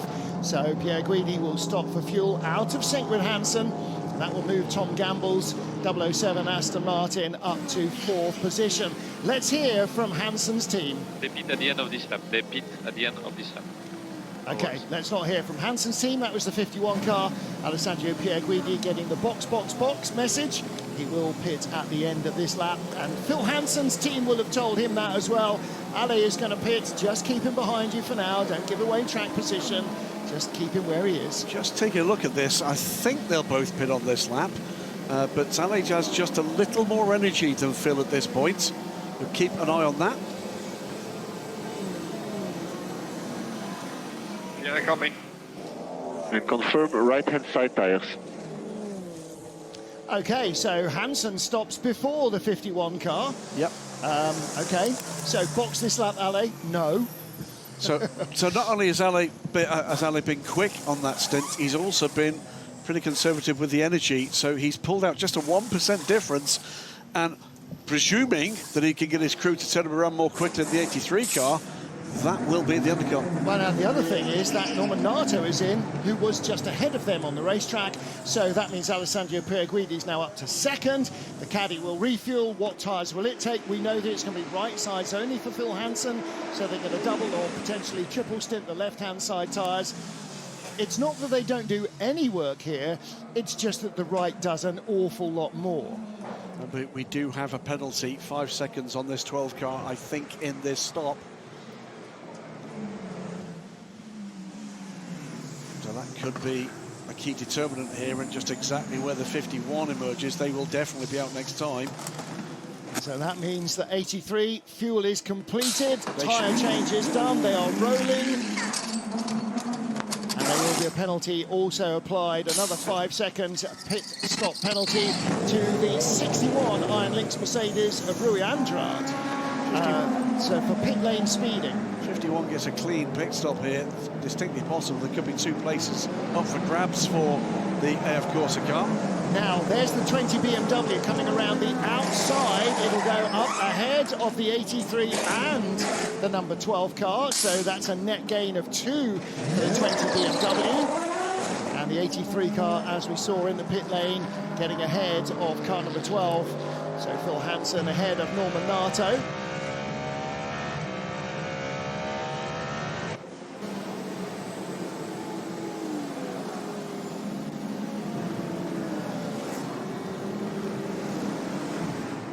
Was waiting for team radio there, but it didn't come. In the pit lane is Alessandro Pierguidi. Also in is 007. They came in from second and third. So we'll wait and see where they come out. Number 15 BMW coming up to Junshao, turn 12. Critical pit stop. Absolutely critical pit stop, this. As they all are. If you give away time here, it's time the driver can't make up on track. And that was a quick turnaround, right sides only again. And the eagle-eyed viewer, by the way, will notice coming in Raffaele Marcello's number 15 BMW. Here he is, Alessandro Pierguidi heading out. Slow, long pit exit that is often the foil, also in the 007 Aston Martin. All sorts going on here. That was contact with the 79 Mercedes that left the damage on the front of the Aston Martin. And the race leader is now the number 17 Genesis. And a change there as Norman Nato has got by the yellow Ferrari of Phil Hansen on the outlap. It was the other way round last time they pitted, but Nato came out the pit lane behind Hansen and goes out in front. So yeah, 12 came in, remember, had that 5-second penalty. That allowed the 83 through, so something's happened. Or whether or not there's just a lack of confidence on the new rubber for the 83 car, and he's managed to get by with the 83 on cold tyres. 51, I can tell you, is ahead of both. 15 right sides only for the car that came in from the race lead. Pitting also Mathis Chaubert in the 17 Genesis, and that moves the 35 Alpine back to the top of the pile. We'll also tell you as well, no further action on the contact between those two cars, car 12 and 83. What was that, a half hour ago? So we push on. I think that is the notebook clean now for car 12. It's been a while, but car 35 leaves the race in the hands of Antonio Felix da Costa, and here comes the BMW. Yes, look how close he is. Raffaele Marcello coming out, back out in second place, having pitted from the lead, and the only reason he doesn't rejoin in the lead is the fuel offset for the 35 Alpine. That is a major moment for the BMW. They don't drop half a dozen or 10 places in the pit stop. They only drop one to the car that is out of sync. Well, here's the 19 Genesis in as well. Baby driver, Mathieu Jaminet, I beg your pardon, Mathis Chaubert is in as well, as so too is Mathieu Jaminet, so 17 and 19 together. And Chaubert, baby driver, heading out first. And then the margins here, you know, we can talk about 5, 6, 10, 15 seconds. The margins here, if we get any kind of interruption, are going to be tiny. Make no mistake, no matter what the timing screens say, this could be a very, very close race a long way down this order. With those pit stops complete, what is that? The top 11 cars still separated by under a single minute. That car, the 32 BMW, with a penalty coming to it in the next pit stop. Also, Francesco Castellacci. It's been a tough race for the 54 car. Castellacci now under investigation for not paying enough attention to blue flags. Then he's being lapped either by hypercars or by his class leader. Riding on board with Richie Leitz in the 92 Porsche. And this car currently in 5th position. Right in front is the 69 Ferrari. And that is Parker Thompson, the Canadian driver, and in front of him, Peter Dempsey, currently lying in 3rd place in the class for Racing Team Turkey, as Ben Tuck leads in the Ford, and in 2nd place, Zach Robertson in the 27 Aston Martin that he took over from Ian James. Quietly tidy job, by the way, not really mentioned since he emerged from the pit stop, by Sebastian Bourdais. Remember, that's the 38 car that had trouble in not the pit stop just completed, but the one before that, still in contention here. He is, what is that, 32 seconds off the lead, 3 seconds back from Phil Hansen. That would be for, he's currently sitting in 7th place. Don't count that Cadillac out. We know the car has got pace. Yeah, the cars started 1 and 2. They ran 1st and 3rd up to the first pit stop after Earl Bamber got jumped in the 38 car by the number 15 BMW. But the margins are such, Martin, that what is that, 10, 12 seconds lost by each of those cars. And whilst we've seen massive pace, particularly for the 12 car, they've not really made that back up. It's been, aside from a little bit of squabbling, a remarkably clean race. On a track like this, there's always going to be a little bit of paint getting swapped. Peter Dempsey coming towards us, the red and black Corvette. There's Parker Thompson in the BMW. Right behind him, Richie Leitz, and closing in behind them, the 51 Ferrari. That's going to try and make its way through in the next couple of corners. This is the key part for Peter Dempsey, getting deep into a second stint now. He's got time to burn in that car, and he's going to be coming up against not just Silver, but increasingly some of the full pro drivers as well. He's got some heavy lifting to do. Yeah, we've got gold and platinum drivers in a lot of the other cars in LMGT3. The only car that doesn't is the 79 Lexus. They've got a bronze and 2 silver drivers. Lynn Hedanius, who we saw turned around in turn 1.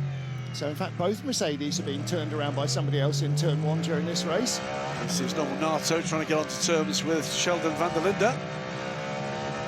This is the battle for 4th place. Norman 24 seconds from the lead, under a second back from van der Linde. It's not just having the pace, it's being able to use it and pass these cars, keeping them from the big point-scoring positions. That's a great low shot on the straight, and also we saw in turn 14, Philippe, how much rubber build-up there is off the racing line. Yeah, and that's an area they gotta use it, right? Because you're making passes, or you're setting up yourself for a pass from there, but you gotta remember, you're gonna have those pickups coming into turn 1. You see here as well, turn 3, 4. I mean, that's the tricky part as a driver. You know you're gonna be facing that if you have to make a move, so just gotta be mindful. This is what happens when you use your tyres on road cars as well. The rubber gripping in the corners and even on the straights just gradually disintegrates, and on a very soft racing tyre that's much more noticeable than on your road car. It's got to go somewhere, and it's like when you're rolling chewing gum off the sole of your shoe. That's exactly what happens with the tread on the tyre. It rolls off of these little balls and they end up on the side of the track, and when you run over them, it's like driving over gravel in your road car. It's not a firm surface, it's muck. And worse, it sticks to the tyres, and so then you haven't got the full width of the tyre on the road anymore until you've rubbed it off. And sometimes you'll see drivers weaving on the straight just to try and scrape it off. Because that causes vibration as well, and takes away a lot of the performance of the car. And these tires are critical to keep them in the tire, you know, the tire energy in them. So you gotta have to push them in certain places of the track. But when you have those marbles, it takes, you know, it makes our heart a lot difficult. And of course you say, okay, well, stay off them, but you can't, because you've got to, not just guys in your class, you've got to pass all these GT cars somewhere. And of course you have 12 in your tail again. This is for position, but you're doing well. Don't forget, wherever you are watching us, we still have 2 hours and 45 minutes or so of this race to go. And if you want to watch the entire race ad-free and uninterrupted for the rest of the season, you can do so. Both FIA WEC Plus, our new home online for the complete experience. Gain access to expert live timing for every practice, qualifying and race session. Live coverage of free practice 3, qualifying and the race, uninterrupted and advert-free, plus exclusive onboard camera feeds, real-time expert timing data, and full race replays on demand. Plenty of behind-the-scenes exclusive content as well. The latest full-access show from Le Mans has dropped. Watched it yesterday. Very entertaining indeed. And that will be free when you sign up for an account at plus.fiawec.com. There's only one better way of doing it. We've got yellow flags out below at turn 11, and that's come along and see a WEC race at Austin Fuji. great places to come and see any form of racing, but endurance racing in particular. Yellow flag is for the 23 Heart of Racing Aston. Kobe Powell's was beached there. He's got going again, but losing time there. That car down in 16th place in LMGT3 as we watch Norman Nato continuing just to reel in Sheldon van der Linde. As you heard van der Linde being told, this is for position. But again, we heard before the Cadillac driver being told you can use the power, and the BMW driver being told don't you dare. So BMW are usually really good on their fuel. They can stretch that fuel window. Maybe that's part of what they're strategizing here. I think that's what they're playing with. You know, they're trying to stretch enough that they get right in the window for, I think, at this point of the race. That was Kobe Powell's in the 23 Heart of Racing Aston Martin. That was not driver error on his part. You heard a big thump from behind. There was a hit there for sure. Yeah, I'm not sure who, but somebody has. But again, the team started to count backwards the race in terms, you know, how much fuel do I need to get to the end? And it looked to me like van der Linde, you know, different to the other BMW. They've been a little offset on that strategy. So, I mean, those two have been chasing each other for what, 2 stints now? Yep. And at the same time, it's critical for track position. So the Cadillac is trying everything they can. It's just hard to make a pass here if you don't have the opportunity. And if you're catching somebody, you've got to get to them at the right bit on the track. Otherwise, if you catch them in sector 2, then you're stuck, and then you've lost your speed. Or you're waiting for traffic to create the opportunity, right? Trying to set yourself, but it hasn't happened yet. Latest penalty is coming the way of the 007 Aston Martin. 5 seconds, that will be the next pit stop for contact. We saw that with the AMG at turn 1, 40 minutes ago. That's going to cost it a position to the sister car. One other little bit of housekeeping. A couple of people have noticed the 36 car has dropped round the order. That came with a pit stop after 8 laps, we think, for a puncture and 1 tyre change. Let's go down and talk to Johnny Adam in pit lane. And I'm down in the Aston Martin Heart of Racing garage next to Johnny Adam. We just saw Kobe having a moment. It's a hectic race. Yeah, it's a very tight race, obviously with Hypercar and GT, and fortunately we got hit. I think it looked like the 83 car hit us from the behind. So yeah, we're going to check the car. Hopefully, Kobe said it doesn't feel too bad, but we're going to check the rear diffuser and make sure there's not too much damage. But yeah, it's been a tough race so far. Obviously, degradation around here is quite high. But yeah, Kobe was a bit unlucky there.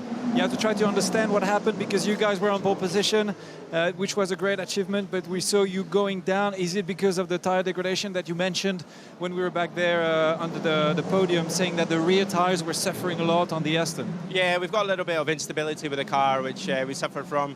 And we had a slightly different strategy to the rest as well. We were on a strategy that maybe 3 or 4 other cars are on. So, yeah, it's just one of those. But, yeah, still plenty to fight for. The weather may change for the last hour as well. So, yeah, keep going and see if we can get some points. Excellent. Thank you very much. Thank you. Thanks. So, are they still using Bruce Ioanni's paid-for weather app that he's absolutely wedded to? It's definitely going to race.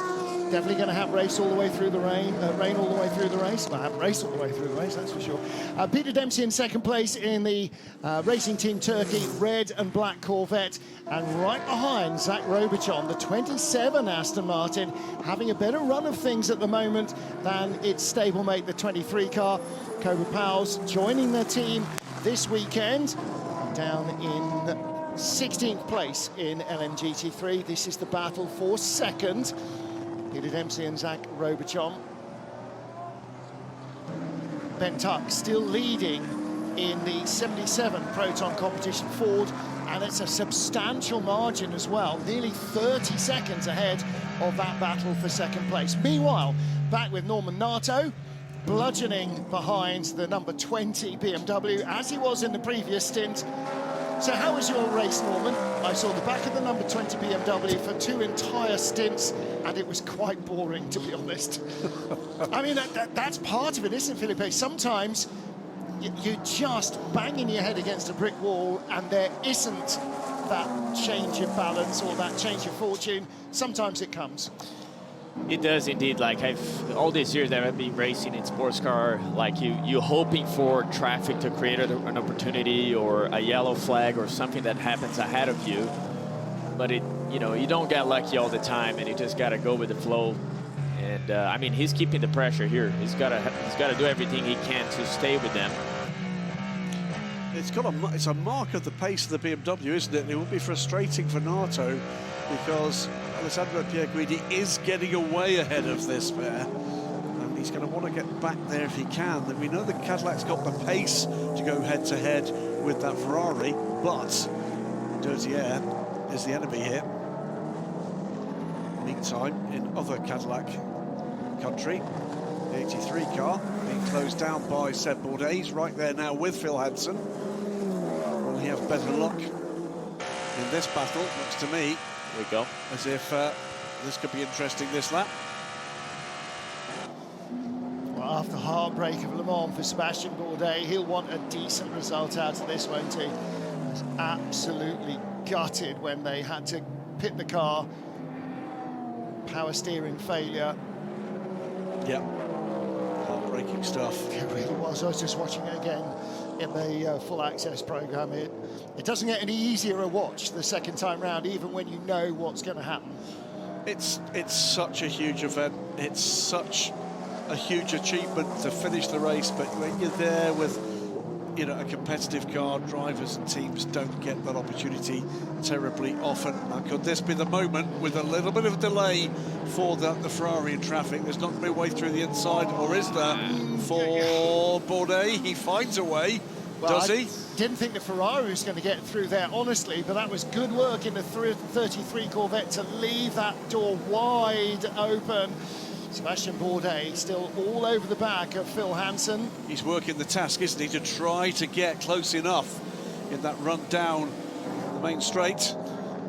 And Hansen under investigation for clattering Cobra Pals in the 23 Heart of Racing Aston Martin. So this may yet go the way of the 38 car, but Bourdais wants to do it on track. He doesn't know about that potential issue for Hansen. He won't care either. He might have seen it. Back with Raffaele Marcello, this is the lead battle and equally close. The gap here, 0.8 of a second. I'm not convinced there's not an issue here for Antonio Felix da Costa. Those times are in the 28s for the last couple of 3 laps now, and that's not race-leading pace. So I think he may well be running with a bit of an issue.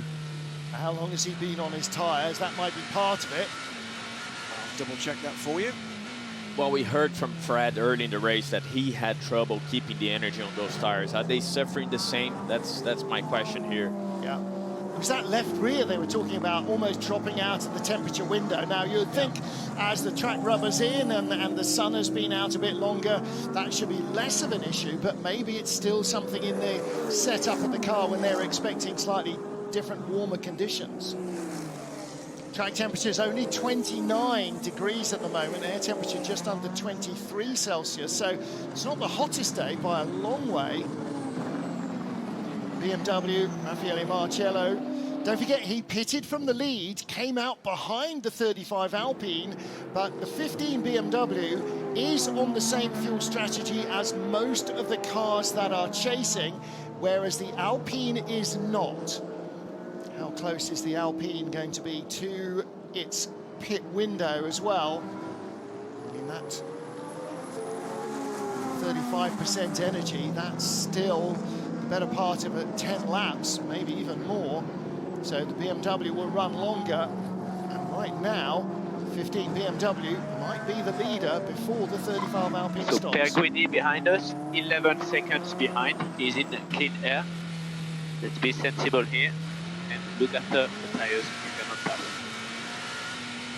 So to give you an idea of one of the struggles here for Antonio Felix da Costa, right side tyres on his car, 28 laps old. His left side tyres have done 70 laps. Yeah. So he's running out of grip, or he's run out of grip. That explains, and it's hard to keep the tires, again, with that tire energy you need, with so many laps on them.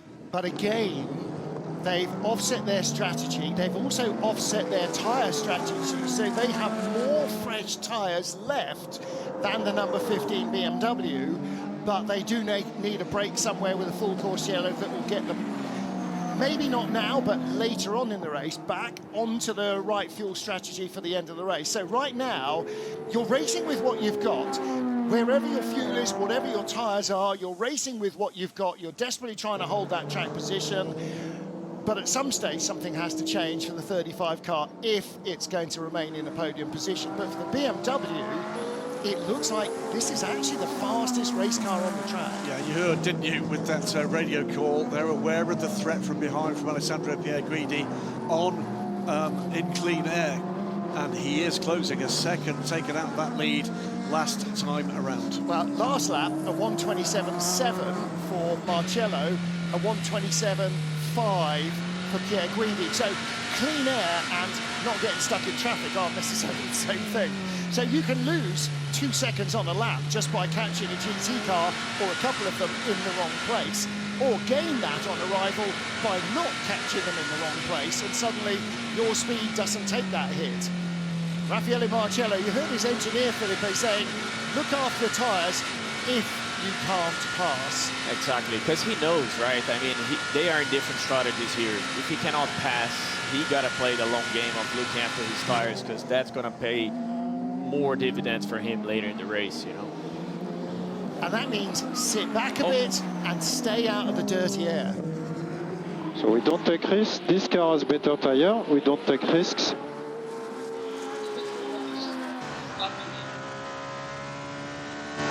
If the thought occurs with these tyres, one side of this car 70 laps plus, it's time for a bit of a moment of history. Remember the days when we used to get tyre failures when there hadn't been contact or debris? Does that mean more? Right, hang on a minute. You just said that. I could have That's said like me saying it's not going to rain. I could have said there's a long way to go. Yeah, you could have done. It was remarkably clean. I just did, but I didn't. So we actually saw on the straight there, coming down to turn one, Antonio Felix da Costa, I don't know, 30 centimetres away, if that, from the white line on the driver's right.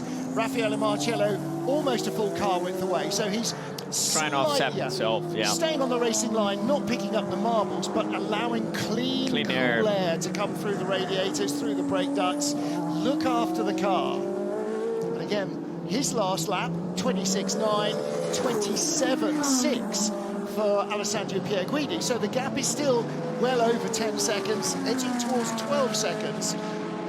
And of course for Marcello, Felix da Costa is opening the margins. Yeah, he gets to each of these little groups of cars and they realise the hypercars are back again, and so Marcello is a second behind him. Yeah.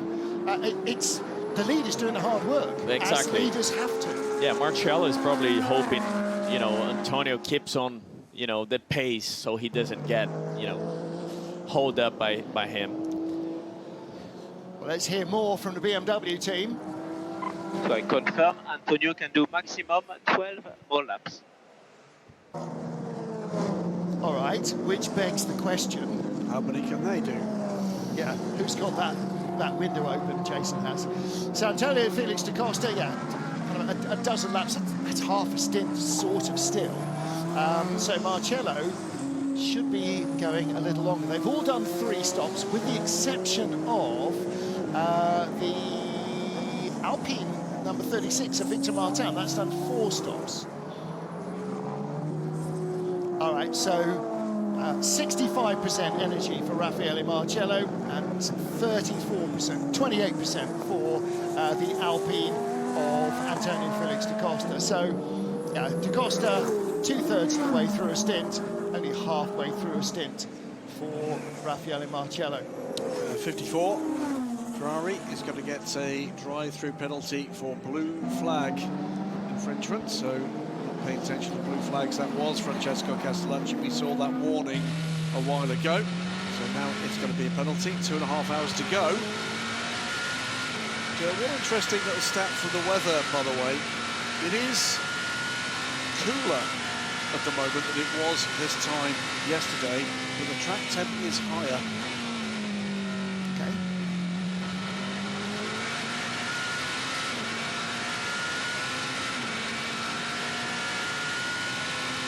Riding on board with Raffaele Marcello and Antonio Felix da Costa right in front of us is the lead battle at what is now a sunnier Interlagos than it was at the start of the race over 3.5 hours ago.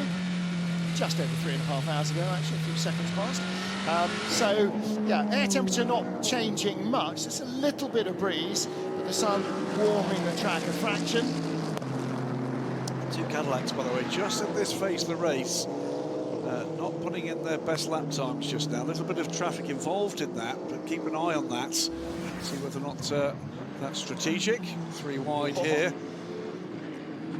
Ford squeezing by the 27 Heart of Racing Aston Martin. So that's the 88 car of Gianmarco Leverate. Must be close towards the end of his second stint in that car. And he was chasing the car of Zach Robichon, or going by the car of Zach Robichon. Just in front of them, by the way, that AMG not in the battle. It's not, again, been a lucky day for the Iron Lynx team. This is closer all of a sudden. So maybe through a little bit of traffic, and all of a sudden, Raffaele Marciello closing right in there. It's a shot with that Aston Martin, Mustang and AMG.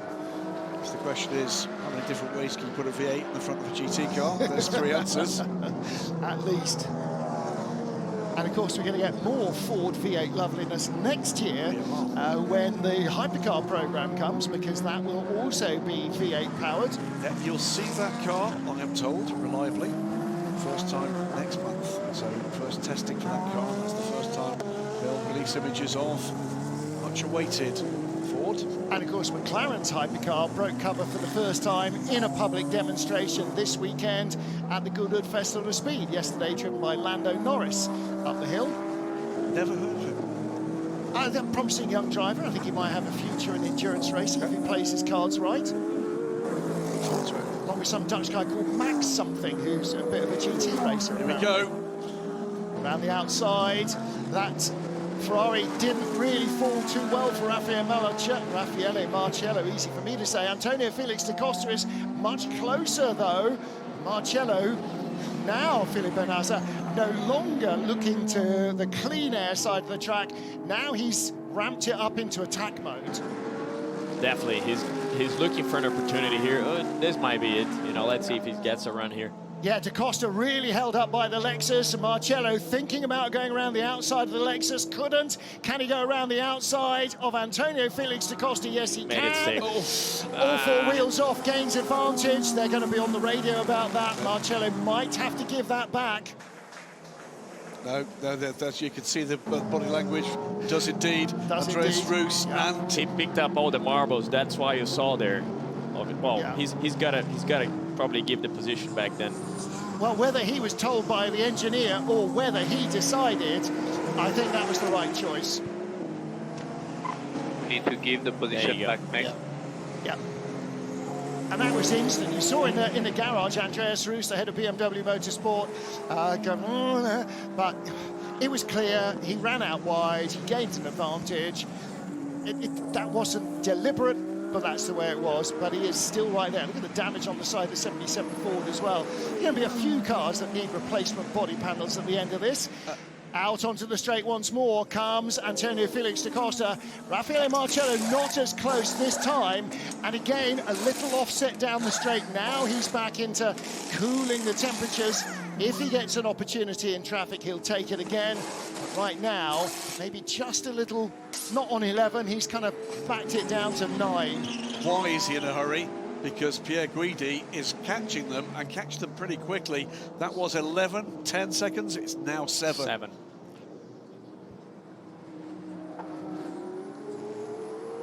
So Antonio, regarding energy, it could be full push. Full push is okay. All right. So Antonio Felix da Costa being told that he can avoid lift and coast if he needs to. And Alessandro Pierguidi has just cleared that little bunch of traffic that these guys went through, the LMGT3 cars, but he did it on the straight. So he gained time there by not losing time, if you follow me. And so, yeah, that gap is down to 7.6 seconds at the moment from the back of the 15 BMW to the 51 Ferrari.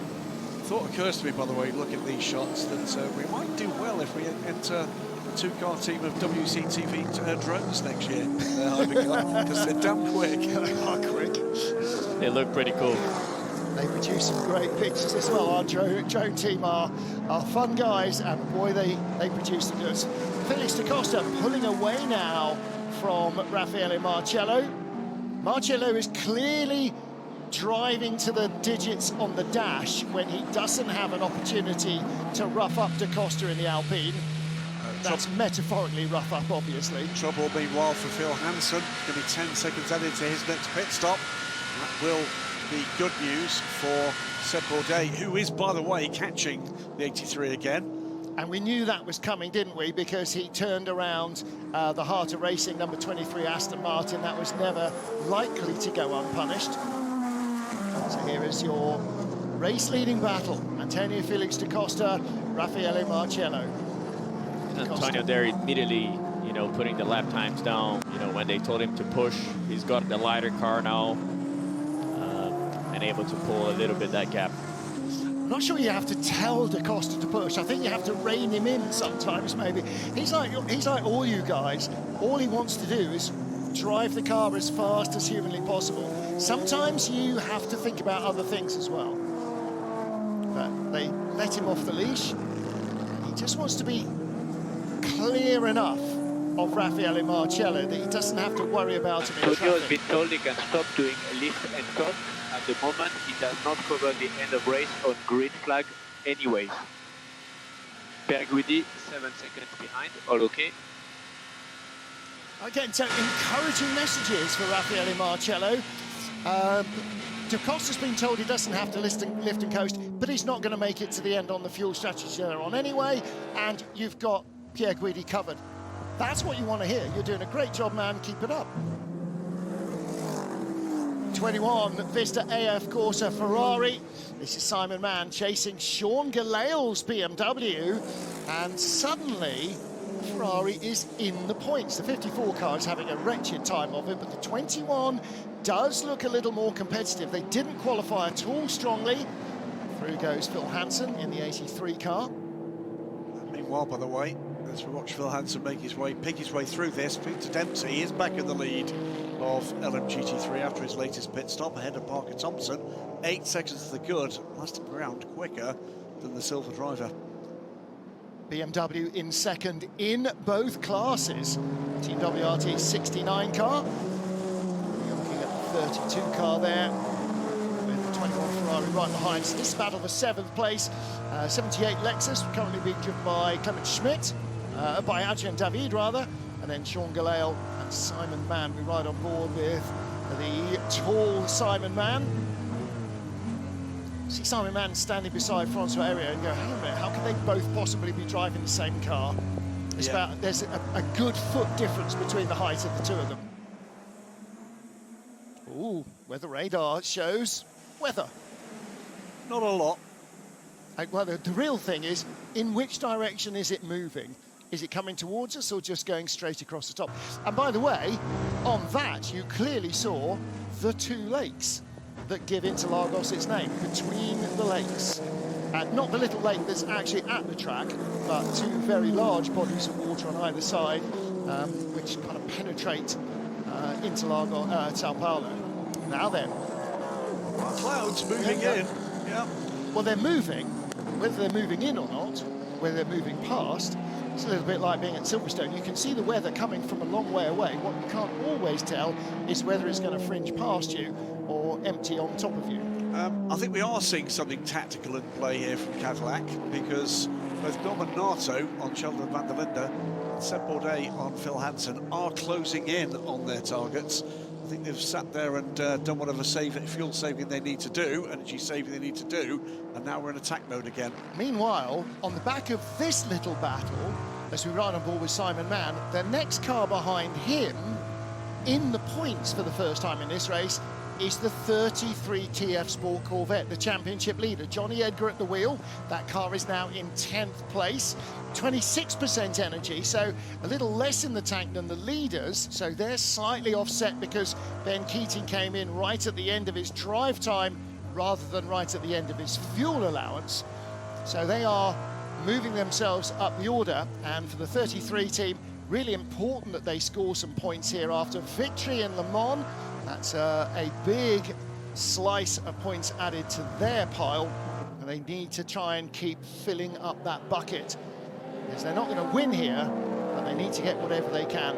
Alpine and BMW still 1-2, and here is the number 20 BMW, and right behind him is the number 12 Cadillac. So the car started by Will Stevens, now Norman Nato at the wheel, still trying to find a way past Sheldon van der Linde. It's a little bit like the 15 car and the 35 Alpine. Raffaele Marcello's been behind Antonio Felix da Costa almost all the way, and Norman Nato has been behind the number 20 car almost all the way as well. So Sheldon van der Linde still holding off the Cadillac. Again, I think both of the BMWs showing plenty of race pace. The Cadillac is definitely quick, and I think matching them on pace, the BMWs. The real question is, can anybody out-strategize these two brands and make their way onto the podium? Can Ferrari do something? Can Alpine do something? Are Alpine going to be rescued by a full course yellow just when they need it most? Well, their 36 car has been effectively counted out this battle with what we think might well have been a puncture. That car is now sitting just outside the top 10, but 35, it's what look might come their way at this point. Yep. And it wouldn't be the first time. No, exactly right. I mean, they at Fuji last year took a race win, being lucky about around here. Here we go. For the first time, Norman Nato really getting onto terms with Sheldon van der Linde, but the BMW just escaped from behind that Mercedes in time. Got by the 79 car of Lynn Herdenius and just had enough on board to stay ahead of the Cadillac, who then catches the BMW between 7 and 8. One of the worst places on the track to catch an LMGT3 car, because it slows you down so much.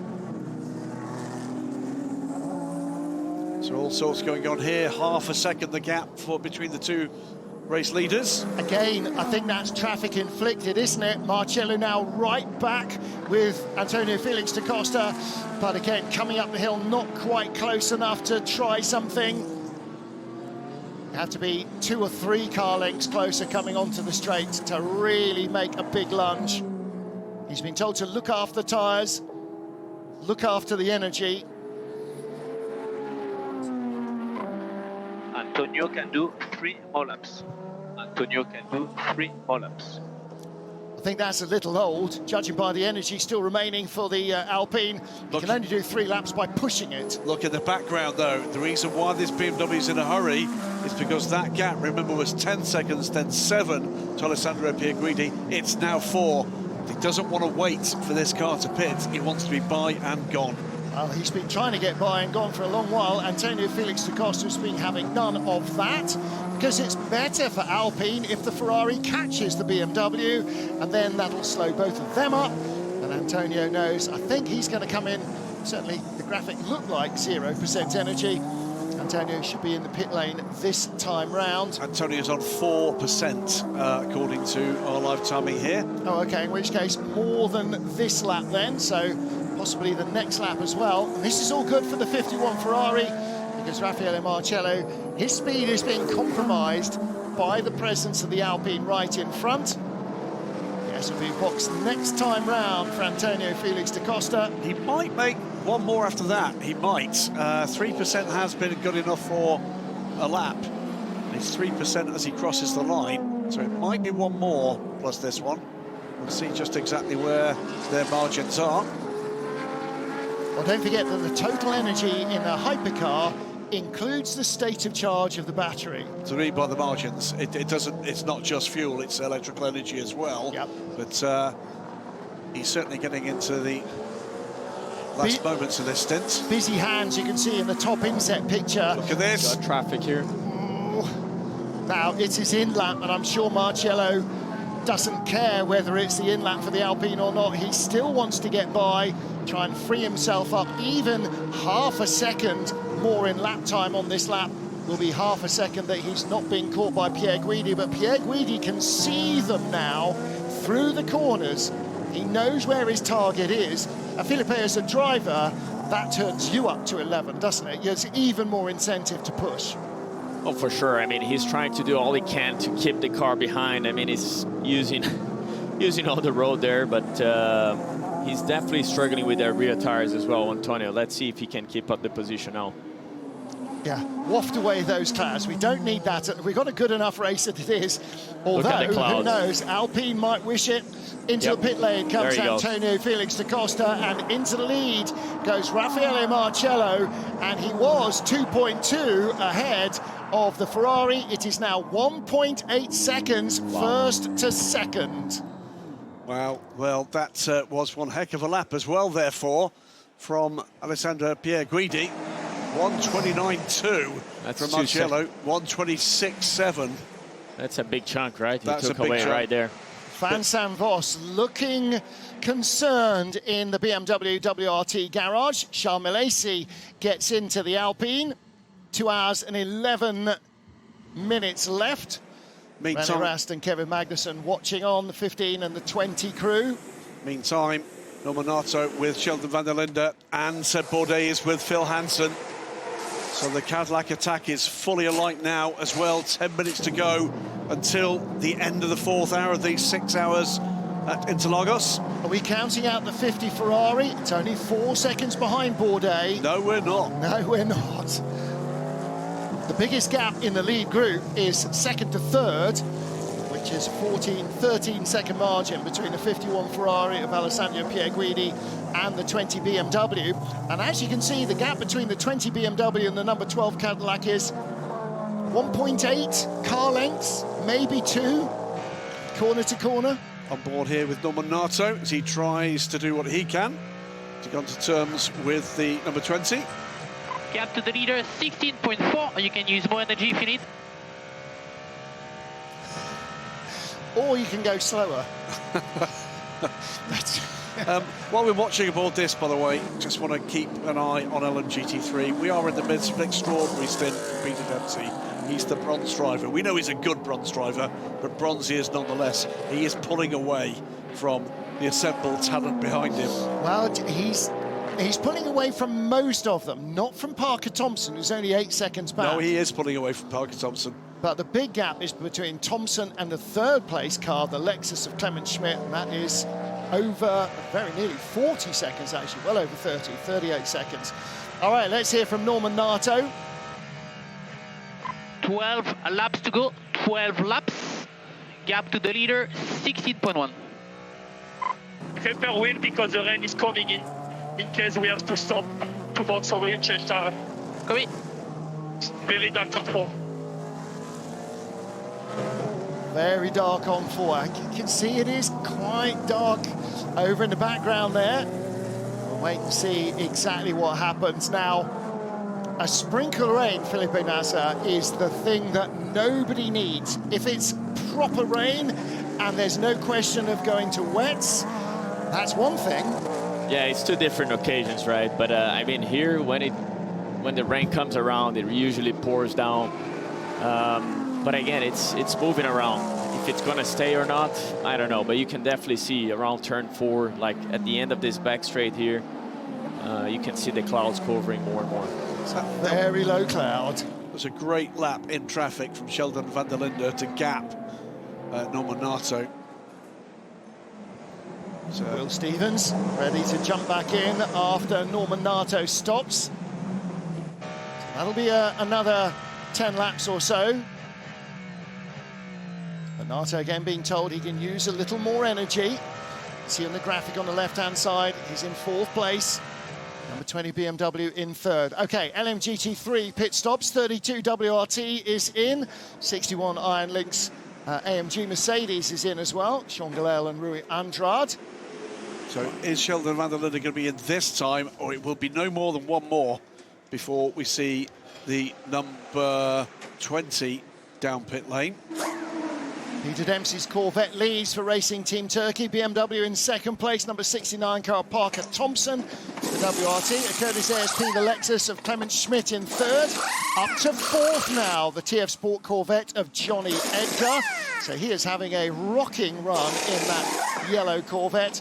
ahead of the 58 McLaren. Finn Gersitz really finding pace in that Garage 59 car.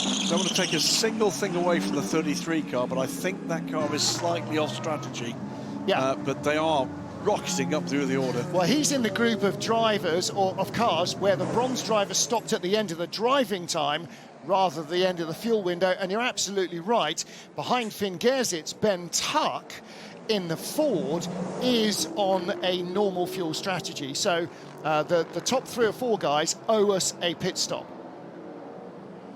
Through comes 20, through comes 12. That's the gap. That looks almost as if there might be some rain. So number 20 BMW, 1% energy left, 8% on the 51 Ferrari, so another couple of laps for Alessandro Pierguidi before he potentially hands over to James Collado. And at this moment you think, okay, if it's going to rain, please rain right now, because we've got to pit in the next lap or two. If it doesn't rain right now, then the advantage tends to go towards the 15 BMW, the 12 Cadillac, the 83 Ferrari, who have got a little longer before they'll be forced to pit for fuel. Onto pit lane for the 36 Alpine. Martin brings that car in. Stymied by that, what we think was a puncture. Norminato being told maximum push, and we should see Sheldon van der Linde into the pit lane. We do. So definitely dark skies overhead. I'd look out the back door of our commentary box, but that's a big black box that we're in, so that wouldn't work much. So watch now for just how quickly, freed up into clear air, this Cadillac can go. The gap we're looking at the moment, to Pierguidi ahead, 14.4 seconds. In comes the BMW for attention, out comes the Peugeot. And Pierguidi, by the way, 2.6 behind Marcello now. So the Ferrari is an absolute missile at the moment. You know he's close to pitting, but nevertheless. So Robin Freins will take over the 20 car. It's the car that won in Spa, BMW's 1-2. And Kevin Magnussen said afterwards, the happiest I have ever been to finish second, to take a team 1-2. That's a proper team player. He really gets this, doesn't he?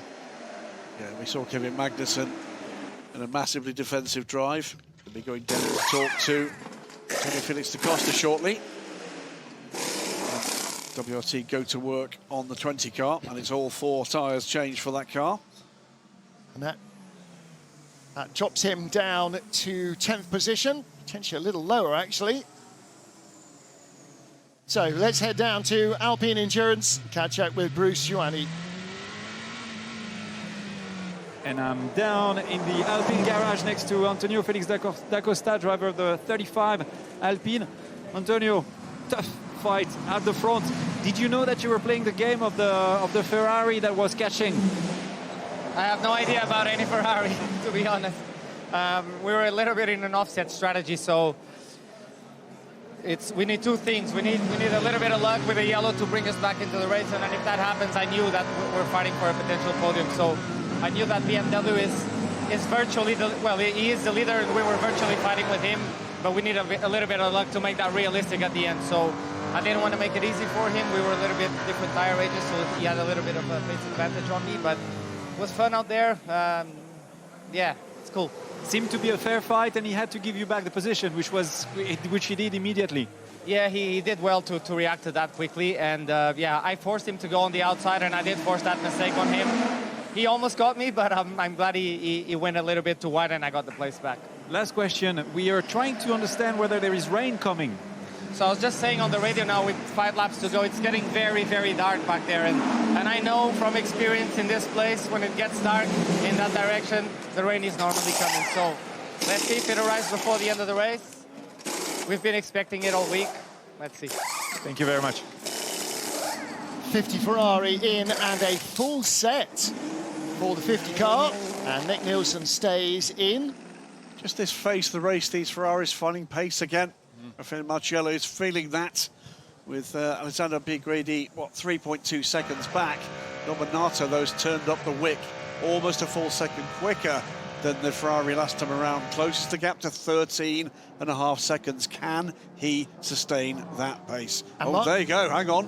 That was the BMW running straight off the track on cold tyres. Marcello pulling out in the lead from Alessandro Pierguidi. Pierguidi due to box this lap here. Oh, no, here's the number 8 Toyota. So this is the car that's off strategy. Sebastian Buemi takes over from Ryo Hirakawa. I had noted, by the way, that car has made its way back through the GT3 field after losing laps to the field. Yep. It does now run 17th, albeit it is laps down on the hypercar competition. Yeah, 12 laps behind the leaders. Let's hear from Bruce Schwanny down in the pit lane. Bruce, are you wet yet? No, but that's exactly what I wanted to tell you. We've lost so much temperature out here. It is now virtually cold, and there is a big antenna that has completely disappeared into the clouds. So the cloud is extremely low, and the weather had just changed drastically in a few minutes. Do you know what? That low cloud looks like we're at Fuji, doesn't it? Look at it. Oh, wow. Yeah, the grandstand is almost disappearing. So we're over 800 meters above sea level here on a high plateau. So it's always a little cooler here than tropics. You can see it blowing across the track. Now, the question is it just low cloud, or is there rain in that as well? 51 Ferrari into the pit lane from second place. Alessandro Pierguidi, he gets out, and James Collado gets in. Yeah, so Raffaele Marcello leads the race. 16 seconds to the good now from Norman Nato, who is hauling. Phil Hansen third in the 83, the yellow Ferrari, and fourth is Sebastian Bourdais, but Bourdais not long to the end of his stint, 6% of energy. Ferrari is full of fuel and ready to go. And is it going to be a 4-tyre change? I think it was. I think that rear crew had changed the insides before they came around outside. So that could well be 4 fresh tyres for James Collado. The question is, will he need to come back in for different rubber, or will the rain not throw a spanner in the works? Was he going into the barriers there? That really looked like he was almost following Mike Conway's stripes into the barrier. Well, you're going to have to wait and see whether he made it out safely or not. Well, he's not in the pit exit road. Whether he clanged the barriers or not remains to be seen, but that did look like very cold tyres on a pretty cold track. I think that was the brake lights of the Ferrari at turn 4. Here comes the Cadillac, though. 51 is out and running. Yep. But not the time to cut away from that onboard. Well, those are the flags above the grandstands. And there is the 51 car. There was damage. He did hit the barriers on cold tyres at the very first few meters of his stint. Still on the speed limiter going down the hill there. He did slide out wide into the barriers. Riding on board again with James Collado. And that is exactly what happened to Mike Conway, leaving the pit lane to go to the grid. Now, it should not be material damage to Collado's car. But it's covering up a lot of cooling. And here at altitude, that is going to be an issue. Straight back in. No, he's not. He's trying to weave it off. Bouncing all over the rough edge there. Oh, my goodness.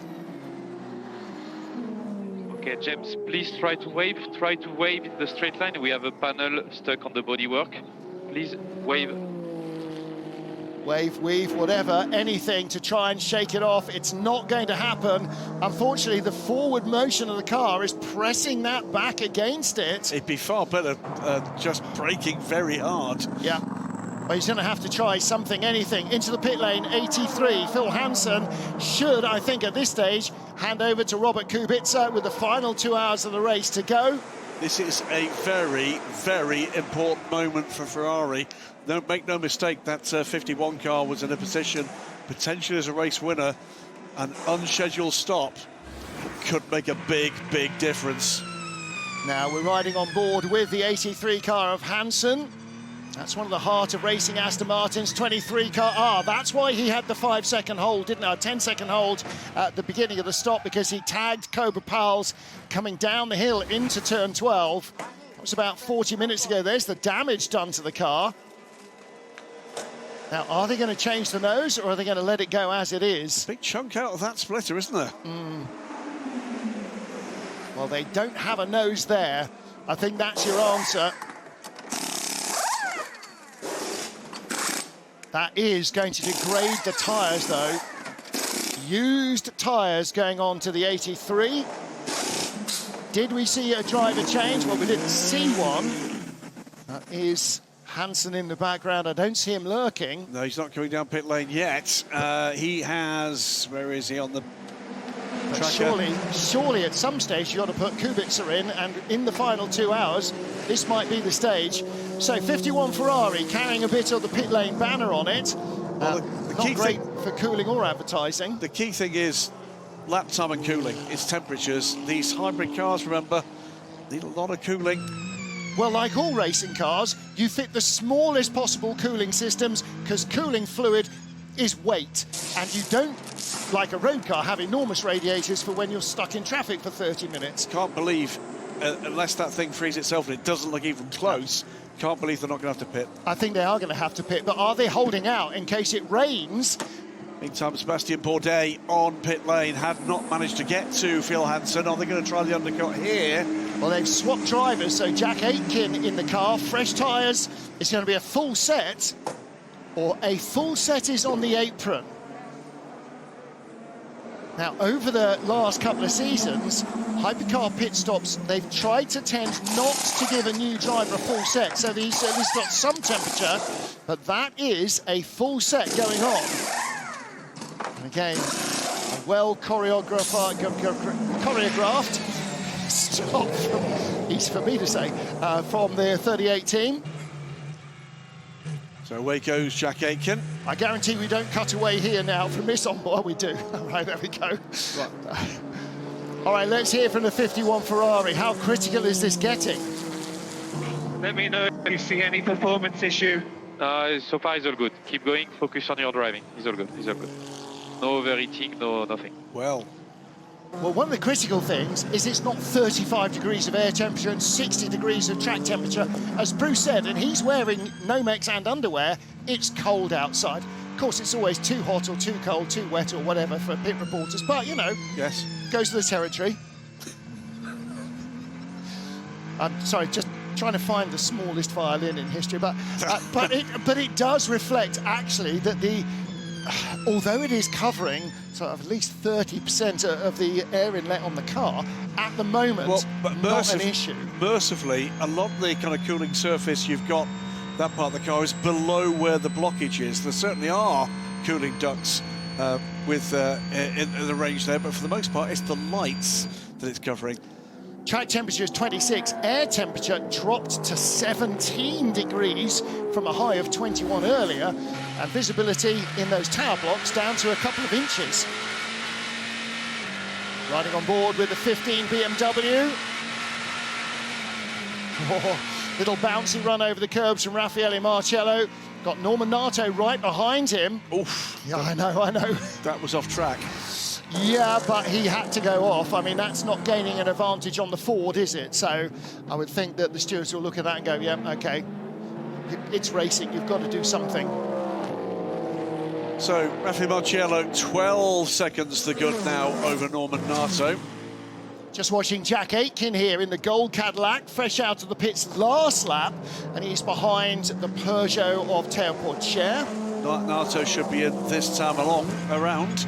And we're going down to Jota with Jack Aitken aboard the 38 to hear Bruce talk to Sebastian Bourdais. Stint-long challenge to the Ferrari ahead of him. Let's see what he's got to say. And down in the heads, Team Jota Cadillac garage. Seb just jumping out of the car. It's a hectic race, fighting the Ferrari that seem to have a good pace as well. How does it look like? Yeah, I mean, I think we're a little quicker, but it's just so difficult to pass. I mean, as soon as you get behind anyone, then you start sliding, driving the surface temps up and ballooning the tire pressures, and then you're not any faster anymore. So yeah, it's very frustrating. But yeah, unfortunately we're paying a little bubble there, and track position is key. So yeah, it is what it is. But we'll keep on fighting. Jack's got amazing pace. So yeah, hopefully we can keep climbing. We just felt the temperatures dropping massively. Could you feel that in the car? Yeah, the biggest thing really was the wind. We started to pick up a pretty good headwind going into one, so you can start to brake quite a bit later and a lot less front rocking, which is nice because it's a big battle over there. Thank you very much. Thanks. Big battle underway here. A big wiggle from the Peugeot ahead, and that's the target for Jack Aitken. But he's got his mirrors full at the moment of Antonio Fuoco. This is the battle at the moment for 9th place between that trio, Théo Pourchaire, Jack Aitken and Antonio Fuoco. But here is Norman Nato's number 12 car. Well, we saw a little earlier that Will Stevens was ready to take over. He has done. That's Will's helmet in the car. So driver change there as well as the leader in LMGT3 comes in as well. Peter Dempsey was the red and black car that just shot through the camera. And there he is just behind the hoarding. So the leader in LMGT3 has stopped. That's his 4th pit stop. Outstanding. Absolutely outstanding. I mean, we can talk from now until next Tuesday about whether or not he's a legitimate bronze. Outstanding stuff from Peter Dempsey. Well, it is what it is. You know, he hasn't raced in a long while, but clearly he hasn't forgotten how to. So his driver ranking has taken a hit as a result. He is a bronze this year. That's the way it is. Whether he's a bronze next year or not, we wait for next year. It's part of the game, isn't it? It is. It's where it is, you know. So, ironically, we could see the bronze and the silver on this squad heading in opposite directions. Yes, entirely possible. You know, Sally Yollich was never happy to be given a silver ranking, but away they go, and what can be achieved in the final hour and 50 minutes for Racing Team Turkey by TF. Now, John Eastwood aboard the car. Now puts Ben Tuck back into the lead of LMGT3 in the 77 Proton Competition Ford Mustang.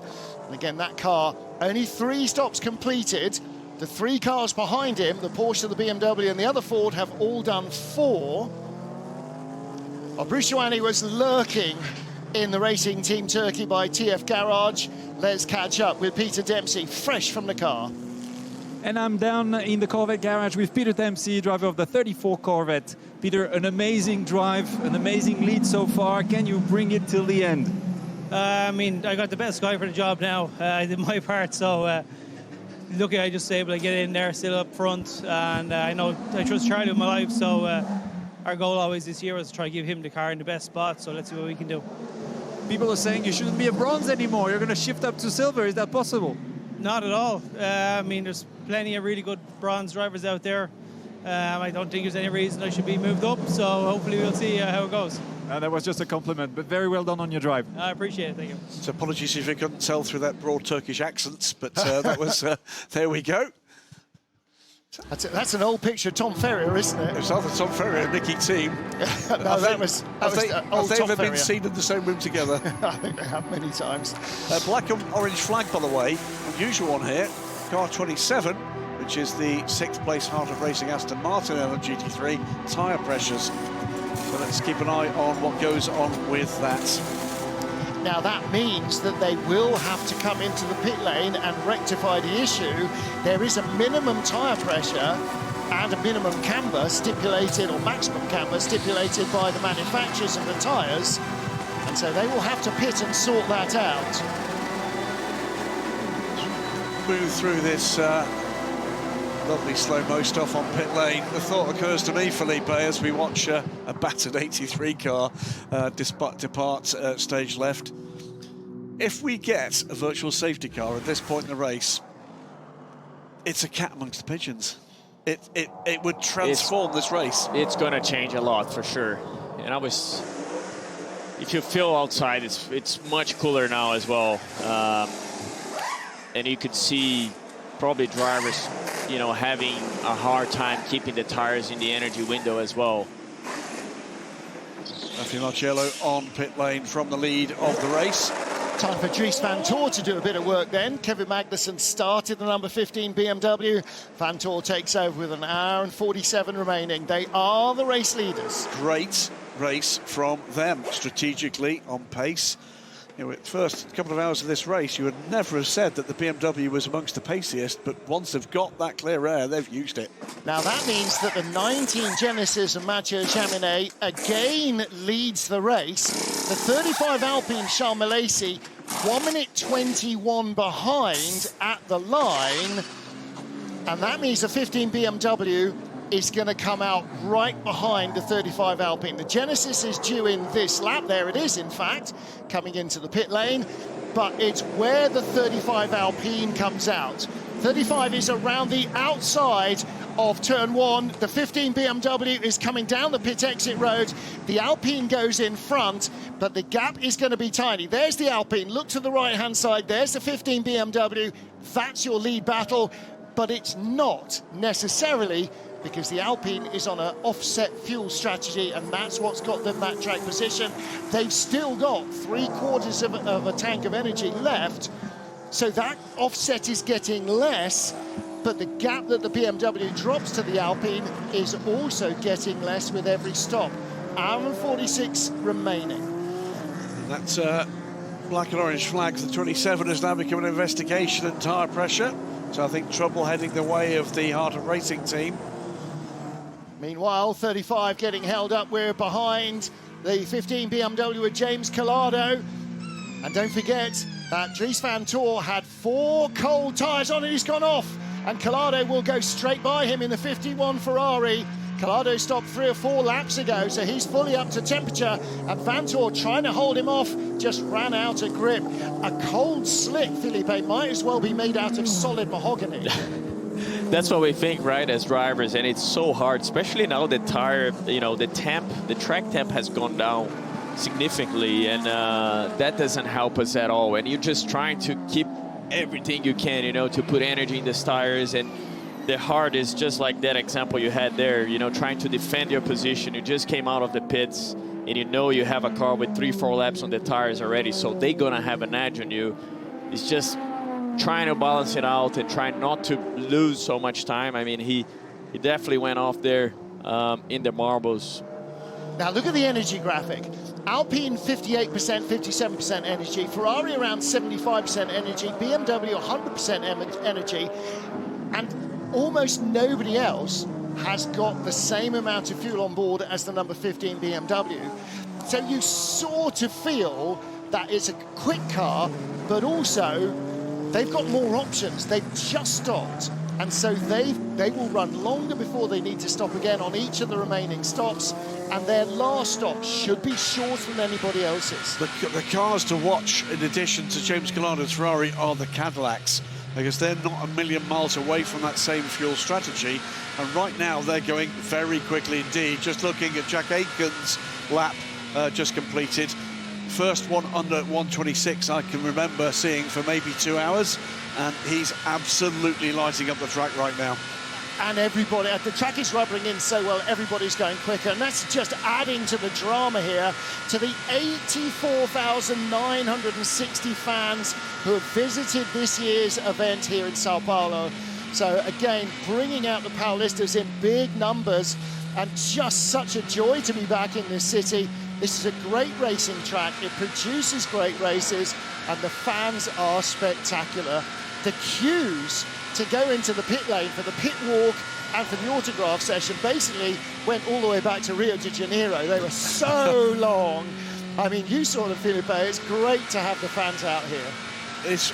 Look, it's fantastic. You and I took part of that pit walk last year, just bumping into fans and chatting to them, reveling in, like you see in the IMSA WeatherTech Championship, the access to the teams, to the cars, and to you guys, the drivers, they're heroes. This is amazing, you know, that access, and you're able to see the drivers, the cars closely. You get that atmosphere before the race start. It's just phenomenal that endurance racing brings that type of experience to the fans. And like I said, I'm going to say it again, it's a prime time for sports car racing. You know, for drivers, manufacturers, for our spectators. It's just phenomenal what we see now.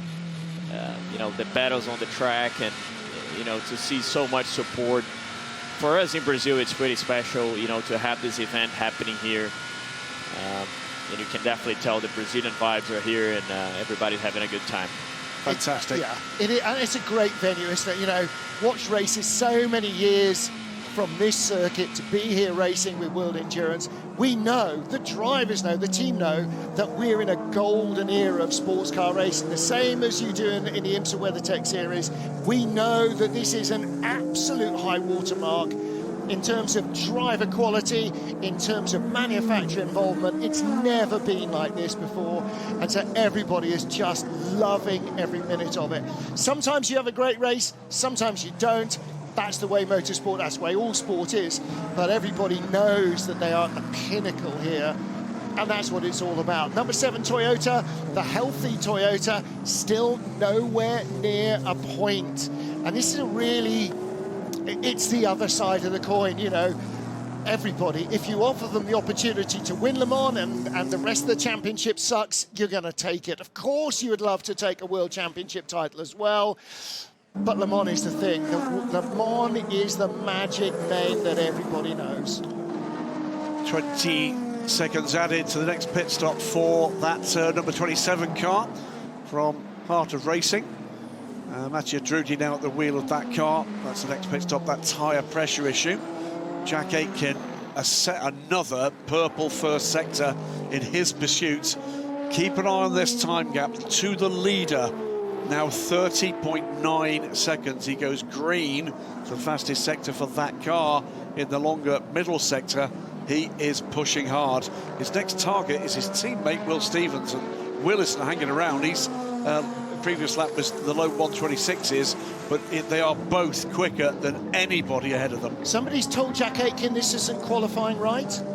Purple first sector, green second sector, fastest lap of the car for the race, a 126.510. 2 thousandths of a second slower than the fastest lap of the race, which came from the sister car. A 126, oh no, that's a 125.508. He's done it was 125.510, yeah. Yep. So the Cadillac's fairly even on pace, I think we can safely say, despite the 4 hours and 30 minutes of running. And while we're talking about pace out there at the moment, another lap popping up in the 25s. It's come from Marco Sorensen, the 009 Aston Martin.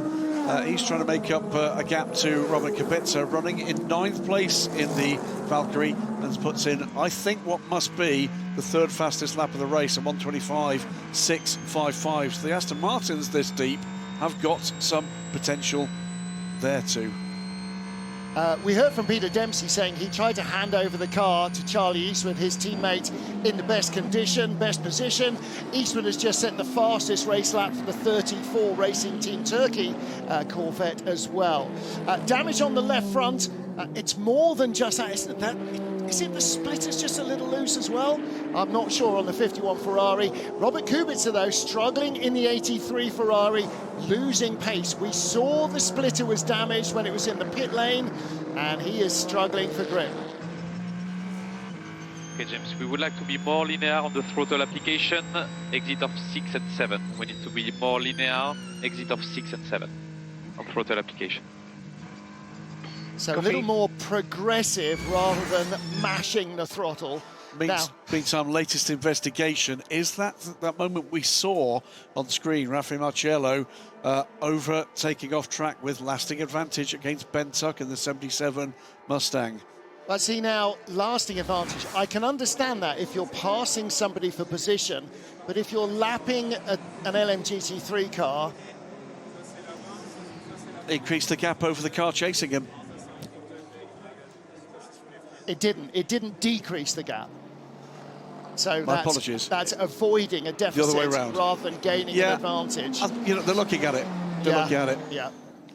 You know, sometimes you've just got to avoid hitting the car in front if he makes a move that you're not expecting. And again, that's where the driver advisor, Peter Dumbrek, will use his racing experience to say, okay, look, you can see the car in front of him moves and he clearly wasn't expecting it because he has to chink out or whatever. I entirely trust the measured mind that is Peter Dumbrek. Always have, always will. Yeah. On board with Paul-Luc Chatin. First time in the car here in São Paulo. took over 3 or 4 laps ago. Number 19, Genesis, just slipping out of the points. The Genesis in the middle of the race, in fact, early in the race, the Genesis really seemed to have a lot more pace that is sort of evading them at the moment. Again, I wonder whether changing track conditions have played into that a little bit. They seem to be going well when there was a little less grip. So maybe that's just the setup that they decided on for the race itself. Still looking quite dark out there, Felipe. It's still, indeed. Like, if you look at turn 4 all the way,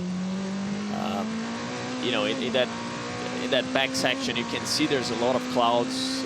We haven't seen any drops yet, but it's definitely cloudier than it was. But all of that low cloud that was over the flags there as you come out of turn 14, that's all gone. It's much clearer here now in turn 1 than it was. So whatever it was seems to be moving past us. Now, whether that's all that there is, only time will tell. Time and weather radar. Well, you can see as well that the lap times have been dropping this last few laps, and you know, the track has rubber up, cold temps. You can see some guys doing, you know, 125s now, which we haven't seen early in the race. Yeah, it's more rubber on the track, cooler temperatures that are better for your brake cooling, for your engine cooling, and also for the volume of charge that you're getting into the engine itself. That little bit of extra humidity there absolutely actually just gives you a richer burn, so that works well. There you are, that's what FIA WEC Plus looks like. You can watch the video, listen to us, and you can expand that timing page. You can actually open it into a separate page. So if you've got double screens, you can pull that onto another screen. You can have a better setup at home than we've got here, essentially. And by the way, it is better because I'm using it rather than what we've got in the booth, because what does it show us? It shows us the live energy and tyre data. And the other benefit is it can turn us off. I don't advise that, obviously, but plus.fiawec.com. It is free to sign up. You'll be able to see full access from Le Mans, as lots of our free content is online there. And if you sign up for the rest of the season, then you'll be able to see all of Free Practice 3, qualifying, hyperpole, and the races for the remainder of the season, free and uninterrupted. So whatever device you're watching at the moment, if you're elderly and you're using a television, then you can always go online and use FIA WEC Plus. We're just seeing notice of an investigation, and I don't recall us seeing car 32, Augusto Farfus, car 38, Jack Aitken, and car 94, Théo Pourchaire, under investigation. Contact in turn 10. Now, I don't recall seeing that. No, I don't think we did, but obviously the judges of fact and stewards have seen that, and so, or the judges of fact reported it to stewards. And again, the BMW with the Caddy and the Peugeot, so it'll be the two of them sort of tripping over each other as they both try and go by the BMW. It's unlikely to be Augusto ramming the back of two hypercars. Not impossible, I have to say, but it's less likely. You say that. We did see a BMW run at the back of a hypercar. Yes. Was it early in the race? Yes. As we talked about right from the beginning, Felipe, the minimum speed in some of these corners of the hypercar is lower than the minimum speed of the GT. It is, especially in Sector 2, where you have those twisty, you know, slow bits. The GT cars have great grip, you know, and they're able to get that cornering minimum speed as good as a prototype. So that's why we see, you know, these misjudgments happening every now and then. And the other thing the GT drivers will tell you is that the hypercars pull in front of you and stop dead, and you can't. You can. So Charles, there's a risk of light rain coming from T1 in about 10 minutes. I will keep you posted. Still P1, 11 seconds ahead of the P2.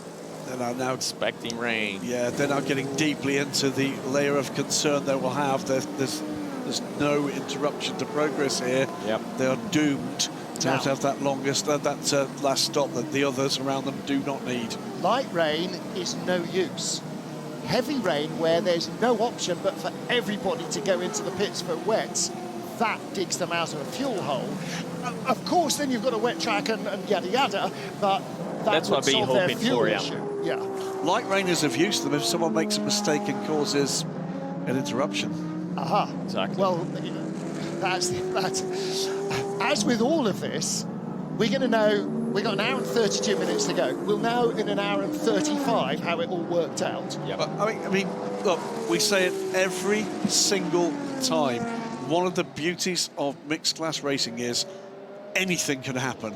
The most bizarre things happen, usually in the last 25 minutes, but the most bizarre things happen. And then you bring Interlagos to that, it can also bring Absolutely. an extra weather factor for sure. But that will play well for Milesi if the rain comes. I mean, he's about, what, 38% air energy.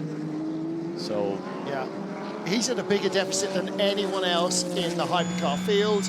Then Colado's at a deficit to Van Tor, and who else was quite high in energy? Yeah, 00719, you know, they're outside the top 10 at the moment, but they will need to stop. If nothing interrupts the flow, they will need to stop for less time at the end of the race. You know, I say this, it's, you know, Mexico City some years ago, a baseball on the track caused a full course yellow. Bahrain, not that long ago, a black cat on the track in the dead of night. Well, we don't have kangaroo red flags like they do in Bathurst. But, you know, I mean, all sorts of things can happen. Then we get into some of the bizarreness that's happening in IMSA racing in the dead of night. Every now and then there is something. Oh, we've had easy ups, haven't we, blown from campsites to bring out cautions. All sorts of things can happen. And that's without any of the 35 cars and their drivers. Here we go. Falling over each other. And they're pressurising slicks there rather than wet, so that's good news still. And again, talk about the things that can and do happen. 94 Peugeot just squirreling up the inside of the BMW with the tiniest little touches. But you saw the BMW driver open the steering because he saw the hypercar. He saw it coming, right. So, and that's self-preservation. When you're in a GT car, it's self-preservation. Yes, you're trying to race the other guys. You're desperately trying not to get knocked off by faster and low-flying machinery. It's almost like you're doing two races in one, right? Because you're doing your own thing, but you also got to look after the prototypes, you know, not to get dive bomb. I'm questioning those stats. Malte Jakobsen, 0 pole positions. He's absolutely at a pole position. Yeah. Pole at Spa this year. Absolutely. I'm questioning that stat. It's insulting the Danish nation. We won't have it. The Norwegians, fair enough, but not the Danes. That's almost like I'm the stat man, just off the top of my head. Anyway, he has had a pole position. Yeah, it's stunning pole positions. But however, the 94 car... not having his best day. It's fair to say neither Peugeot nor Toyota have enjoyed much in the way of good luck in this race.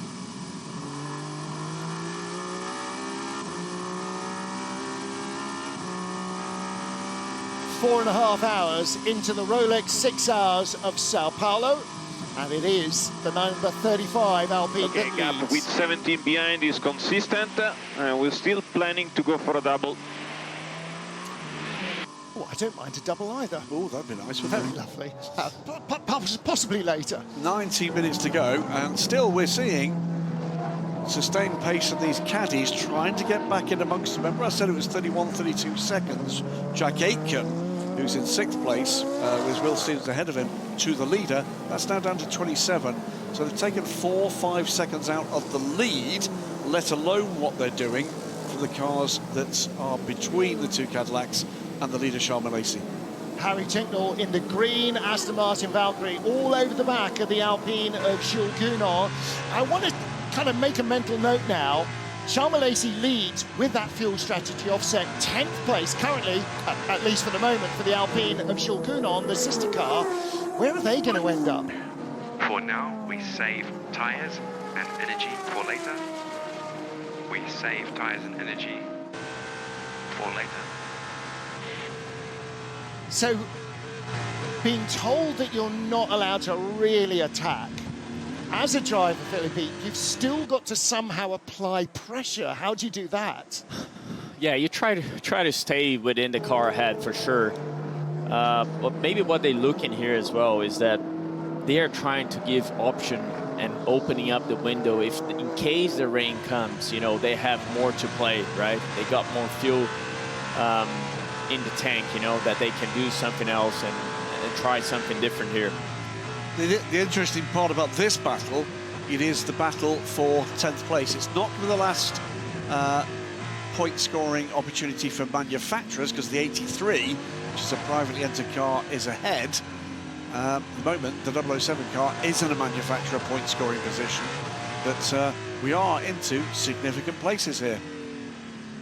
Yeah, hour and a half remaining of the race. And they're still in traffic. Shulgunon trying to find a way by the AMG in front. That's a 61 car.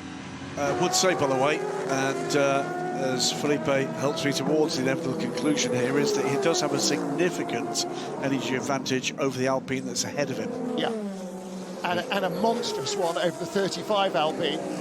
But Ticknell is right in the wheel tracks of Shulgunon, and this time he does send it down the inside, and Gounon just leaves the door wide open. Felipe, again, you've been in a position like that. If somebody's on the inside of you into turn one, you're risking a crash.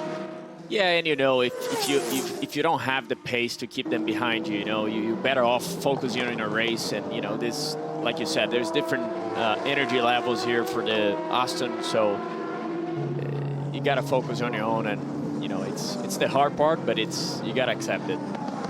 You are, despite the fact you're in a field of 35 cars, you are all running your own race and very slightly trying to ignore everybody else, particularly now that we're into this new era almost of world endurance races where there's all sorts of different fuel strategies going on as well as tyre strategies. So here, for instance, Johnny Edgar, his car dropped from 7th to 11th place in the last stop. Johnny Edgar now back up into the top 10, but Maxime Martin behind him in the 61 Mercedes. So this is the battle for 9th spot.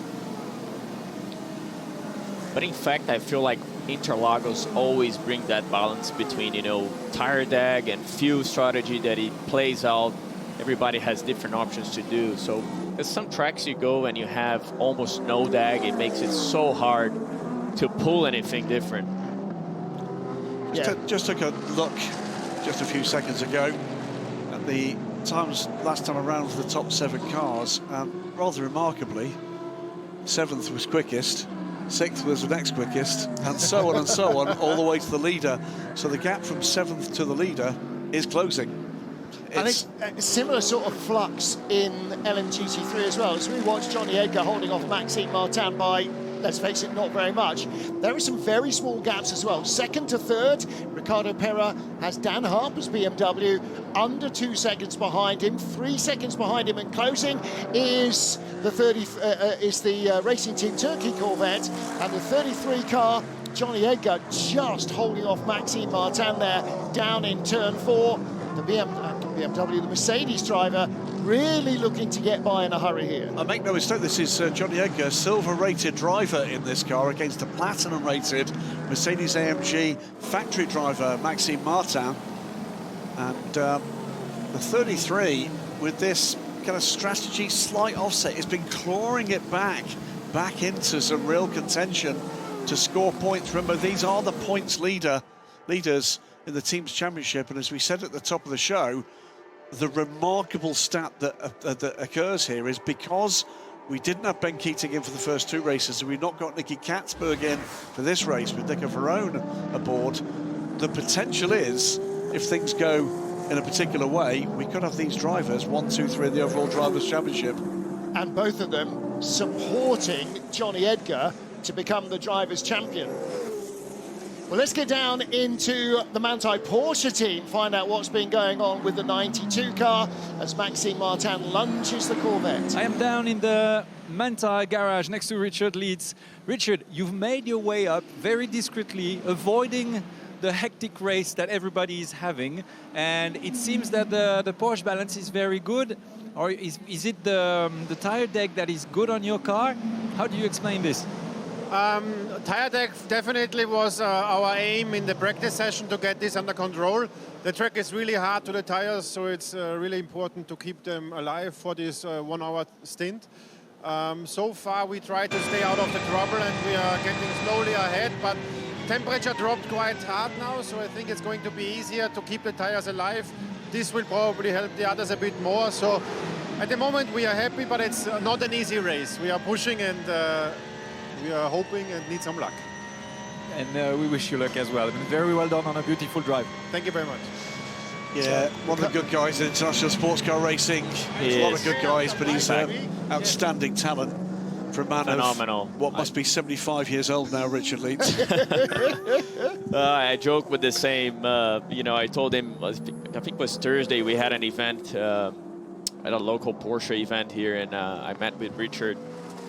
You know, to be winning races and being the class driver he is, you know, like the experience he brings and the way he dictates the team. He's a leader. You can tell he knows, and he's so relaxed, you know. And you see Richard on and off the car, you know, he's the same guy. So again, it takes a lot of credit, you know. He had a brilliant career up to this point, and is for sure bringing a lot of to the Manthey guys here to the beyond that, he's funny.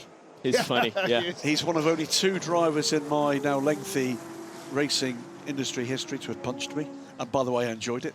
How did that happen? I did describe him, I think, in the post-race press conference, which I was leading, because he'd set pole position in GTM as the fastest amateur driver in the field.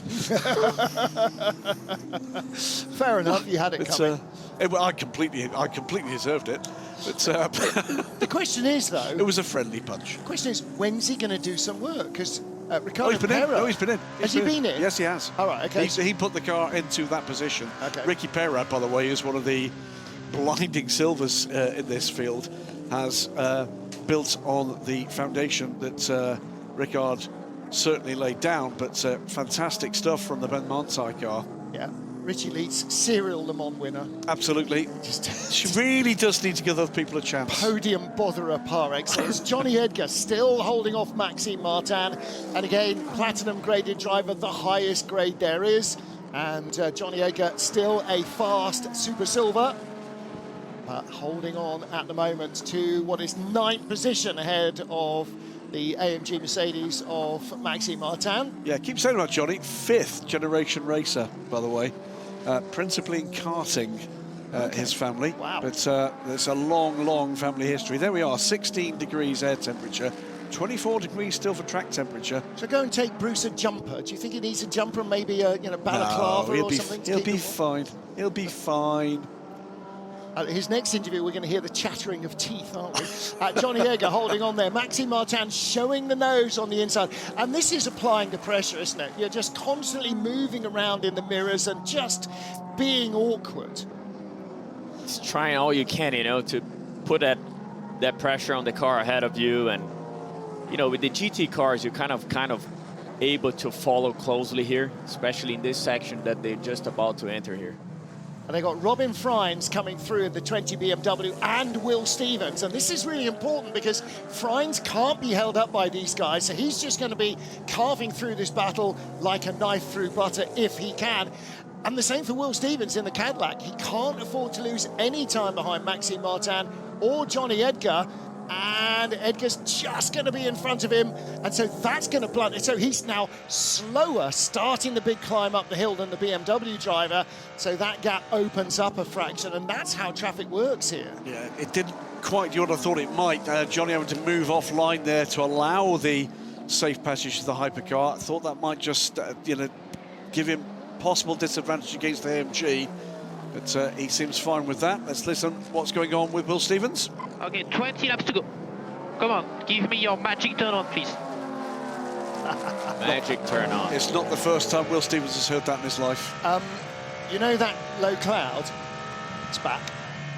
It's back at turn 1. It's back at turn 4. We're starting to lose some of Interlagos in the cloud. So we'll wait and see. We were forecast rain. Here's an interesting moment. Car 77, Ben Tuck, the leader in LMGT3, clearly pushing hard. Warning flag track limits, can do no more of that, Ben.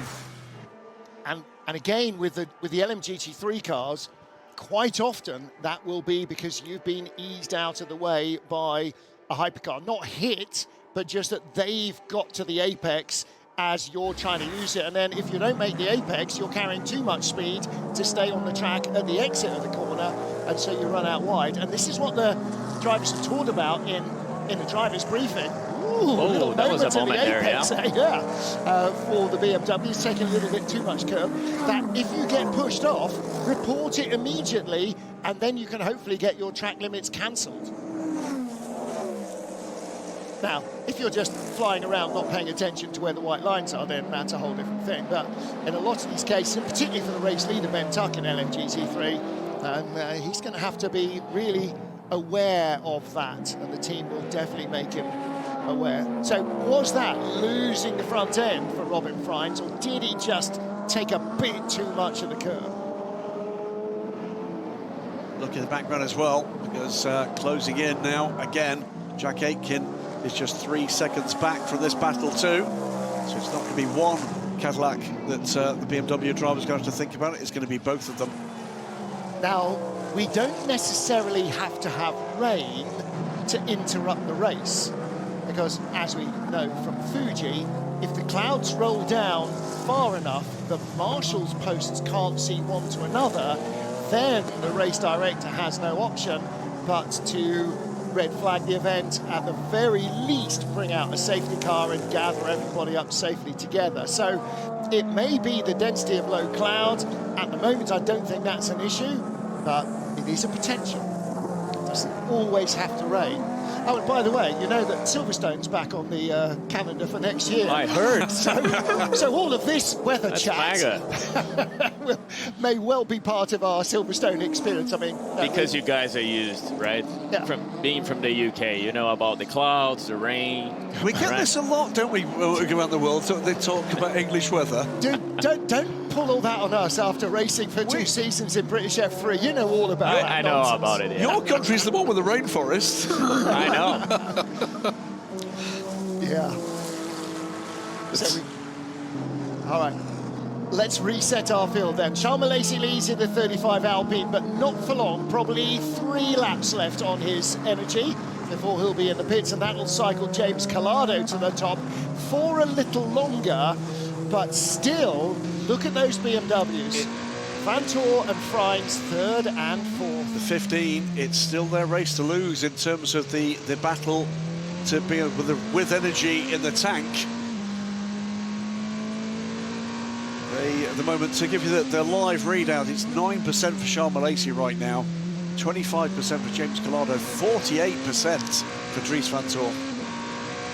This is a battle for position. This is Paul-Luc Chatin chasing the number 7 Le Mans winning Toyota of Kumu Kobayashi, battling him for 12th position. Okay, for Lou, no energy management. No energy management. Let's put temperatures in these tires. Yeah, air temperature dropping.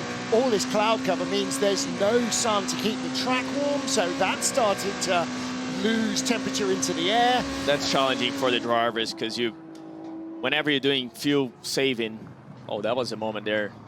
That was definitely all 4 wheels off track, gaining a lasting advantage. Now, in defense,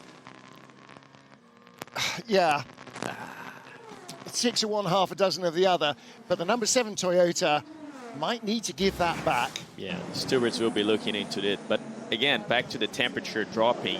You as a driver, if you're used doing the lift and coast, and you're saving that energy, but it's not putting enough energy on the tires at the end of the straight, so it's all of a sudden looking very, very dark. Very cloudy now. Air temperature down to 15 degrees, track temperature only 23. Okay, can we give back the position we overtook off the track? It's better to give back now and then just overtake again. Kibumi's going to be thinking, it's easy for you to say, I've been trying to get past him for the last 3/4 of an hour. Well, That's a hard call, but it's better to do it, right? You can see he has given the position back now. Oh no, that's No, Calado behind the 51 Well, car. No, he hasn't yet. Well, that's the reason why Kibumi's not going to want to do it, because he's going to get lapped. Well, it's too far now. That, as we say in the trade, is tough luck. Now, if he doesn't give it back, and Calado goes by the 19 car, and that's happening right now, then Toyota can't avoid a potential penalty by giving that position back. And that might be 5-second hold in the pit lane or whatever it is. Looking here at Racing Team Turkey's Charlie Eastwood, well, we can still see him again. Actually, it'd be great to see a drone shot now to see just how little visibility there is Very around foggy the track. Yeah. By the way, this is second, third, and fourth together in LMGT3, led by the number 92 car of Ricky Perra, then Dan Harper in the BMW, and then the Corvette. Down in the pit lane, Bruce Joanny. Bruce, what can you see? I cannot see anything, but I can feel rain. Now, can you feel rain, or are there spots of water on the apron? No, I can feel rain. I'm actually standing outside of the garages in the pit lane. It's very few drops, but I can guarantee there is water falling. All right, Bruce is in the cloud, everybody. Oh, and the 35 Alpine might be happy with that, right? Because if it starts raining harder, that might help them on that pit stop. They need something, don't they? Looking there at the 92 Manthey Porsche, Ricardo Perra with Dan Harper's BMW closing in behind. And Charlie Eastwood is right there as well. On the pit lane, Ben Tuck, the race leader, and driver change for the final time. It'll be this lap and then pit stop for Sharma Lacey, who's down to under 3% of energy now. Perhaps another 5 beyond that for the chasing Ferrari. It's a purple first sector though for James Collado. The fuel load comes off. So Ben Tuck handing the Ford over to Sebastian Priaulx, and that car drops out of the top half dozen. And here comes pressure from Charlie Eastwood all over the back of Dan Harper's Expecting BMW. rain very soon. At any time it can start raining. It's already very foggy. So that's a message for Anchan Chuven. Low rain, but please tell me when you have the first drops as early as possible. Tell me when you have the first drops as early as possible. Oh, this is a moment with a big LMGT3 battle underway. Cadillac trying to get through. Oh, goodness me. So Charlie Eastwood in that red and black Corvette, right behind Dan Harper. Just in front of them is the Porsche, and that is the Proton. Ahead of them, Anchan Chuven. Behind them is Alessio Rovera. So the Ben Manthey Porsche, Ricky Perra leads the race from Dan Harper and Charlie Eastwood, and those three are covered by under a second. Into the pit lane, the 35 Alpine. If the rain arrives, it's too late to save them, potentially. However, lots of twists and turns probably still in this race. An hour and 10 minutes to go. Just to correct you, that is Davide Rigon laps down in that 54 car. Alessio Rovera is behind Anchan Chuven, and he's well in the top 10. Work underway here with the 35 Alpine. Pits from 9th place for Sharma Lacey. Raffaele Marcelli will not be penalised for passing that LMGT3 car off track. We've seen it exactly as something he couldn't avoid. So away they go. And that's, by the way, put James Collado in the 51 Ferrari into the lead. Ferrari has not won a World Endurance race since Le Mans 2025. Is this the day that the drought ends? Hour and 9 minutes to go, and with the reshuffle of the Alpine, it's 16 seconds for the top 5 now. I don't really feel amazing, to be honest. I don't know, I think I ate or drank too quick, too much, I don't know, but I don't feel the best. Dries Van Toor in the number 15 BMW. Everyone is struggling, you're the quickest car on track. All okay, all under control. Not feeling well in the car. Yeah, that wasn't the car, it's him, isn't it? Yeah, he's not feeling well. That's a horrible experience. Would not be the first driver to be sick in the car, and probably won't be the last. These things are pretty brutal in terms of the G-forces you're experiencing. Here is Charlie Eastwood. Does he stay legal here? Yep. There was chalk dust. 4 seconds is the gap, by the way, James Collado to Dries Van Toor. And we're keeping on that gap to Robin Freins in the sister car behind, currently 6 seconds. Hopefully he is okay. That Corvette of Charlie Eastwood, by the way, half a second off the class lead. These are the top 3 in LMGT3. The Porsche, the BMW and the Corvette, that's them, with the Aston Martin trying to carve its way through. And as you pointed out, that Ferrari that's behind them is not in the battle for position. And up the inside goes Charlie Eastwood out of turn 8, goes ahead of the BMW, jumps Dan Harper, so he's now up to 2nd place. Charlie Eastwood, his pace and GT car at the moment is absolutely fantastic. World class, as is Dan Harper, by the way. And the fact that Charlie's made his way past Dan just underlines the quality of that we've got with the pro drivers aboard these LMGT3 cars in this phase of the race. This is the battle for 3rd place. Call it what it is, the final podium position, with the final hour approaching in 7 minutes' time. It's 17 seconds at the moment, the gap from 1st to 5th. 5th being Jack Aitken, then Will Stevens, Robin Frines, Dries van Tor, and the leader, James Collado. 20 BMW, the winners in Spa. Okay, for Lou, we see a bit of drizzle coming up, a bit of drizzle. It will not be enough to wet the track, so we have to survive on these tires. So push to have tires in the window. And that is about the heat in the tyres, Felipe, yes? It's all about the heat now. Track temp's going down, you gotta keep pushing. Even though I think the guys who will be on older tires, it's gonna be harder and harder to do that, because you start losing that rubber on the tire. It's also not helping you to put the energy you need. See how much Marble's on the offline. Huge. Huge. Wow. We've talked about the energy, by the way, in Hypercar, and it's certainly advantaged the 15 BMW in that regard, and that's another reason why, if Dries van Tor is feeling unwell, that's why that's particularly bad news. They do have an energy advantage. In terms of the LMGT3 battle, it's advantage to the 34 car, which now leads the race. So the 34 in the hands of Charlie Eastwood, 36%. You've got to go all the way back to Ricky Perra in the 92 car, who's just pitted. Yep. He's pitted, so has the Manthey DK Engineering Porsche of Chan Juven. So too is Maxime Martin in the 61 Iron Lynx Mercedes. And the 77 Ford, remember, that led the race, is right there in that same window. And the 78 Lex as well. Esteban Masson has just pitted. So there's a little flurry there of cars that have come in and gone. Would say at the moment, certainly this phase of the race, by the way, the pace that Jack Aitken had early part of his stint just fallen away a little. Will Stevens, the quick with the pair of caddies that's going off to do battle here. He's with Robin Frines. Here comes the other Ford, the number 88 car, pits in the hands of Logan Sargent. It's been a solid stint from him. Yep, he will stay in, learning his endurance racing licks as Ford prepare to enter the hypercar era, and he will be one of their drivers. As will Sebastian Priaulx, who's aboard the other car. So both their cars in the top 10 at the moment. They've been in the thick of things, haven't they? Alessio Rivera pits his number 21 Ferrari from fifth place. Charlie Eastwood, plenty of time to go on the tank he's still got. So look at our energy levels.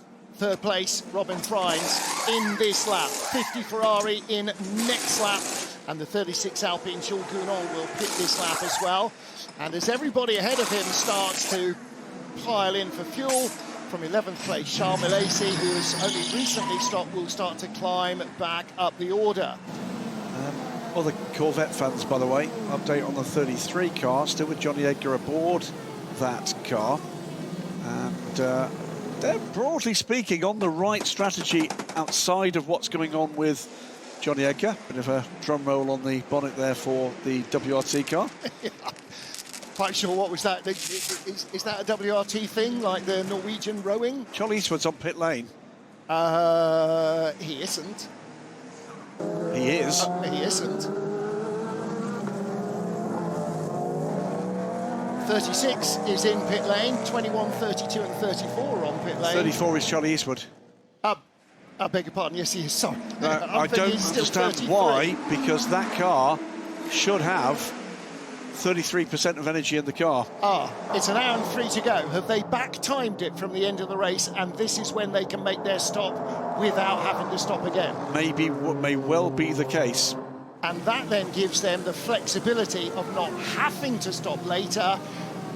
but if somebody else does, then they have the option to jump back over ahead of them. In comes the number 20 BMW, and again, Robin Freins will stay in. He might not want to take a drink, bearing in mind that Dries van Tor seems to think that he drunk either too much or in too much of a hurry before he got into the car, and that's why he's feeling unwell.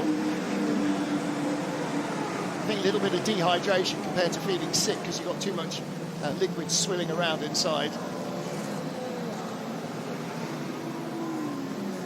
We're going for 4 tires, new tires, no scrap. Okay, no scrubbed tyres, rather than no scrap tyres. So closing in just 2 minutes now to the end of the 5th hour. A little bit of a stumble there with the exchange of tyres.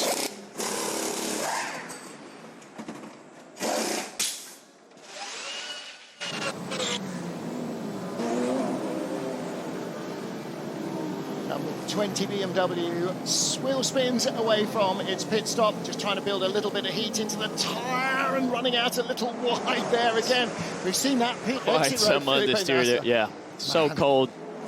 And again, it's a challenging part, you know, because you are in the car, you had the hot tires, now you put on brand new tires all around, and that switches completely. So you got to be aware that our lap's going to be hard. Just about the physics at that point, really. It's a bit like hitting a patch of ice in a road car, isn't it? You go from grip to no grip at all. No grip at all. And I'm telling you, it's no grip at all. That first few corners, you got to be very mindful. Yeah.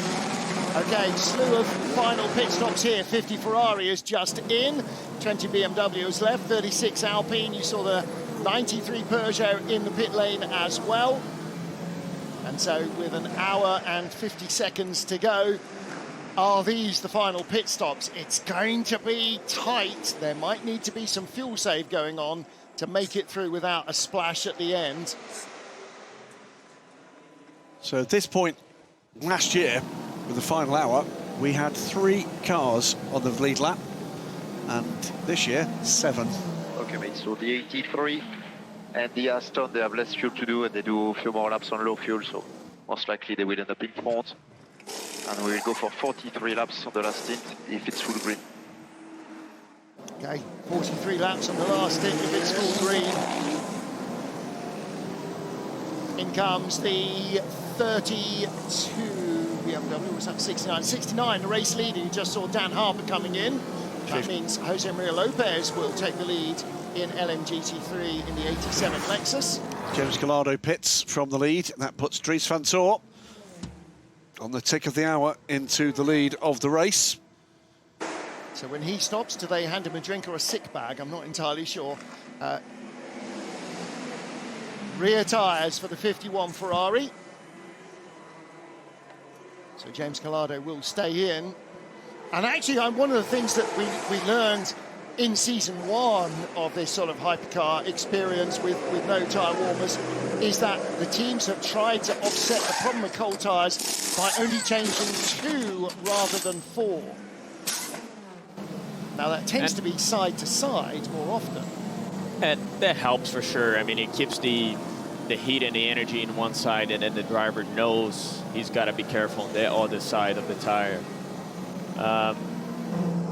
But again, it's tricky, right? You still got to find out those references yourself as a driver, and again, the conditions are changing. That's why endurance racing is so hard, because the track is already so different to how it started the race, and to now how you follow that.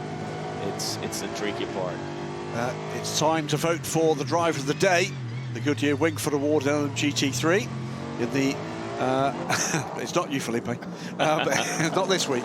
I tried. It's FIA WC_official on Instagram, and you can choose from the panel of experts that have been selected for some nominees there, but the decision is yours. In comes the 38 car of Jack Aitken, so go and have a look at the suggested options for driver of the day in LMGT3. The Goodyear Wingfoot Award will be awarded on the podium here at Interlagos. Pipo Derani squirming away from his pit stand there in the Genesis, just missing the back of the Cadillac crew.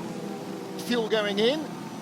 They are stood by, ready to make a tyre change. See, good look underneath the car as well. There's a nice little battle underway here, you know, and it's not one we've really had our eyes on, and that is between the AF Corsa number 83 car, Robert Kubica, who'll be on pit lane shortly, and not long behind him will be Marco Sorensen in the 009 Aston Martin, as through comes sparking away the 35 Alpine. They will pit, I think, 2 laps apart, but they're a second apart at the moment. Right now, it's a battle for third. It won't be that, because obviously the other pit stoppers will wind back into this. But that is an intriguing little battle as we get deeper and deeper into this race, with what we know is a damaged 83 car. We were hearing Robert Kubica not happy, and that was an overtake by the Alpine. That was for position. So that was Charles Milesi going by James Callardo's Ferrari. See the Ferrari sparking as it went around the outside of the BMW. And here's the onboard view from Callardo. Just over the white line, the track just drops away a little bit there, that runoff area, down to the wall for drainage. Also, good little battle going on at the front of the field between Will Stevens in Hurst Jota Cadillac and Marco Sorensen, trying to close him down. Dries van Toor in front of number 15 BMW, only 4 seconds ahead at the moment. But are the Aston Martins going to turn into a threat for the podium here as well? The Aston Martin of Marco Sorensen, this lap, depending on where he is, certainly no more than this lap and one more. He'll be next on pit lane from the main contenders. Kamiko Biashu will be in this time around, and he's now down in, where is that, 7th. That will drop him back out of the top 10, but he's pushing hard to get to the points for Tota. Last set of fresh tyres for Robert Kubica, it'll be right sides only, and he's down and gone. Next of the leading runners, by the way, after the Aston Martin and Tota, will be Will Stevens from second place. He's on 8% of energy. Then Harry Tincknell in the second Aston Martin. And then our race leader, Dries van Toor. He's got better energy than the 3 cars chasing him at the moment. Now, the 2 Cadillacs are nose to tail behind the number 15 car.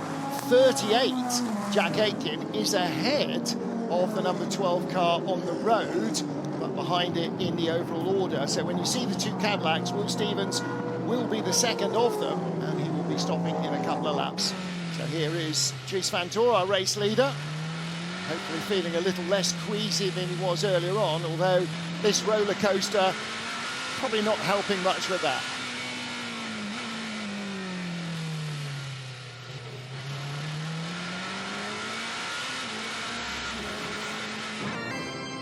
Round 4 of the FIA World Endurance Championship, the 6 Hours of São Paulo getting underway with a Cadillac lockout of the front row, and the Gold Hurst Jota cars kept their lead into the first corner. In LMGT3, Johannes Zelger getting caught out by the slow-starting blue Aston Martin, and he picked up a penalty for jumping the start as the Aston Martin got swamped by the front runners in the category into the first couple of corners. Hasn't been the best of the races for the 23 car. That's currently running last in LMGT3, having started on pole. Battle for second place in the first stint, and Kevin Magnussen easing his way by Earl Bamber's Cadillac in the number 15 BMW. Ferrari battling with the 2 Genesis cars, one in front, one behind in the 51 car, carving their way through traffic on the straight, battling for position. Close enough. In LMGT3, coming towards the 4 Sally Jolic in the Racing Team Turkey Corvette. Silver drivers starting, whereas all around him were the bronze drivers in the other cars, trying to take advantage of the speed of Jolic against his rivals. Disaster for the race-leading number 12 Cadillac. A slow right front wheel change cost them positions, dropping them half a dozen spots in a closely packed field. And a fuel strategy change for the 35 Alpine has left them cycling in and out of the lead. Cadillac and Peugeot battling midway through the second hour.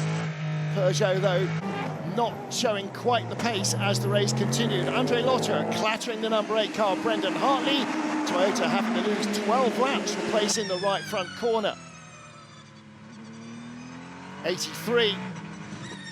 contact with the 23 car. That would pull a penalty for Phil Hansen and drop the 23 Aston Martin right to the tail of the field. Number 15 BMW battling with the 35 Alpine, racing for position. 36 Alpine as the BMW continued to assert its domination in the field. The Alpine quick and courtesy of getting themselves into that fuel position. The BMW had passed off track, gave the place back, and would have to earn it once more. Coming out of the pit lane on cold tyres, 51 Ferrari of James Calado hitting the barriers. Calado carrying a piece of that advertising hoarding as a result, but the 51 car still going strongly, little over a minute off the lead of the Hertz Team Jota, of the BMW Team WRT number 15.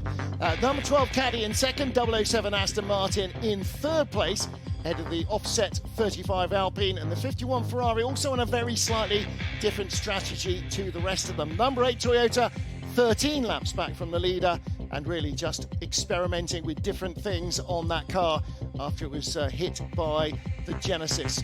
In LMGT3, it is Racing Team Turkey in front. Proton's Ford in second place, Harter Racing Aston in third from the 69 BMW, the 92 Porsche, and then the 88 Ford in sixth position. So cycling through the last of the pit stops as Jose Maria Lopez just leaves the pit lane in ninth place in LMGT3, and so far all cars still running with 51 minutes to go, and in is the second place Cadillac. Will Stevens makes his final stop. And Felipe, you've been taking a look at tyre data. There's an interesting prospect that comes here with the choice that is made or otherwise by Jota. Tell us your theory. Yeah, I was just watching the difference between the two leaders here. So the 15 and the 12. It looks like Stevens, he opted for all new tires in this in his final stint that he just finished now. Where Driss, he was on a scrub new right-hand side and used left. So I wonder if Driss is going to choose to go all new to the end. And if Stevens only takes the right-hand side, which it looks to me like he's going to do that. So what we might see here now, if Driss takes all for new, he's going to have the disadvantage of the cold tire penalty out lap, right? So we might see a battle for the lead here, but does he going to make use of the 4 tires to the end and maybe put in a fight? We don't know. As we listen to that, there's an intriguing proposition. It's not with that long before we see Dries van Toor now on 5% of energy. Car 38, the sister Cadillac, gets a 5-second penalty added to the next and last pit stop for that car for contact at turn 10. What was that, an hour ago, the 38 car. Watching now on board a grounding, sparking, angry-looking 007 Aston Martin. Box this lap. Driver change. Box, box. Driver change. Spots of water on the camera lens as well from that high camera as Harry Tindall comes down pit lane from second place in the Aston Martin. Everything is up for grabs now, whether weather comes or not. In LMGT3, what are we seeing here? Ferrari on Corvette, and that was for position. No, it wasn't. Yes, it was. Yes, it was. 11th, 10th. That is after the last pit stops. That is the 33, and was that the 54? Must be the 21. It's the 21 of Alessio Rovera. Yeah, but Rovera is 2 places behind Varone in the order. Nico Varone is 10th, Rovera is only 12th. So it might have been Davide Rigon in the 54 car trying to unlap himself a little bit. Meanwhile, Harry Tingle hands back to Tom Gamble. 2 drivers only in the Aston Martin Valkyrie lineups, both for 007 and 009. Leader on the pit road now, Dries van Toor, 48 minutes to go. That should be enough for BMW Team WRT. Could it be a second race win for the team this year? Well, they've certainly earned both of them. And of course, it was the number 20 that won in Spa, supported by the 15 car. This time, it might be the other way around. 15 has looked to be in the frame since the start of the race. The key, though, is going to be, as you heard from Felipe, what happens in the next 20 seconds. 4 tyres ready. No new tyres, they're all scrubbed tyres. Do all 4 go on? That's the question. If one team starts on this side and the other starts on the far side, now it's that side only. Are they going to do all 4? Right sides only. Yep. Well, they can't afford to lose the time on pit road. I think they spotted exactly 12 what you right did. now. 12 is coming up the hill. That's 35. The Alpine, which may not take the lead this time. I think it will. I think it's that. Oh, it's going to be tight. It's going to be tight, and that's maybe also why they went 2 tyres only. 15 is out. 15 retains the lead after that pit stop. No, The 35 no, Alpine. Yes, no, yes. No, okay, the tracker. No, it is. It is. It is. The 15 BMW retains the lead. The 35 Alpine is in second. Ferrari number 51 is in third. But remember, he's on cold tires now. Huh? Dries is probably, well, he's got the right-hand side cold, but... Yeah.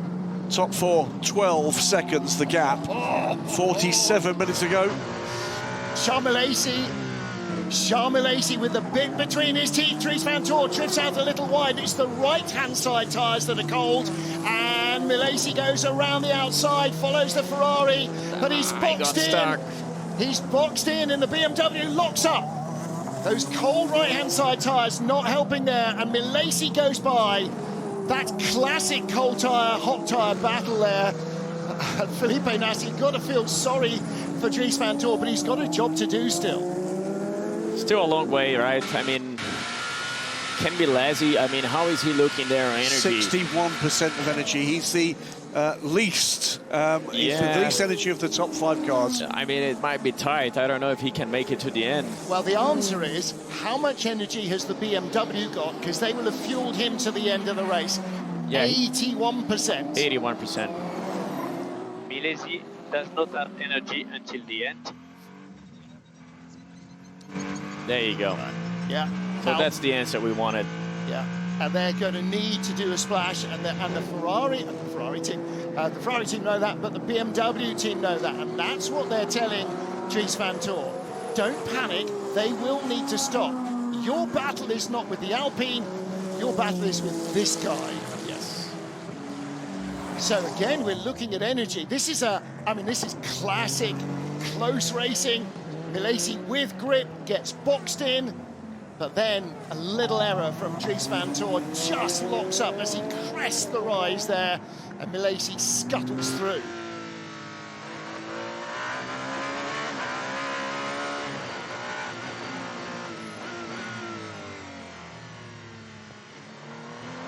Milesi probably thought with the Ferrari right in front of him, he'd lost his chance there, didn't he? He probably felt like, oh, this is gone, the chance is gone, and then I think he was smart enough just to focus on the traction there and got cleared. So, watch Collado. He is chasing hard on this pair. So James Collado just 2 seconds back from Dries Van Toor. And how's the Ferrari for energy? Ferrari is absolutely fine for energy, as are the two Cadillacs, which are 4 and a further 7 seconds back respectively. It is 17 seconds covering the top 5 in this race. And remember we said last year, final hour, it was 3 cars on the lead lap. On the lead lap right now, 13 cars. Yep. And Paul Chatin stopping from 13th place in the 19 Genesis. Get back on balance when you can. It's alright. A bit more this year compared to the previous run, but it's alright. Copy. They still need a helping hand, the 35 Alpine crew. They're doing everything they can. It's kept them in the battle that they were not in until they made that fuel strategy change. But is it enough? He's done the only thing he could possibly do. Here's another call, by the way. Get to Instagram now, FIWC_official, to vote for the Goodyear Wingfoot Award Driver of the Day to be awarded on the podium. With the options offered to you on the Instagram page for the FIA World Endurance Championship, you get to choose. Quite a long way off track there for Jose Maria Lopez in the 87 Lexus. He's just put in this move on the 79 AMG, the Iron Lynx car of Matteo Cressoni, and that was for 8th place.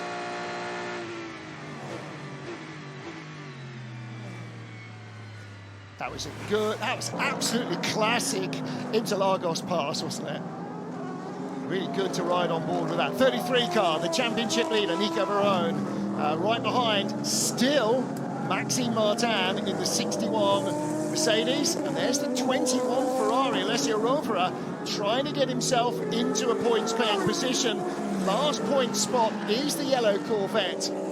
The black and yellow Mercedes is in 11th place, and the silver Ferrari is in 12th. Charles Malaysia doing the one thing he could do to increase his chances here, and that's take the track position. Meantime, still battling away this 33 TF Sport car. Nico Varone back in the car under pressure from Maxime Martin in the final point scoring position. Remember, the TF Sport car is the championship leading car.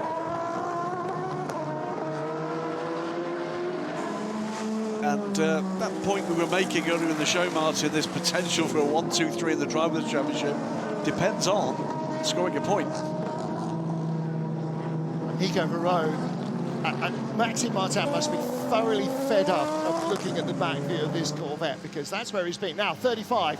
Now they make their final stop. So not leaving it right to the very end, but biting the bullet now and trying to give themselves the maximum opportunity to drop back into the lead group. Well, they'll feel if they've got the performance, now's the time to do it.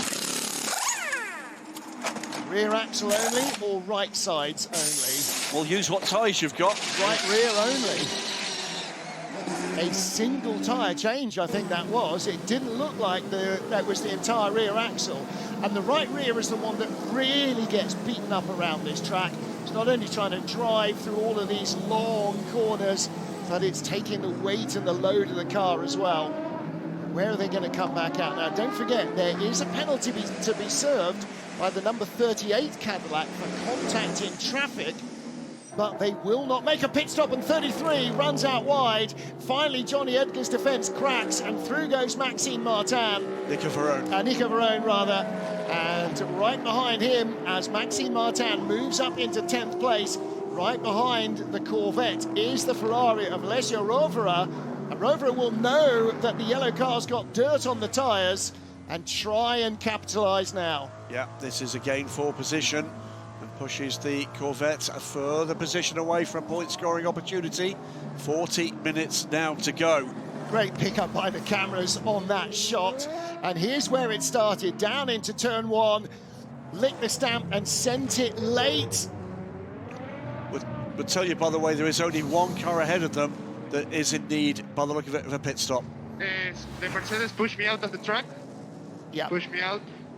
There were sparks. Now, whether Copy, that was... focus forward, we'll report it. Whether that was the car grounding or whether that was from contact, we saw sparks there as Mercedes lunged down the inside. And don't forget that that Corvette, having won Le Mans and being the championship leader, is carrying 36 kilos of success ballast as well. So that makes it harder to accelerate, harder to slow down than the cars around it. So hearing that the 35 car had a puncture. Oh, wow, okay. Down the inside comes the Genesis. So that was not strategic, it was necessary, but they can now push. So Pipo Derani clears them. He's being chased by the number 8 Toyota. Or is that number 7? That's number 8 Toyota. That's not for position. The number 8 Toyota is 12 laps behind the Genesis. Genesis, actually, both of their cars. No, one of the cars, Pipo Derani, is off the lead lap. 54 stops from 17th, 18th in LMGT3. Davide Rigon stays in. Final runner at the 54 at this stage. 38 minutes to go. 35 cars started this race, and 35 cars are still running. Ferrari right up the back of the Corvette of Nico Varone. comes the Alpine. So 35 car and 36 car on the fringes of the top 10 now. The Alpine's 10th and 11th, the Aston Martin's 8th and 9th. And this Corvette in 11th position. They will not score a point from this race if that's the way it ends. Wait and see when the stewards examine that pass by Maxime Martin. Now, all that will be immaterial if Alessio Rovera goes by the yellow car right now or before the end of the race. 20 BMW, yellow, red and white, ahead of Antonio Fuoco in the red and yellow Ferrari, battling for 5th position. And important, these battles for the Manufacturers' Championship, remember, it's the one that the manufacturers who are the foundation of this hypercar class covet more than anything else. I was talking to senior management at Ferrari earlier this weekend. To make no mistake, they want to win the World Championship again. And critically, our current points leaders, Toyota, are scoring a big fat 0 out of this race. Kobayashi in 13th, Buemi in 17th. It has not been their race. Indeed, they had a troubled race and a few penalties here and there, contact, not what they wished for sure. Yeah. Sometimes luck is on your side, and sometimes it really ain't.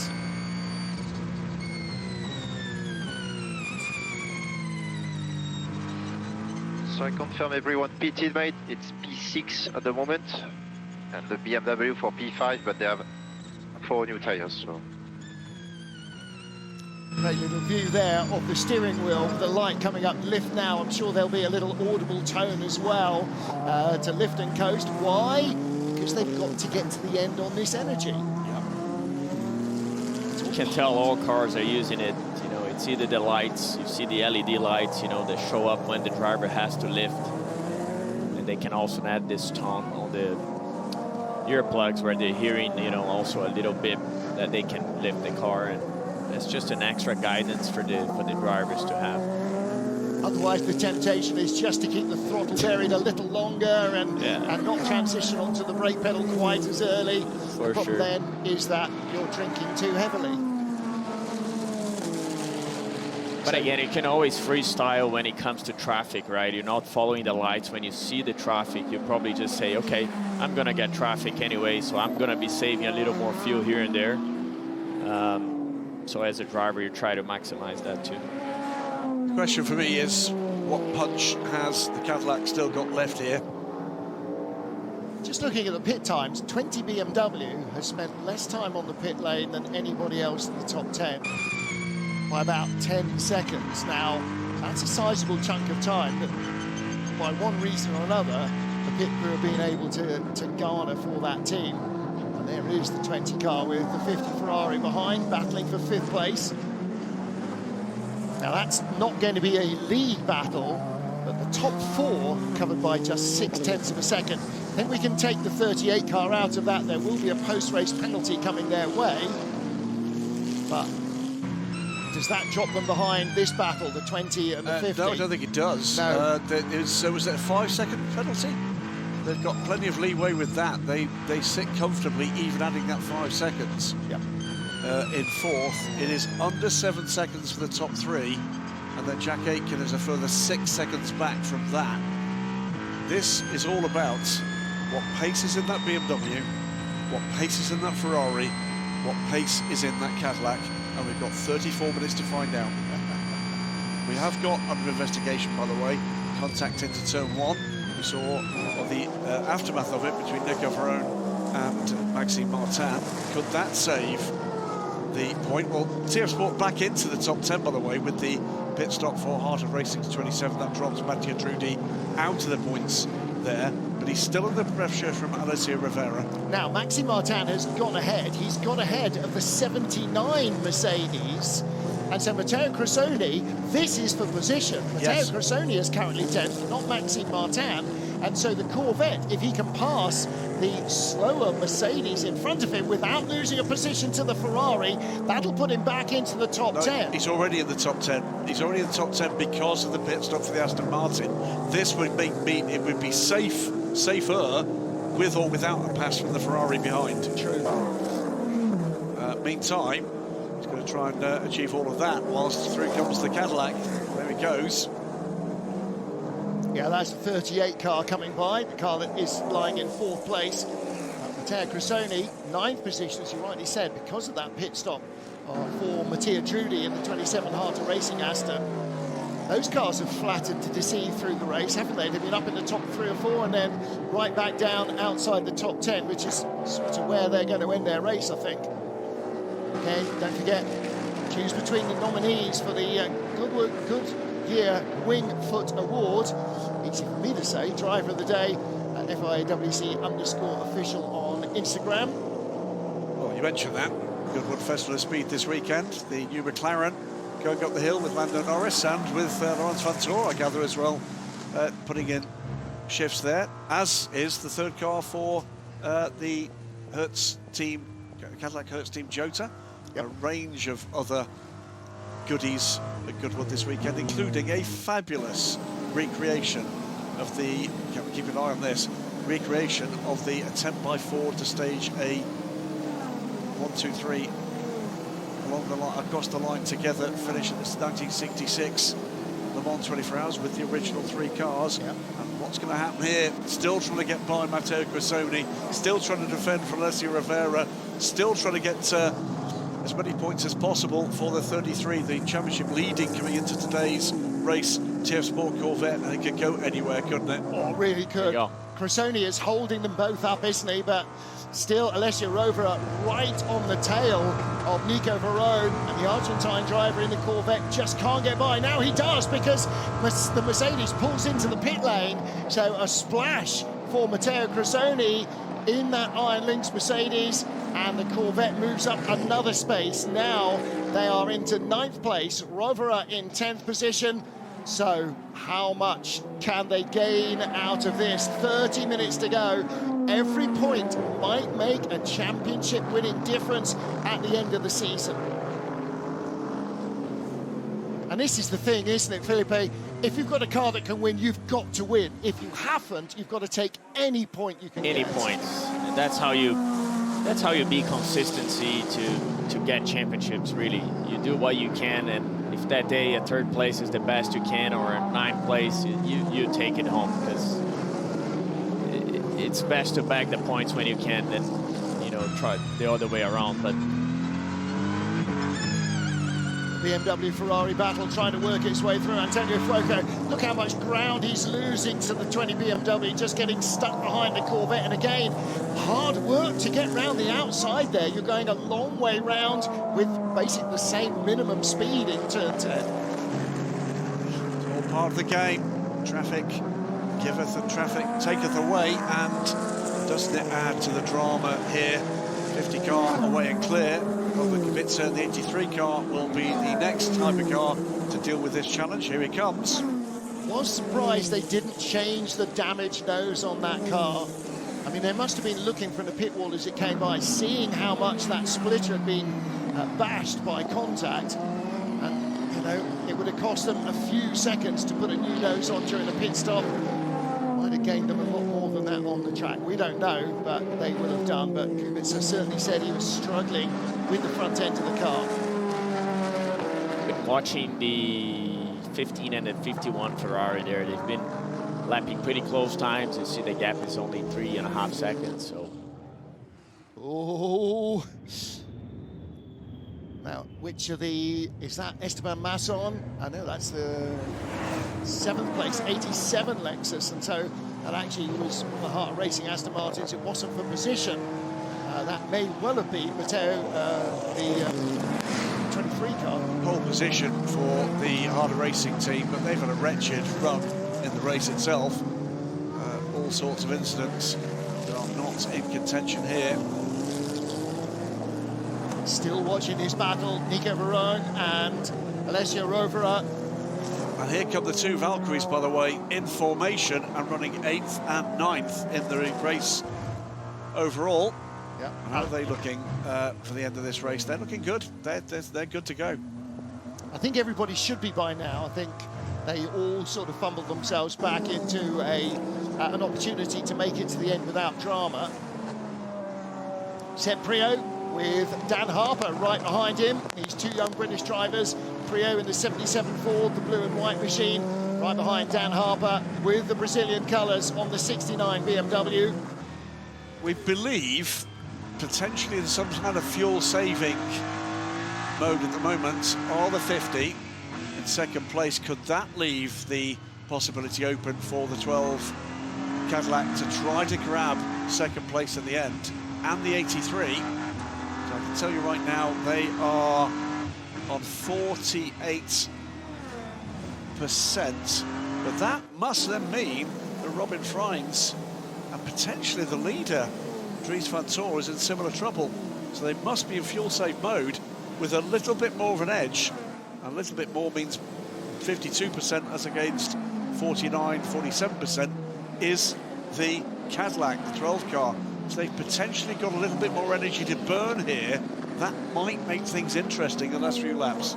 Charlie Eastwood leading in LMGT3 by 7 seconds from this battle. Sebastian Priaulx versus Dan Harper.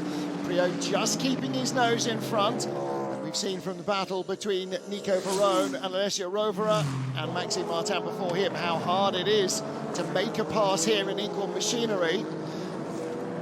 Down in the pit lane, Bruce Joanny, what do you know? I think the leader car, the BMW, is going to be fine for fuel. Apparently no splash, and they don't have to save too much energy.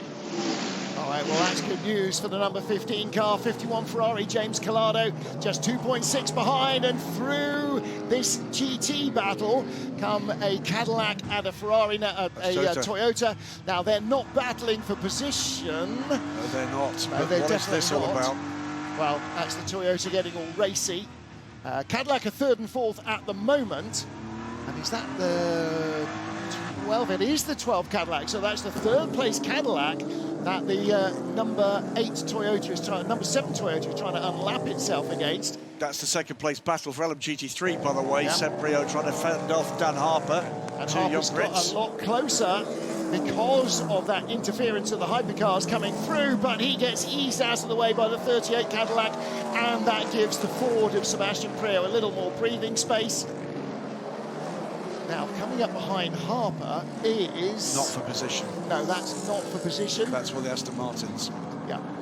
So again, some of these cars with fresher tyres than Sebastian Priaulx in 2nd and Dan Harper in 3rd. Richie Leitz is 4th place in the 92 Vent Manthey Porsche, but he's 5 seconds back. That's not him there. But he's a lot quicker. Not him there either. He's a lot quicker than this battling pair. He's in a good pace there right now. So 25 minutes to go. We saw spots of rain on the high camera. Some drivers now reporting spots of rain on the windscreens. Do not panic, Captain. That's gonna get spicy, right? Bit of rain. Final, what, 20 plus minutes here at Interlagos. It's always gonna bring a bit of a mix here. The voice of Felipe Massa, reveling in the fact that he's not having to drive in this and wishing that it goes very wet for somebody else. Priaulx on the inside, Harper goes outside, inside. Is this a change for 2nd place? It is. The BMW finds the traction to go by the Ford, but now he will be the hunted. I wonder whether or not Seb Priaulx may be in a bit of fuel difficulty here. He's on 37% of energy. Everybody around him at least 40. All right, okay, so maybe he is having to lift and coast, and after all, a podium is better than running out on the last lap. There's a lot of damage on the right side of that car from contact earlier on. By the way, freed up from that gaggle of GT traffic. They've turned up the wick on both of the Collado, the Cadillacs, by the way. Will Stevens chasing James Collado. Now we've got track declared wet lights, rain lights on low mode. Yep. As you'll see the flashing lights on the rear of the cars very soon. Well, that's predominantly for visibility. Track is now declared wet. All cars with rain lights on in low mode. All cars with rain lights on in low mode. Now, we always say that doesn't mean the track is wet, but you're not allowed to use a wet weather tyre until the track is declared wet. So Eduardo has now opened the window, so if it does hose with rain, then cars can go to the pit lane and he won't red flag it for weather. So that then leaves them the option to stay out or to pit if rain arrives in any substantial quantity. But you're right, I think the principal thing here is visibility. Yep. It's not about the rain, it is about the fact that it's getting darker and mistier. Well, it's also just after 5 o'clock in the evening, so we're edging towards the end of the daylight anyway. Should be getting pretty dark by 6 p.m. We'll be done racing by then. And will Vincent Voss be chucking his cap in the air as a two-time race winner this season? Now then, normally you don't see drivers put the wiper on until it's really bucketing with rain, because that just tends to smear oil all over your tear-off windscreens. Jack Aitken, by the way, is pulling closer and closer and closer to his teammate.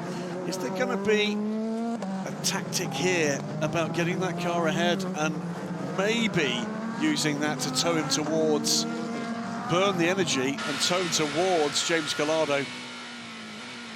Because which car has the penalty that 5 It's the seconds? 38. It's the 38, right? So he might need to open up the gap even more just to be on the safe side. So they might play that strategy there.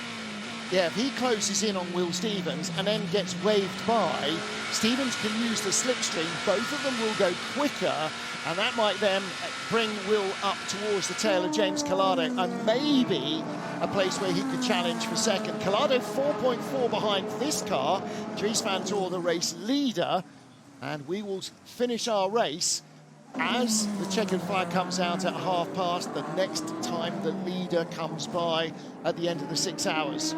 Well, the car in that lead for with the least energy is James Collado. He's at 37%, 38% for Dries van Tor.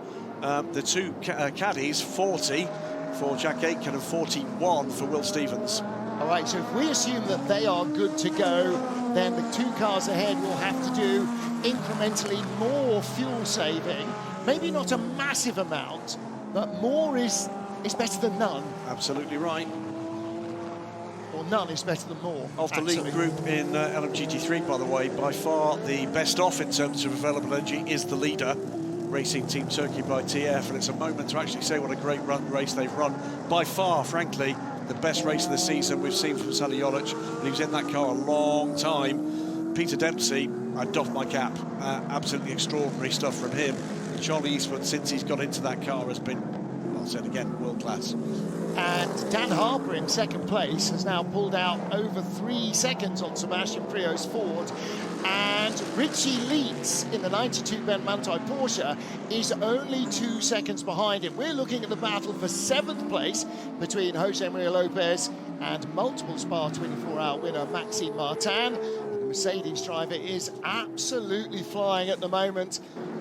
We saw him go by the 33 Corvette for 10th. He's now challenging for 7th place. There's Rui Andrade. He's the second driver in that car. It was started by Martin Berry. Yeah, top 10. It's Corvette, BMW, Mustang, Porsche. The second Mustang, the second of the Porsches. They've been stealthily making their way up. The 87 Lexus Iron Lynx is 61 AMG, then the second Corvette, and finally in the top 10, the first of the Vista AF Corsa Ferrari. So it's a mixed bag. Air temperature 15, that's pretty nippy. Track temperature barely 22 degrees. That's by far the lowest track temperature we've had all week here in Interlagos.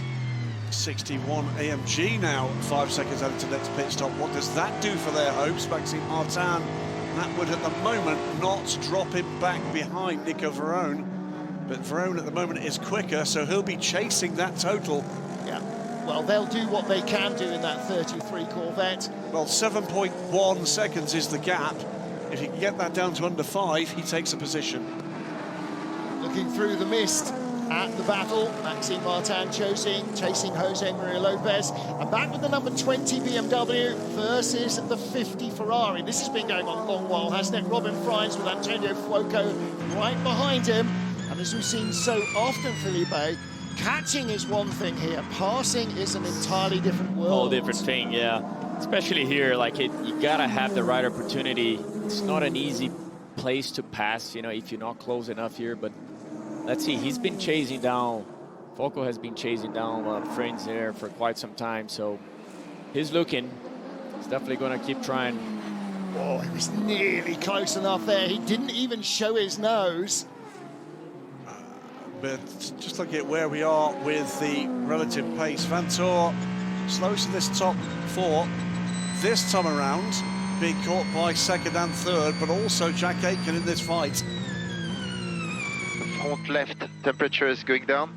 We could use less regen, maybe 80 to help that. So 4 seconds back from Dries Vanthoor is James Gallardo, but he's clearly in a fuel save mode, energy save mode, like being caught by Will Stevens. Felipe, why does changing the regen help with the tyre temperature? Well, basically what are you doing when you change the regen? You're taking away those brakes are brake-by-wire, right? So the electronic brakes on the rear, you're probably taking them away, so you have more usage of the mechanical hydraulic brakes at the front to increase temperature. That's what they're doing there, and that was the request done by the Ferrari guys. Meantime, bad news for Proton competition, the Mustang. Sebastian Priaulx warning flag track limits, and then under investigation for a 5th track limits infringement, and that generally tends to mean there's a penalty on the way, and that could be the podium position for that Mustang moving away. Well, I think this is going to move the podium position away. Richie Leitz is no longer catching. He has caught Priaulx's Ford, and the Ford clearly struggling for grip here. So whatever tyre strategy they have used to keep them right in the fray with that 77 car, it's no longer quite enough.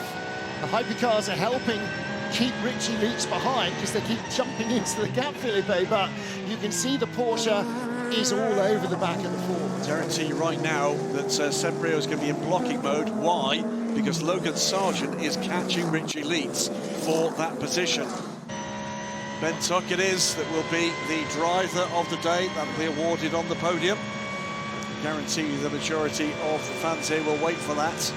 Yeah, no matter what the weather is doing, getting pretty cold. There's James Costigan, the DK, or his dad, his mum and dad actually, the DK of DK Engineering. He's the 91 car being driven by Chan Juven. This is the 92, the Bernd Manthey Porsche. And you're absolutely right. If Priaulx can back Richie Leitz up enough that Logan Sargent gets there in the 88 Ford, then that changes the balance of power between the two of them. He's getting there as well. Logan Sargent closing up. 1.1 seconds is the gap. The cars between. Let's have a listen in though. Car 12 and Will Stevens. Okay, Will, and swap the car, please. Swap the car. This is the car behind. They have a penalty, but they will try to overtake the Ferrari. Swap the car, please. No, what's the point there? Do they got a penalty, man? They will let us back at the end. Maybe they have a chance of overtaking the Ferrari. Yeah, again, you've got to trust your strategist, you've got to trust the pit wall, and we talked about this a little while ago. Just a few minutes ago, yeah. We saw the Cadillac going by as we heard that message. We suggested maybe if Jack Aitken had more pace, put him in front of Will, tow him up to the back of the Ferrari, and that gap is only 5 seconds now. And here comes the Ford Porsche, it's gone by the Ford. But here's the other Ford. This is why he did it. This is why he was just easing it back towards it. Logan Sargent pushing hard now. You watch for where the 88 car comes through, and it's certainly going to.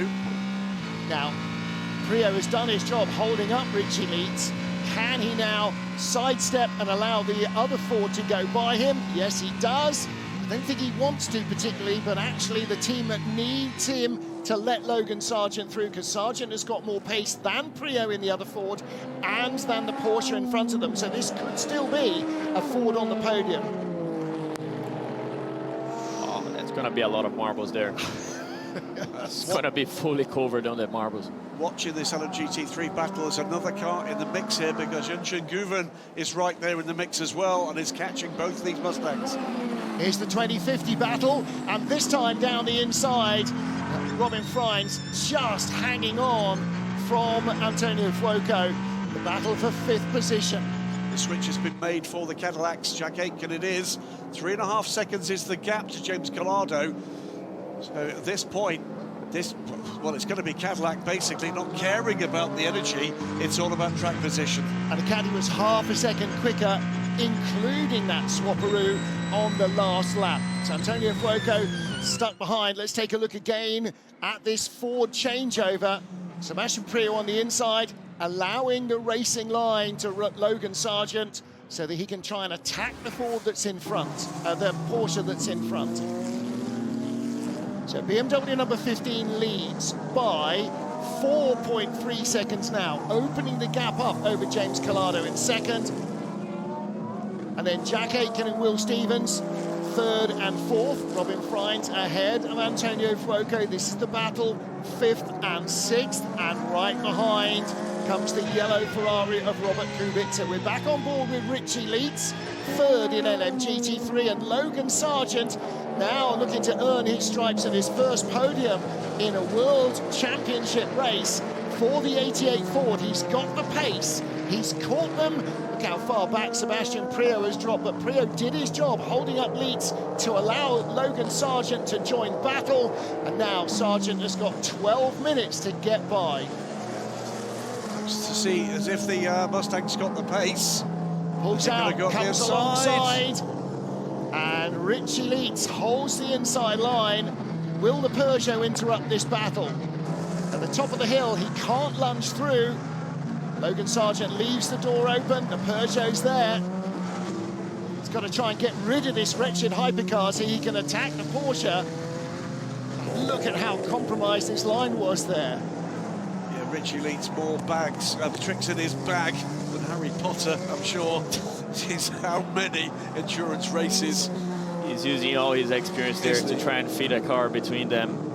You can tell that Porsche is good in the braking, but it's just quite not the same speed as the Ford there when they come at this section here, the uphill section. Look how long it's taken that Peugeot hypercar to get by the Porsche. Eventually he does on the long straight, but that's held up the Ford. Look at the rate of clothing though. Felipe, if you're in the Ford, you're looking to make the pass there. Oh yeah, you definitely trying that turn one braking, or turn four is also two spots that you can make it. But, I mean, Richard's not gonna leave it easy. Wow, and down the inside, Antonio Fuoco. Oh! Contact between the two of them. There comes the other Ferrari through to take down both positions. Wow, that fell nicely for Robert Kubica. He was close enough to capitalise and not so close he got caught up. And just in the foreground there, you saw the Ford was still behind the Porsche. So Richie Leitz still holding off the 88, but here, Fuoco goes deep. Oh. That was never going to work, right? Side by side, I mean, where does Frijns go in this case? Up to here was fine. It was just this part here that... He's going for the apex. Yeah. And there but he was there too, you know? Frijns was there, right? Yeah. You've got to give him room. And there... Now, the Ford team, I don't know if they were watching that or whether they were watching their own onboard. Let's hear... She told me, I think it was fine. Yeah, it was okay. All right, again, that'll go upstairs to the steward's room. That'll be an interesting decision. Last 10 minutes of the race, Dries Van Toor leads in the 15 BMW. 4 seconds back is James Calado in the 51 Ferrari. Jack Aitken not making an impression on him. He's still 4 seconds back in the 38 Cadillac in third place. And so he will concede that position to Will Stevens. In fact, he won't even need to because he'll have a time penalty. And we are tight in energy, but if you want to cancel once, we can do it. If you need to cancel once, you can do it. And that's for the Hail Mary pass down the inside into turn one, isn't it? That's the only place that not having that lift and coast is going to make a difference. Now then, back to our LMGT3 battle for third. The red, black and yellow Porsche. Richie Leitz still just ahead of the blue and white Ford of Logan Sargent. You're looking at an ex-Grand Prix driver and a man who forgets on a daily basis more about racing Porsches than most people learn in a lifetime. Richie Leitz, it is all about defending this position for the podium. going to catch Dan Harper. Now, right behind is the other Porsche, the 91 car. That is for position as well, and there are more drops of water on the camera lens. Now, is that going to start to make this track just a little greasy? So those three cars with the Aston Martin between them, that is third, fourth and fifth. And Chan Juven, factory Porsche driver, is closing in on Logan Sargent for third place. Will Stevens, Jack Aitken has now dropped back behind him. Didn't need to because Aitken's got a penalty coming, so Stevens could have stayed behind. It wouldn't have made any difference, but again... They're keeping the word, right? Yep. They made a deal. He tried, but again, it wasn't enough to catch the car ahead. And they're 20 seconds ahead of the next car. So they'll be safe even after the penalty, right? Exactly so. Exactly so. There's nothing to lose here for Will Stevens by allowing that to happen. And the potential was to gain. Doesn't look like that's going to happen. Seven.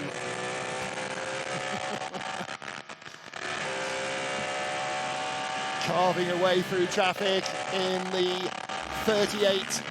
And you saw there Will Stevens going by on the straight. It's always easy to engineer these things. So back with our LMGT3 battle. Still racing Team Turkey by 6 seconds from Dan Harper in the WRT number 69 BMW. And a 3-car squabble for third. Porsche, Ford, Porsche. 92, 88 and 91. One of these cars is going to end up on the podium, but all three of them will not. Or not all three of them can, let's say. Right at the moment, looks as though Logan Sargent has been distracted by Chan Juven behind him. The Turkish driver right on the back of the Ford. Ford dropping away a little from Richie Leeds. The Floco Friends investigation will probably conclude post-race. The 20 Ferrari, the 20 BMW and the 50 Ferrari. That is the potential podium battle that remains between these two classes. Dries Vanthoor leads the race by 4.3 seconds from James Collado, who is, if anybody is, the one in energy trouble. 5 seconds, though, is the gap to now Will Stevens, who's retaken that position. So switch the caddies back with 5.5 minutes to go in LMGT3. This is the...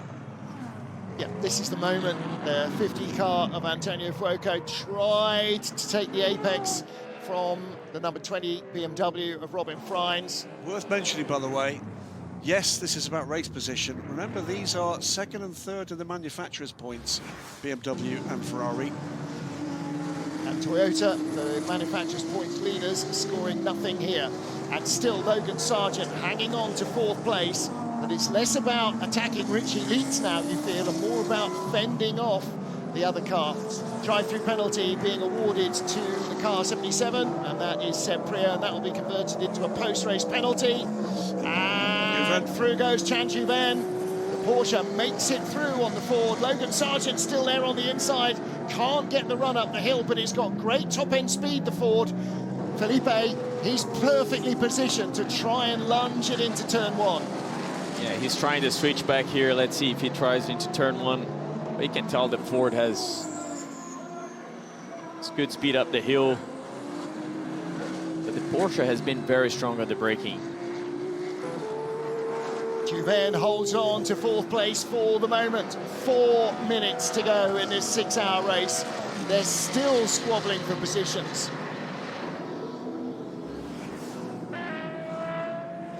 This is where it happens. Coming down the hill towards Trunchal, and a Porsche on the inside. And you saw there Logan Sargent just had to open the steering a little. There's the 91 Porsche team celebrating that move. Wipers going on board the race leader.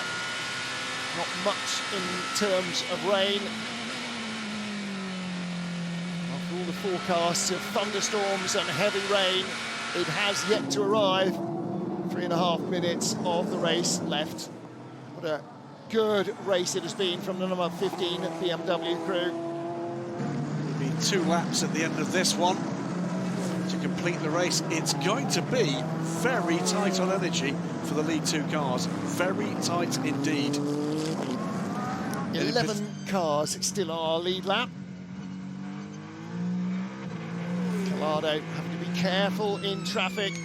He's trying not to give any time away to Will Stevens. He's still over 4 seconds ahead of Stevens, still 4.5 seconds behind Dries van Tor. They're all lapping at roughly the same lap time.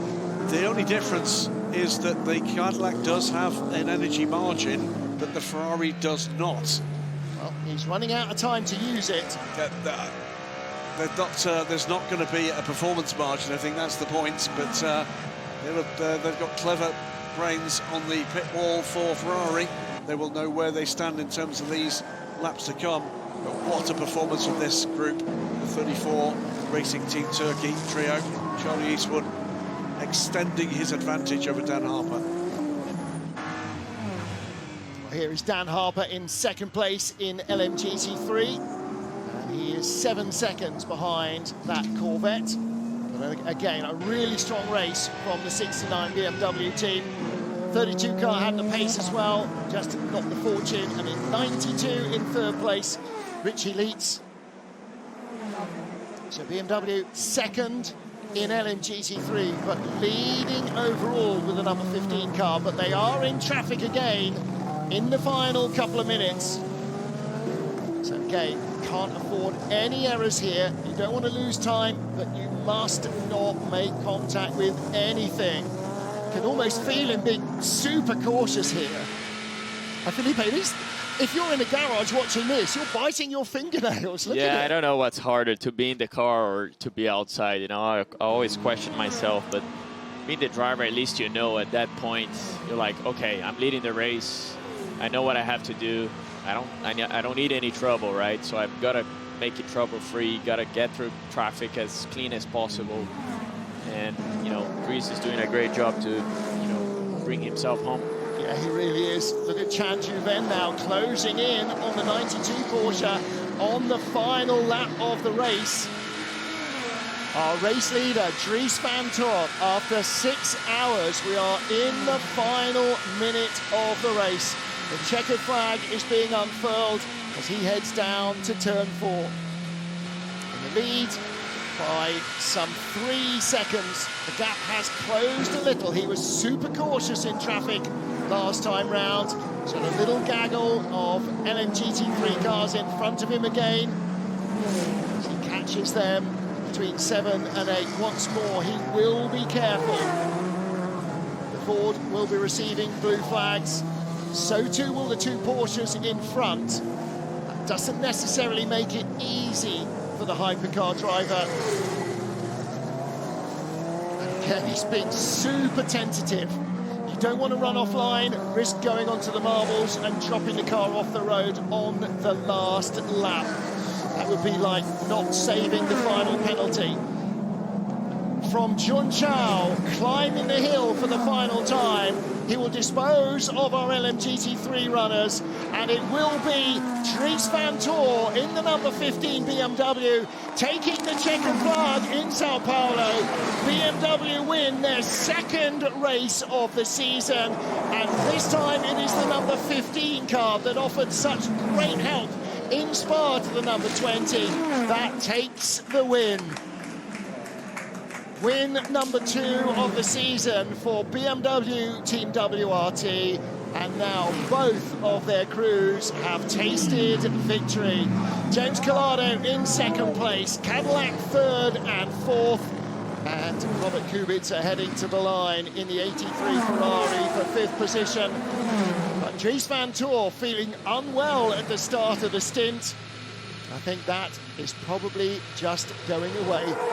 Brings the visor down, usually a good sign that there might be a tear in the eye.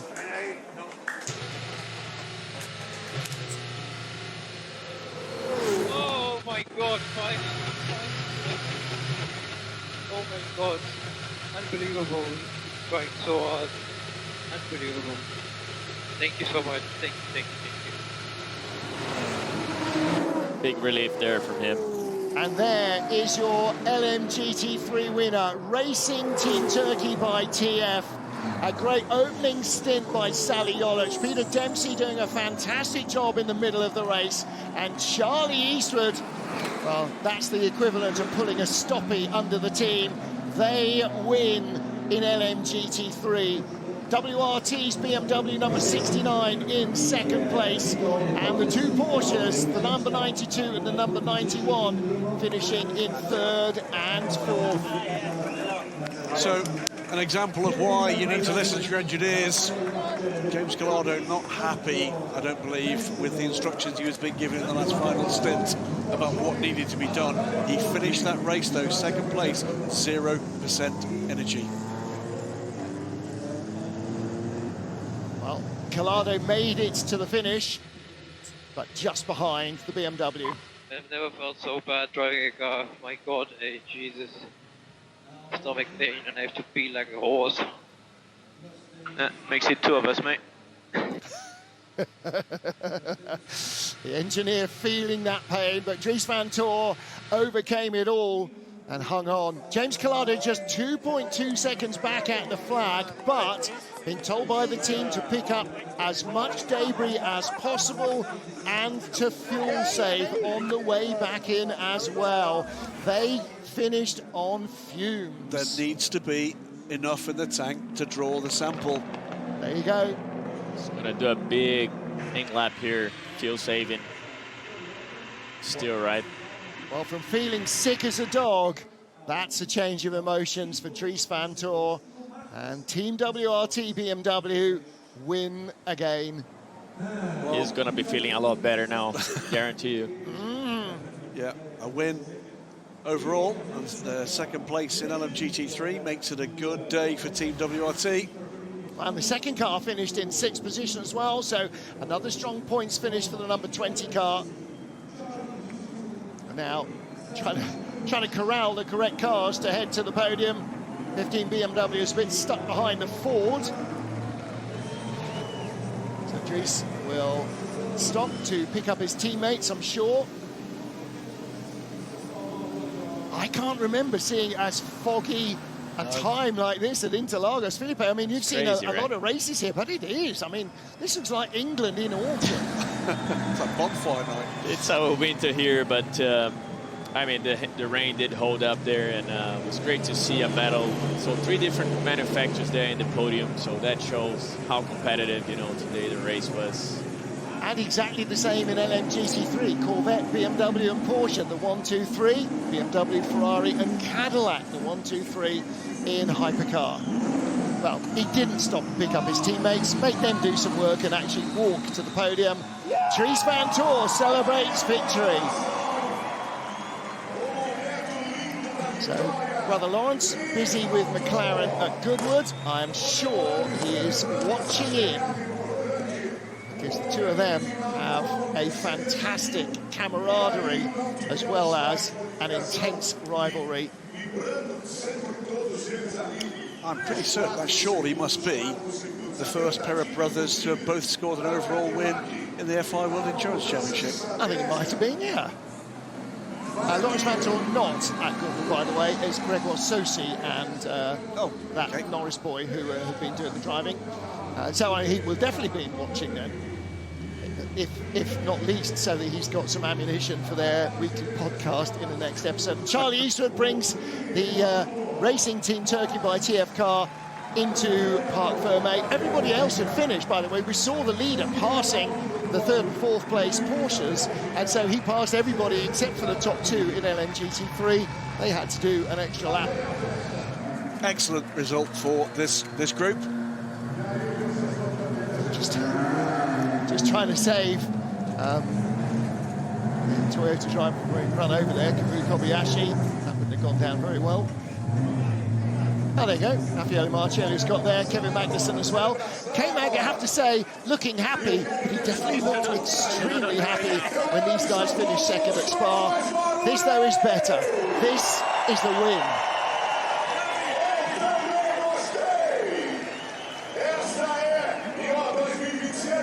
Second place at Spa for the 15. It's their second appearance on the podium will feel much, much better. That second place. It is a first podium finish for the 34 crew. Their best finish before today, 6th place at Le Mans. The Irish-Turkish crew. So Saliolic starting the car, unusually, but it worked well for them. Didn't it? Yeah, kept the pace up, got the car right to the front, and then Peter Dempsey did his job as well. He said, all I wanted to do was hand it over to Charlie in a good position.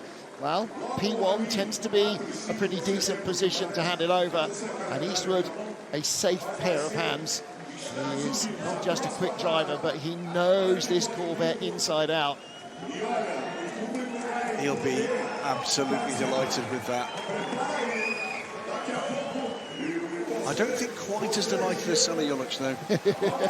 Going to be turning cartwheels. Saw Sally in the garage right towards the end of the race. They retired in Imola. They finished 9th in Spa. They finished 6th in Le Mans.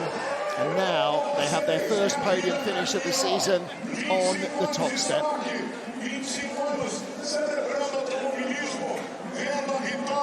Bruce Ioani down in Parc Fermé. Let's see if we can catch up with our winning team.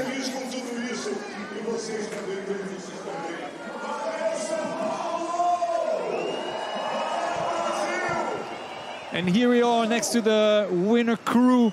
You started the race amazingly, an amazing start. You managed to make up some positions and then pass the car into great conditions and a fantastic execution from BMW. Yeah, absolutely. I mean, the car was just amazing. The BMW today was the quickest car, and I think a pleasure to drive. Strategy on points, pit stop, everything was right today.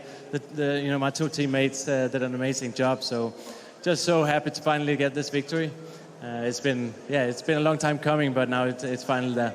It's pretty quick after only a year winning in WEC. So, pole position in Formula One, first victory in WEC. Interlagos is good to you, Raffaele. Congratulations, fantastic. You must be delighted for yourself, the crew, and BMW. Yeah, as Kevin said, it's an amazing feeling. I mean, we started from the bottom 3 years ago, and now this year is going very well for us, for Car 20, for BMW. So we can be very happy. We have to keep pushing, but I think we have an amazing crew. We are very, very well together. So yeah, we continue to push, but today is an amazing day. Yeah, you were very quick indeed. Dries, can you please come here? I heard that you were feeling sick at the beginning of your stint. Was it the case, and what happened? Yeah, I don't know. I mean, I never really experienced that so far. I just got in and I didn't have a great feeling at all. I was feeling not the best, and I had to dig deep to try and just go to the end. But yeah, like Lelo as well said, super happy. I mean, BMW WT did a great job today. Strategy was amazing, and the car's been phenomenal during the race. So yeah, it's been a long time coming. We've been working really hard, and to get this is so nice. So big thanks to everybody working and behind the scenes in Munich as well. So yeah, thanks a lot. And looking good for the championship as well, making up some great points today. Congratulations. It's time to go and celebrate and enjoy. Thank you. Thank you. Thanks.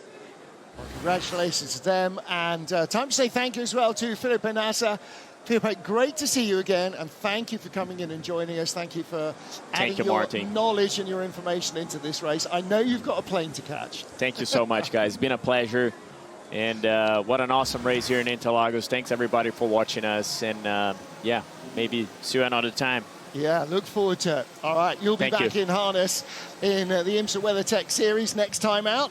Until then, the Brazilian has to leave in a hurry.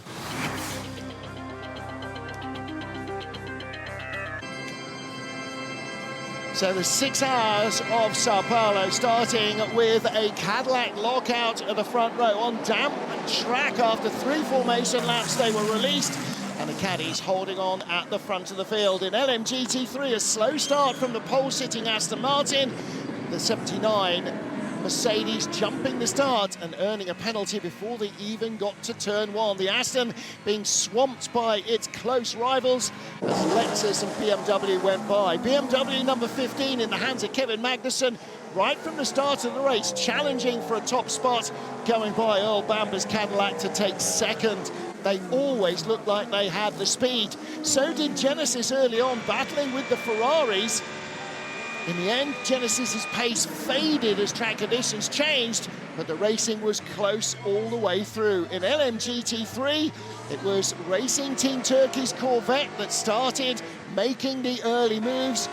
Sally Jolic climbing through the order, the silver driver amongst a field of bronzes. Disaster for the race leaders. The 12 Cadillac's first stop, an extra long one, losing 20 seconds with a reluctant right front wheel. And from then, they were on the back foot. A fuel strategy option selected by the 35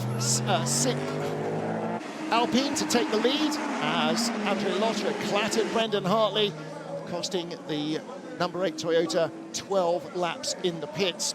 The Alpine and the BMW continued to battle at the front of the field as the early cloud burned away and the sun came out.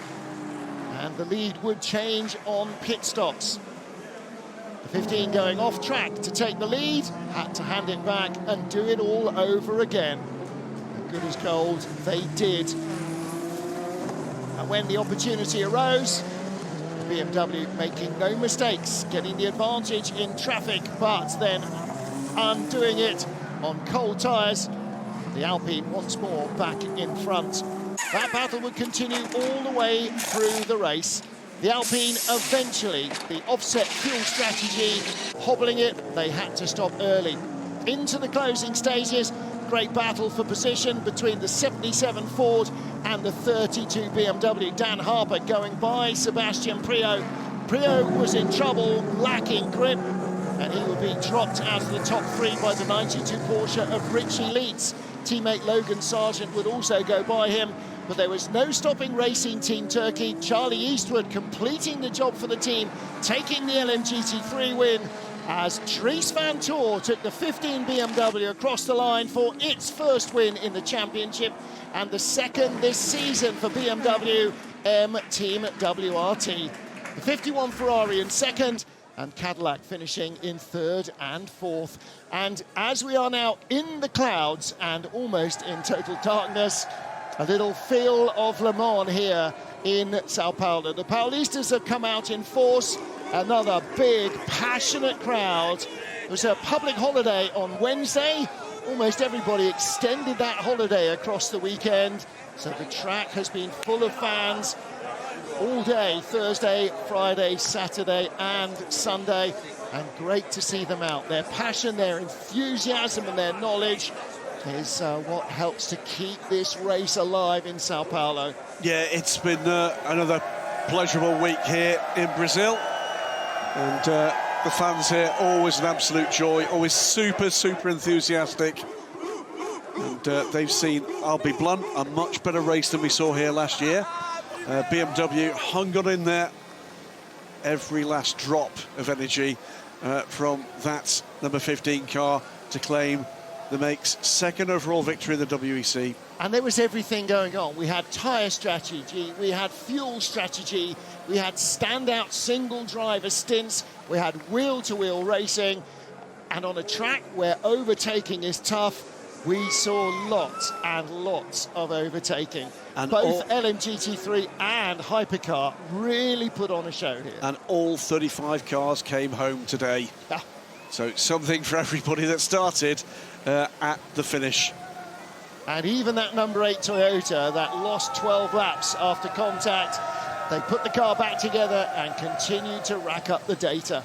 Team WRT, by the way, that's a multiple win for them. That means a team with multiple wins in Hypercar, LMP2 back in the day, and LMGT3.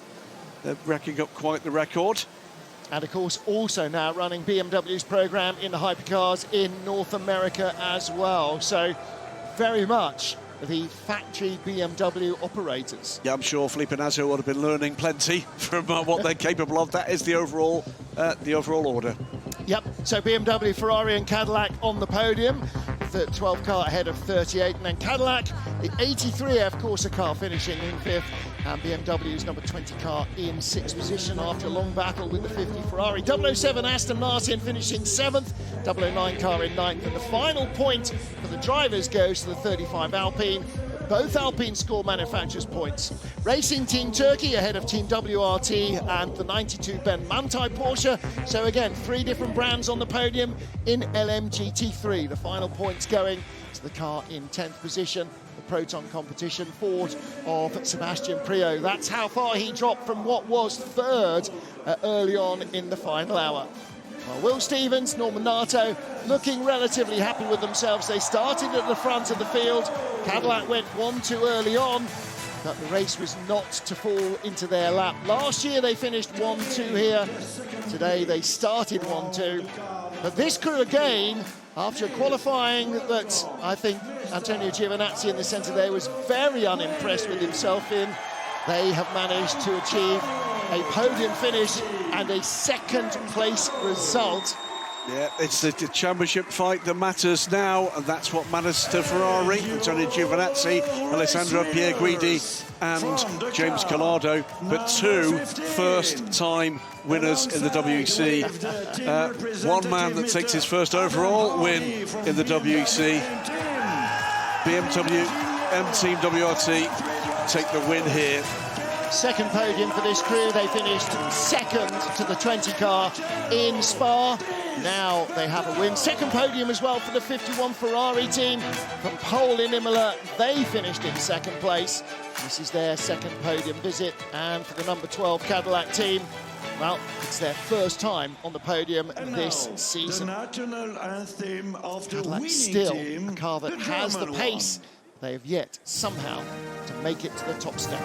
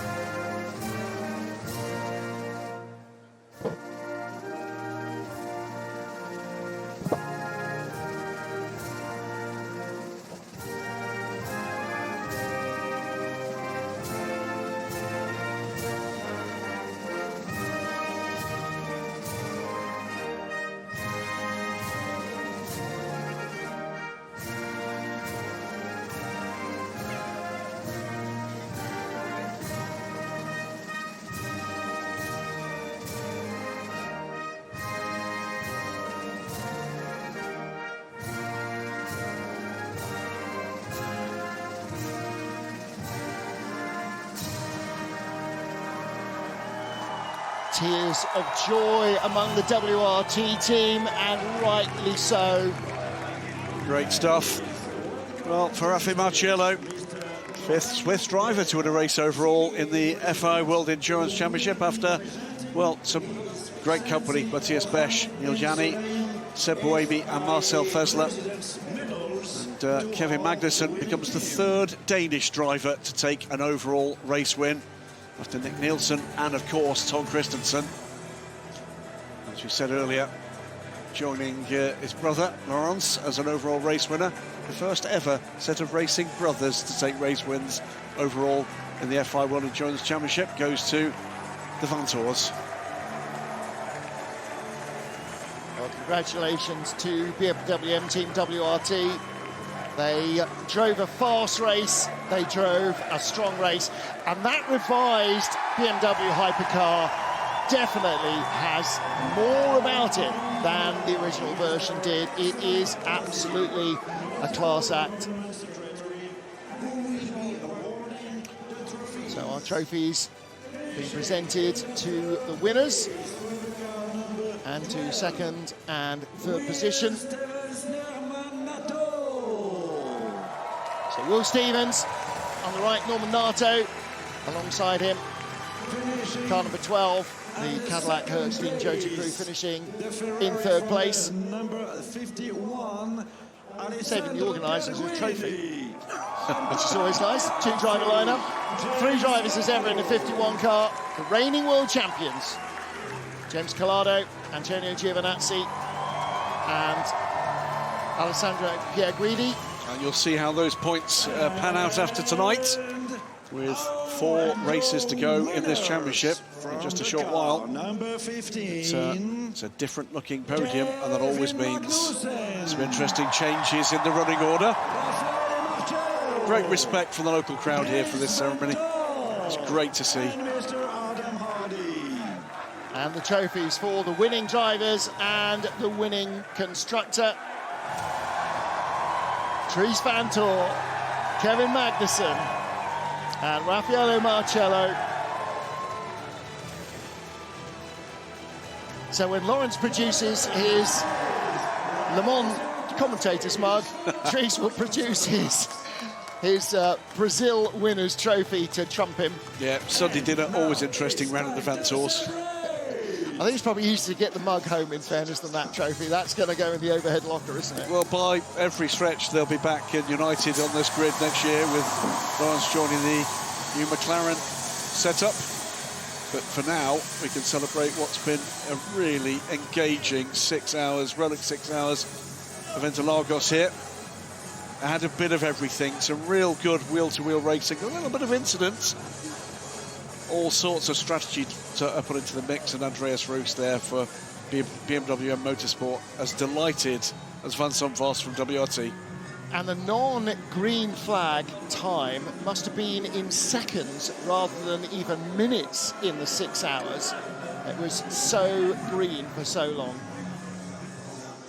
I know I've got the winner of the LMGT3 category. I'm going to start with you, Sally. Look, it is a team job altogether, a crew effort. Congratulations. Yeah, thank you. It's been a long time personally, so yeah, I'm very happy to be here finally. Excellent. And I'm going to have a little word with you, Charlie. The end of the race, you drove amazingly. There was a lot of pressure, the change of weather as well. Was it hard to manage? Yeah, I mean, we dropped back just in the stop because everyone was on a different strategy, and then we actually had a decent fuel advantage, and we got a puncture with 1 hour to go. So we had like another 20 minutes of sort of fuel time, but yeah, we had a box, but it all panned out, and the car was unbelievable. So yeah, all the TF, these guys were next level all day. And you were flying just as usual, just as your bronze teammate who did an amazing stint. Congratulations on your first victory, very well deserved. No, absolutely. It's started a team effort. I mean, the three of us definitely had our best days of the year, I think, so far as a team. TF and Corvette gave us the tools to do the job, and we were able to execute it. So super happy for everybody. Hopefully it's the first of a few here to finish out the season, but super proud of everyone involved. Proud of you all, guys, I'm sure, and the team as well. Thank you very much, and congratulations. Well, that interview recorded by Bruce as they stepped out of the car before the podium ceremony. You can tell we're in the tropics because the darkness came down like a curtain.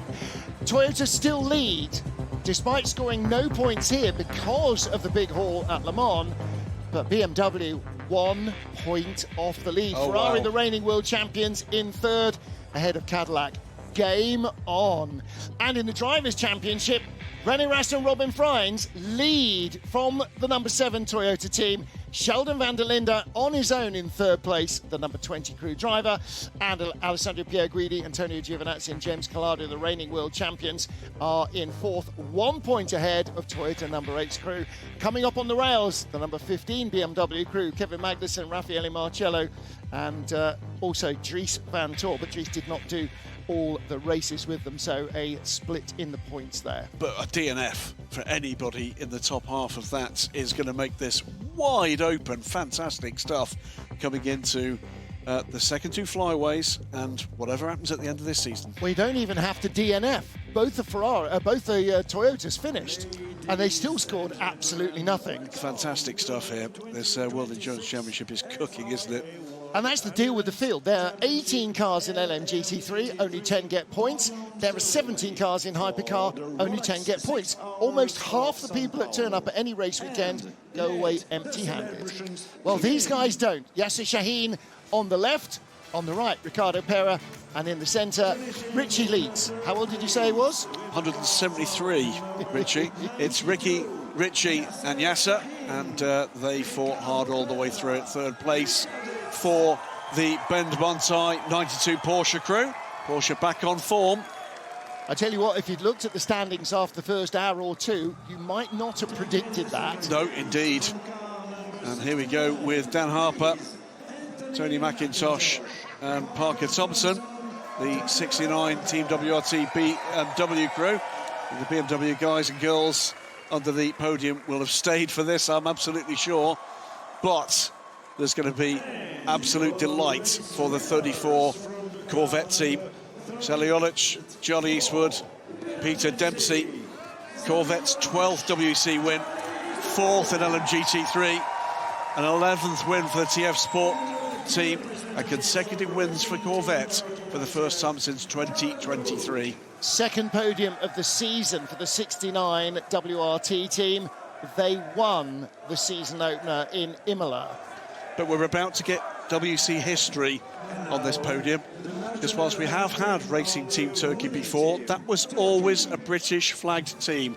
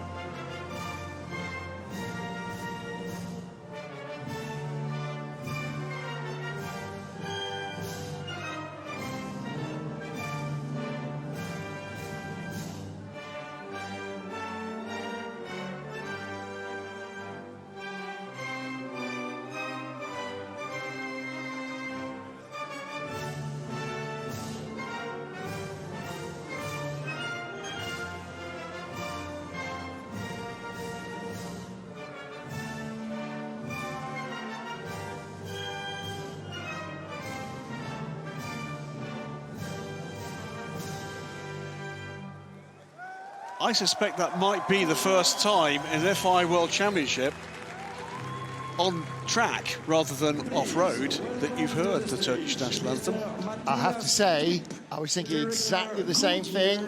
Stand to be corrected as always, but I'd be very surprised if it's not. Matthias Gipp from Goodyear is presenting the trophies. That will have been a very, very proud moment for Sally Olic. Peter Dempsey takes his first win, joins just Matt Griffin as drivers from the Republic of Ireland to win a race in the WC. Charlie Eastwood, meanwhile, Northern Ireland. It's a 5th win for Sally Olic, winner in 2 classes after 4 wins in GTE AM. Charlie Eastwood takes a 6th WC victory and a 2nd in the LMGT3 class after Fuji last year. And, TF Sports continue to produce the goods, as do Corvette. Charlie Eastwood racing with the Irish flag on his ovals. Yeah, but from Northern Ireland. It's all about the licence against for those of our international audience that don't understand the difference, do look it up. There's quite some history about the island of Ireland. There is indeed. So Racing Team Turkey claim their first victory and a 2nd podium visit for the car number 69 crew. So that is a 2nd podium finish for the new competition director for the LMGT3 team, Rahul Frey. Started the season with a bang as they won in Imola the season opener.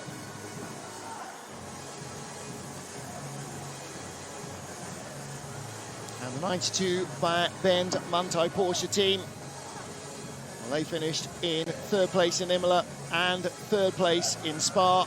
So that is their 3rd podium finish. Lucked out in Le Mans, only 13th place finish for them.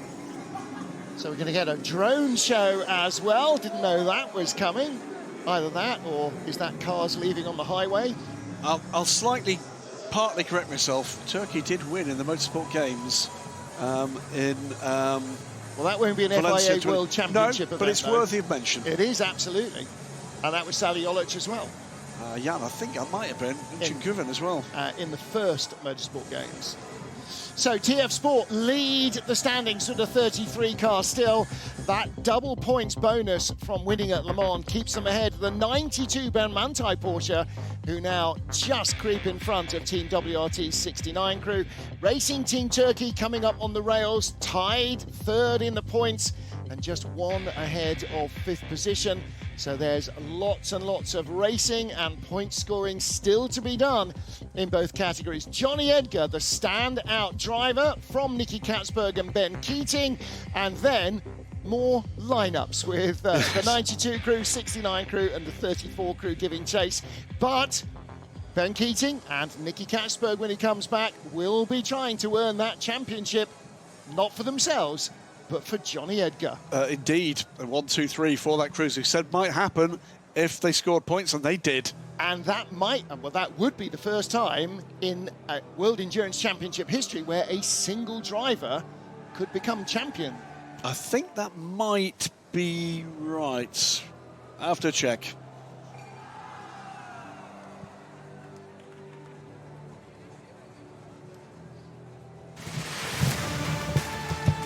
And that is it from the Rolex 6 Hours of São Paulo. From start to finish, action and excitement all the way. And we head into our summer break now. As we leave winter in Brazil behind us, we will start the racing once more at the Circuit of the Americas the first weekend in September. Wherever you are, if you've enjoyed this, join us for that. And if you are close enough, tickets are available for Kota and for Fuji as we race into the second half of the World Endurance Championship. Till then, from everybody here in Brazil, it is goodbye and thanks for joining us.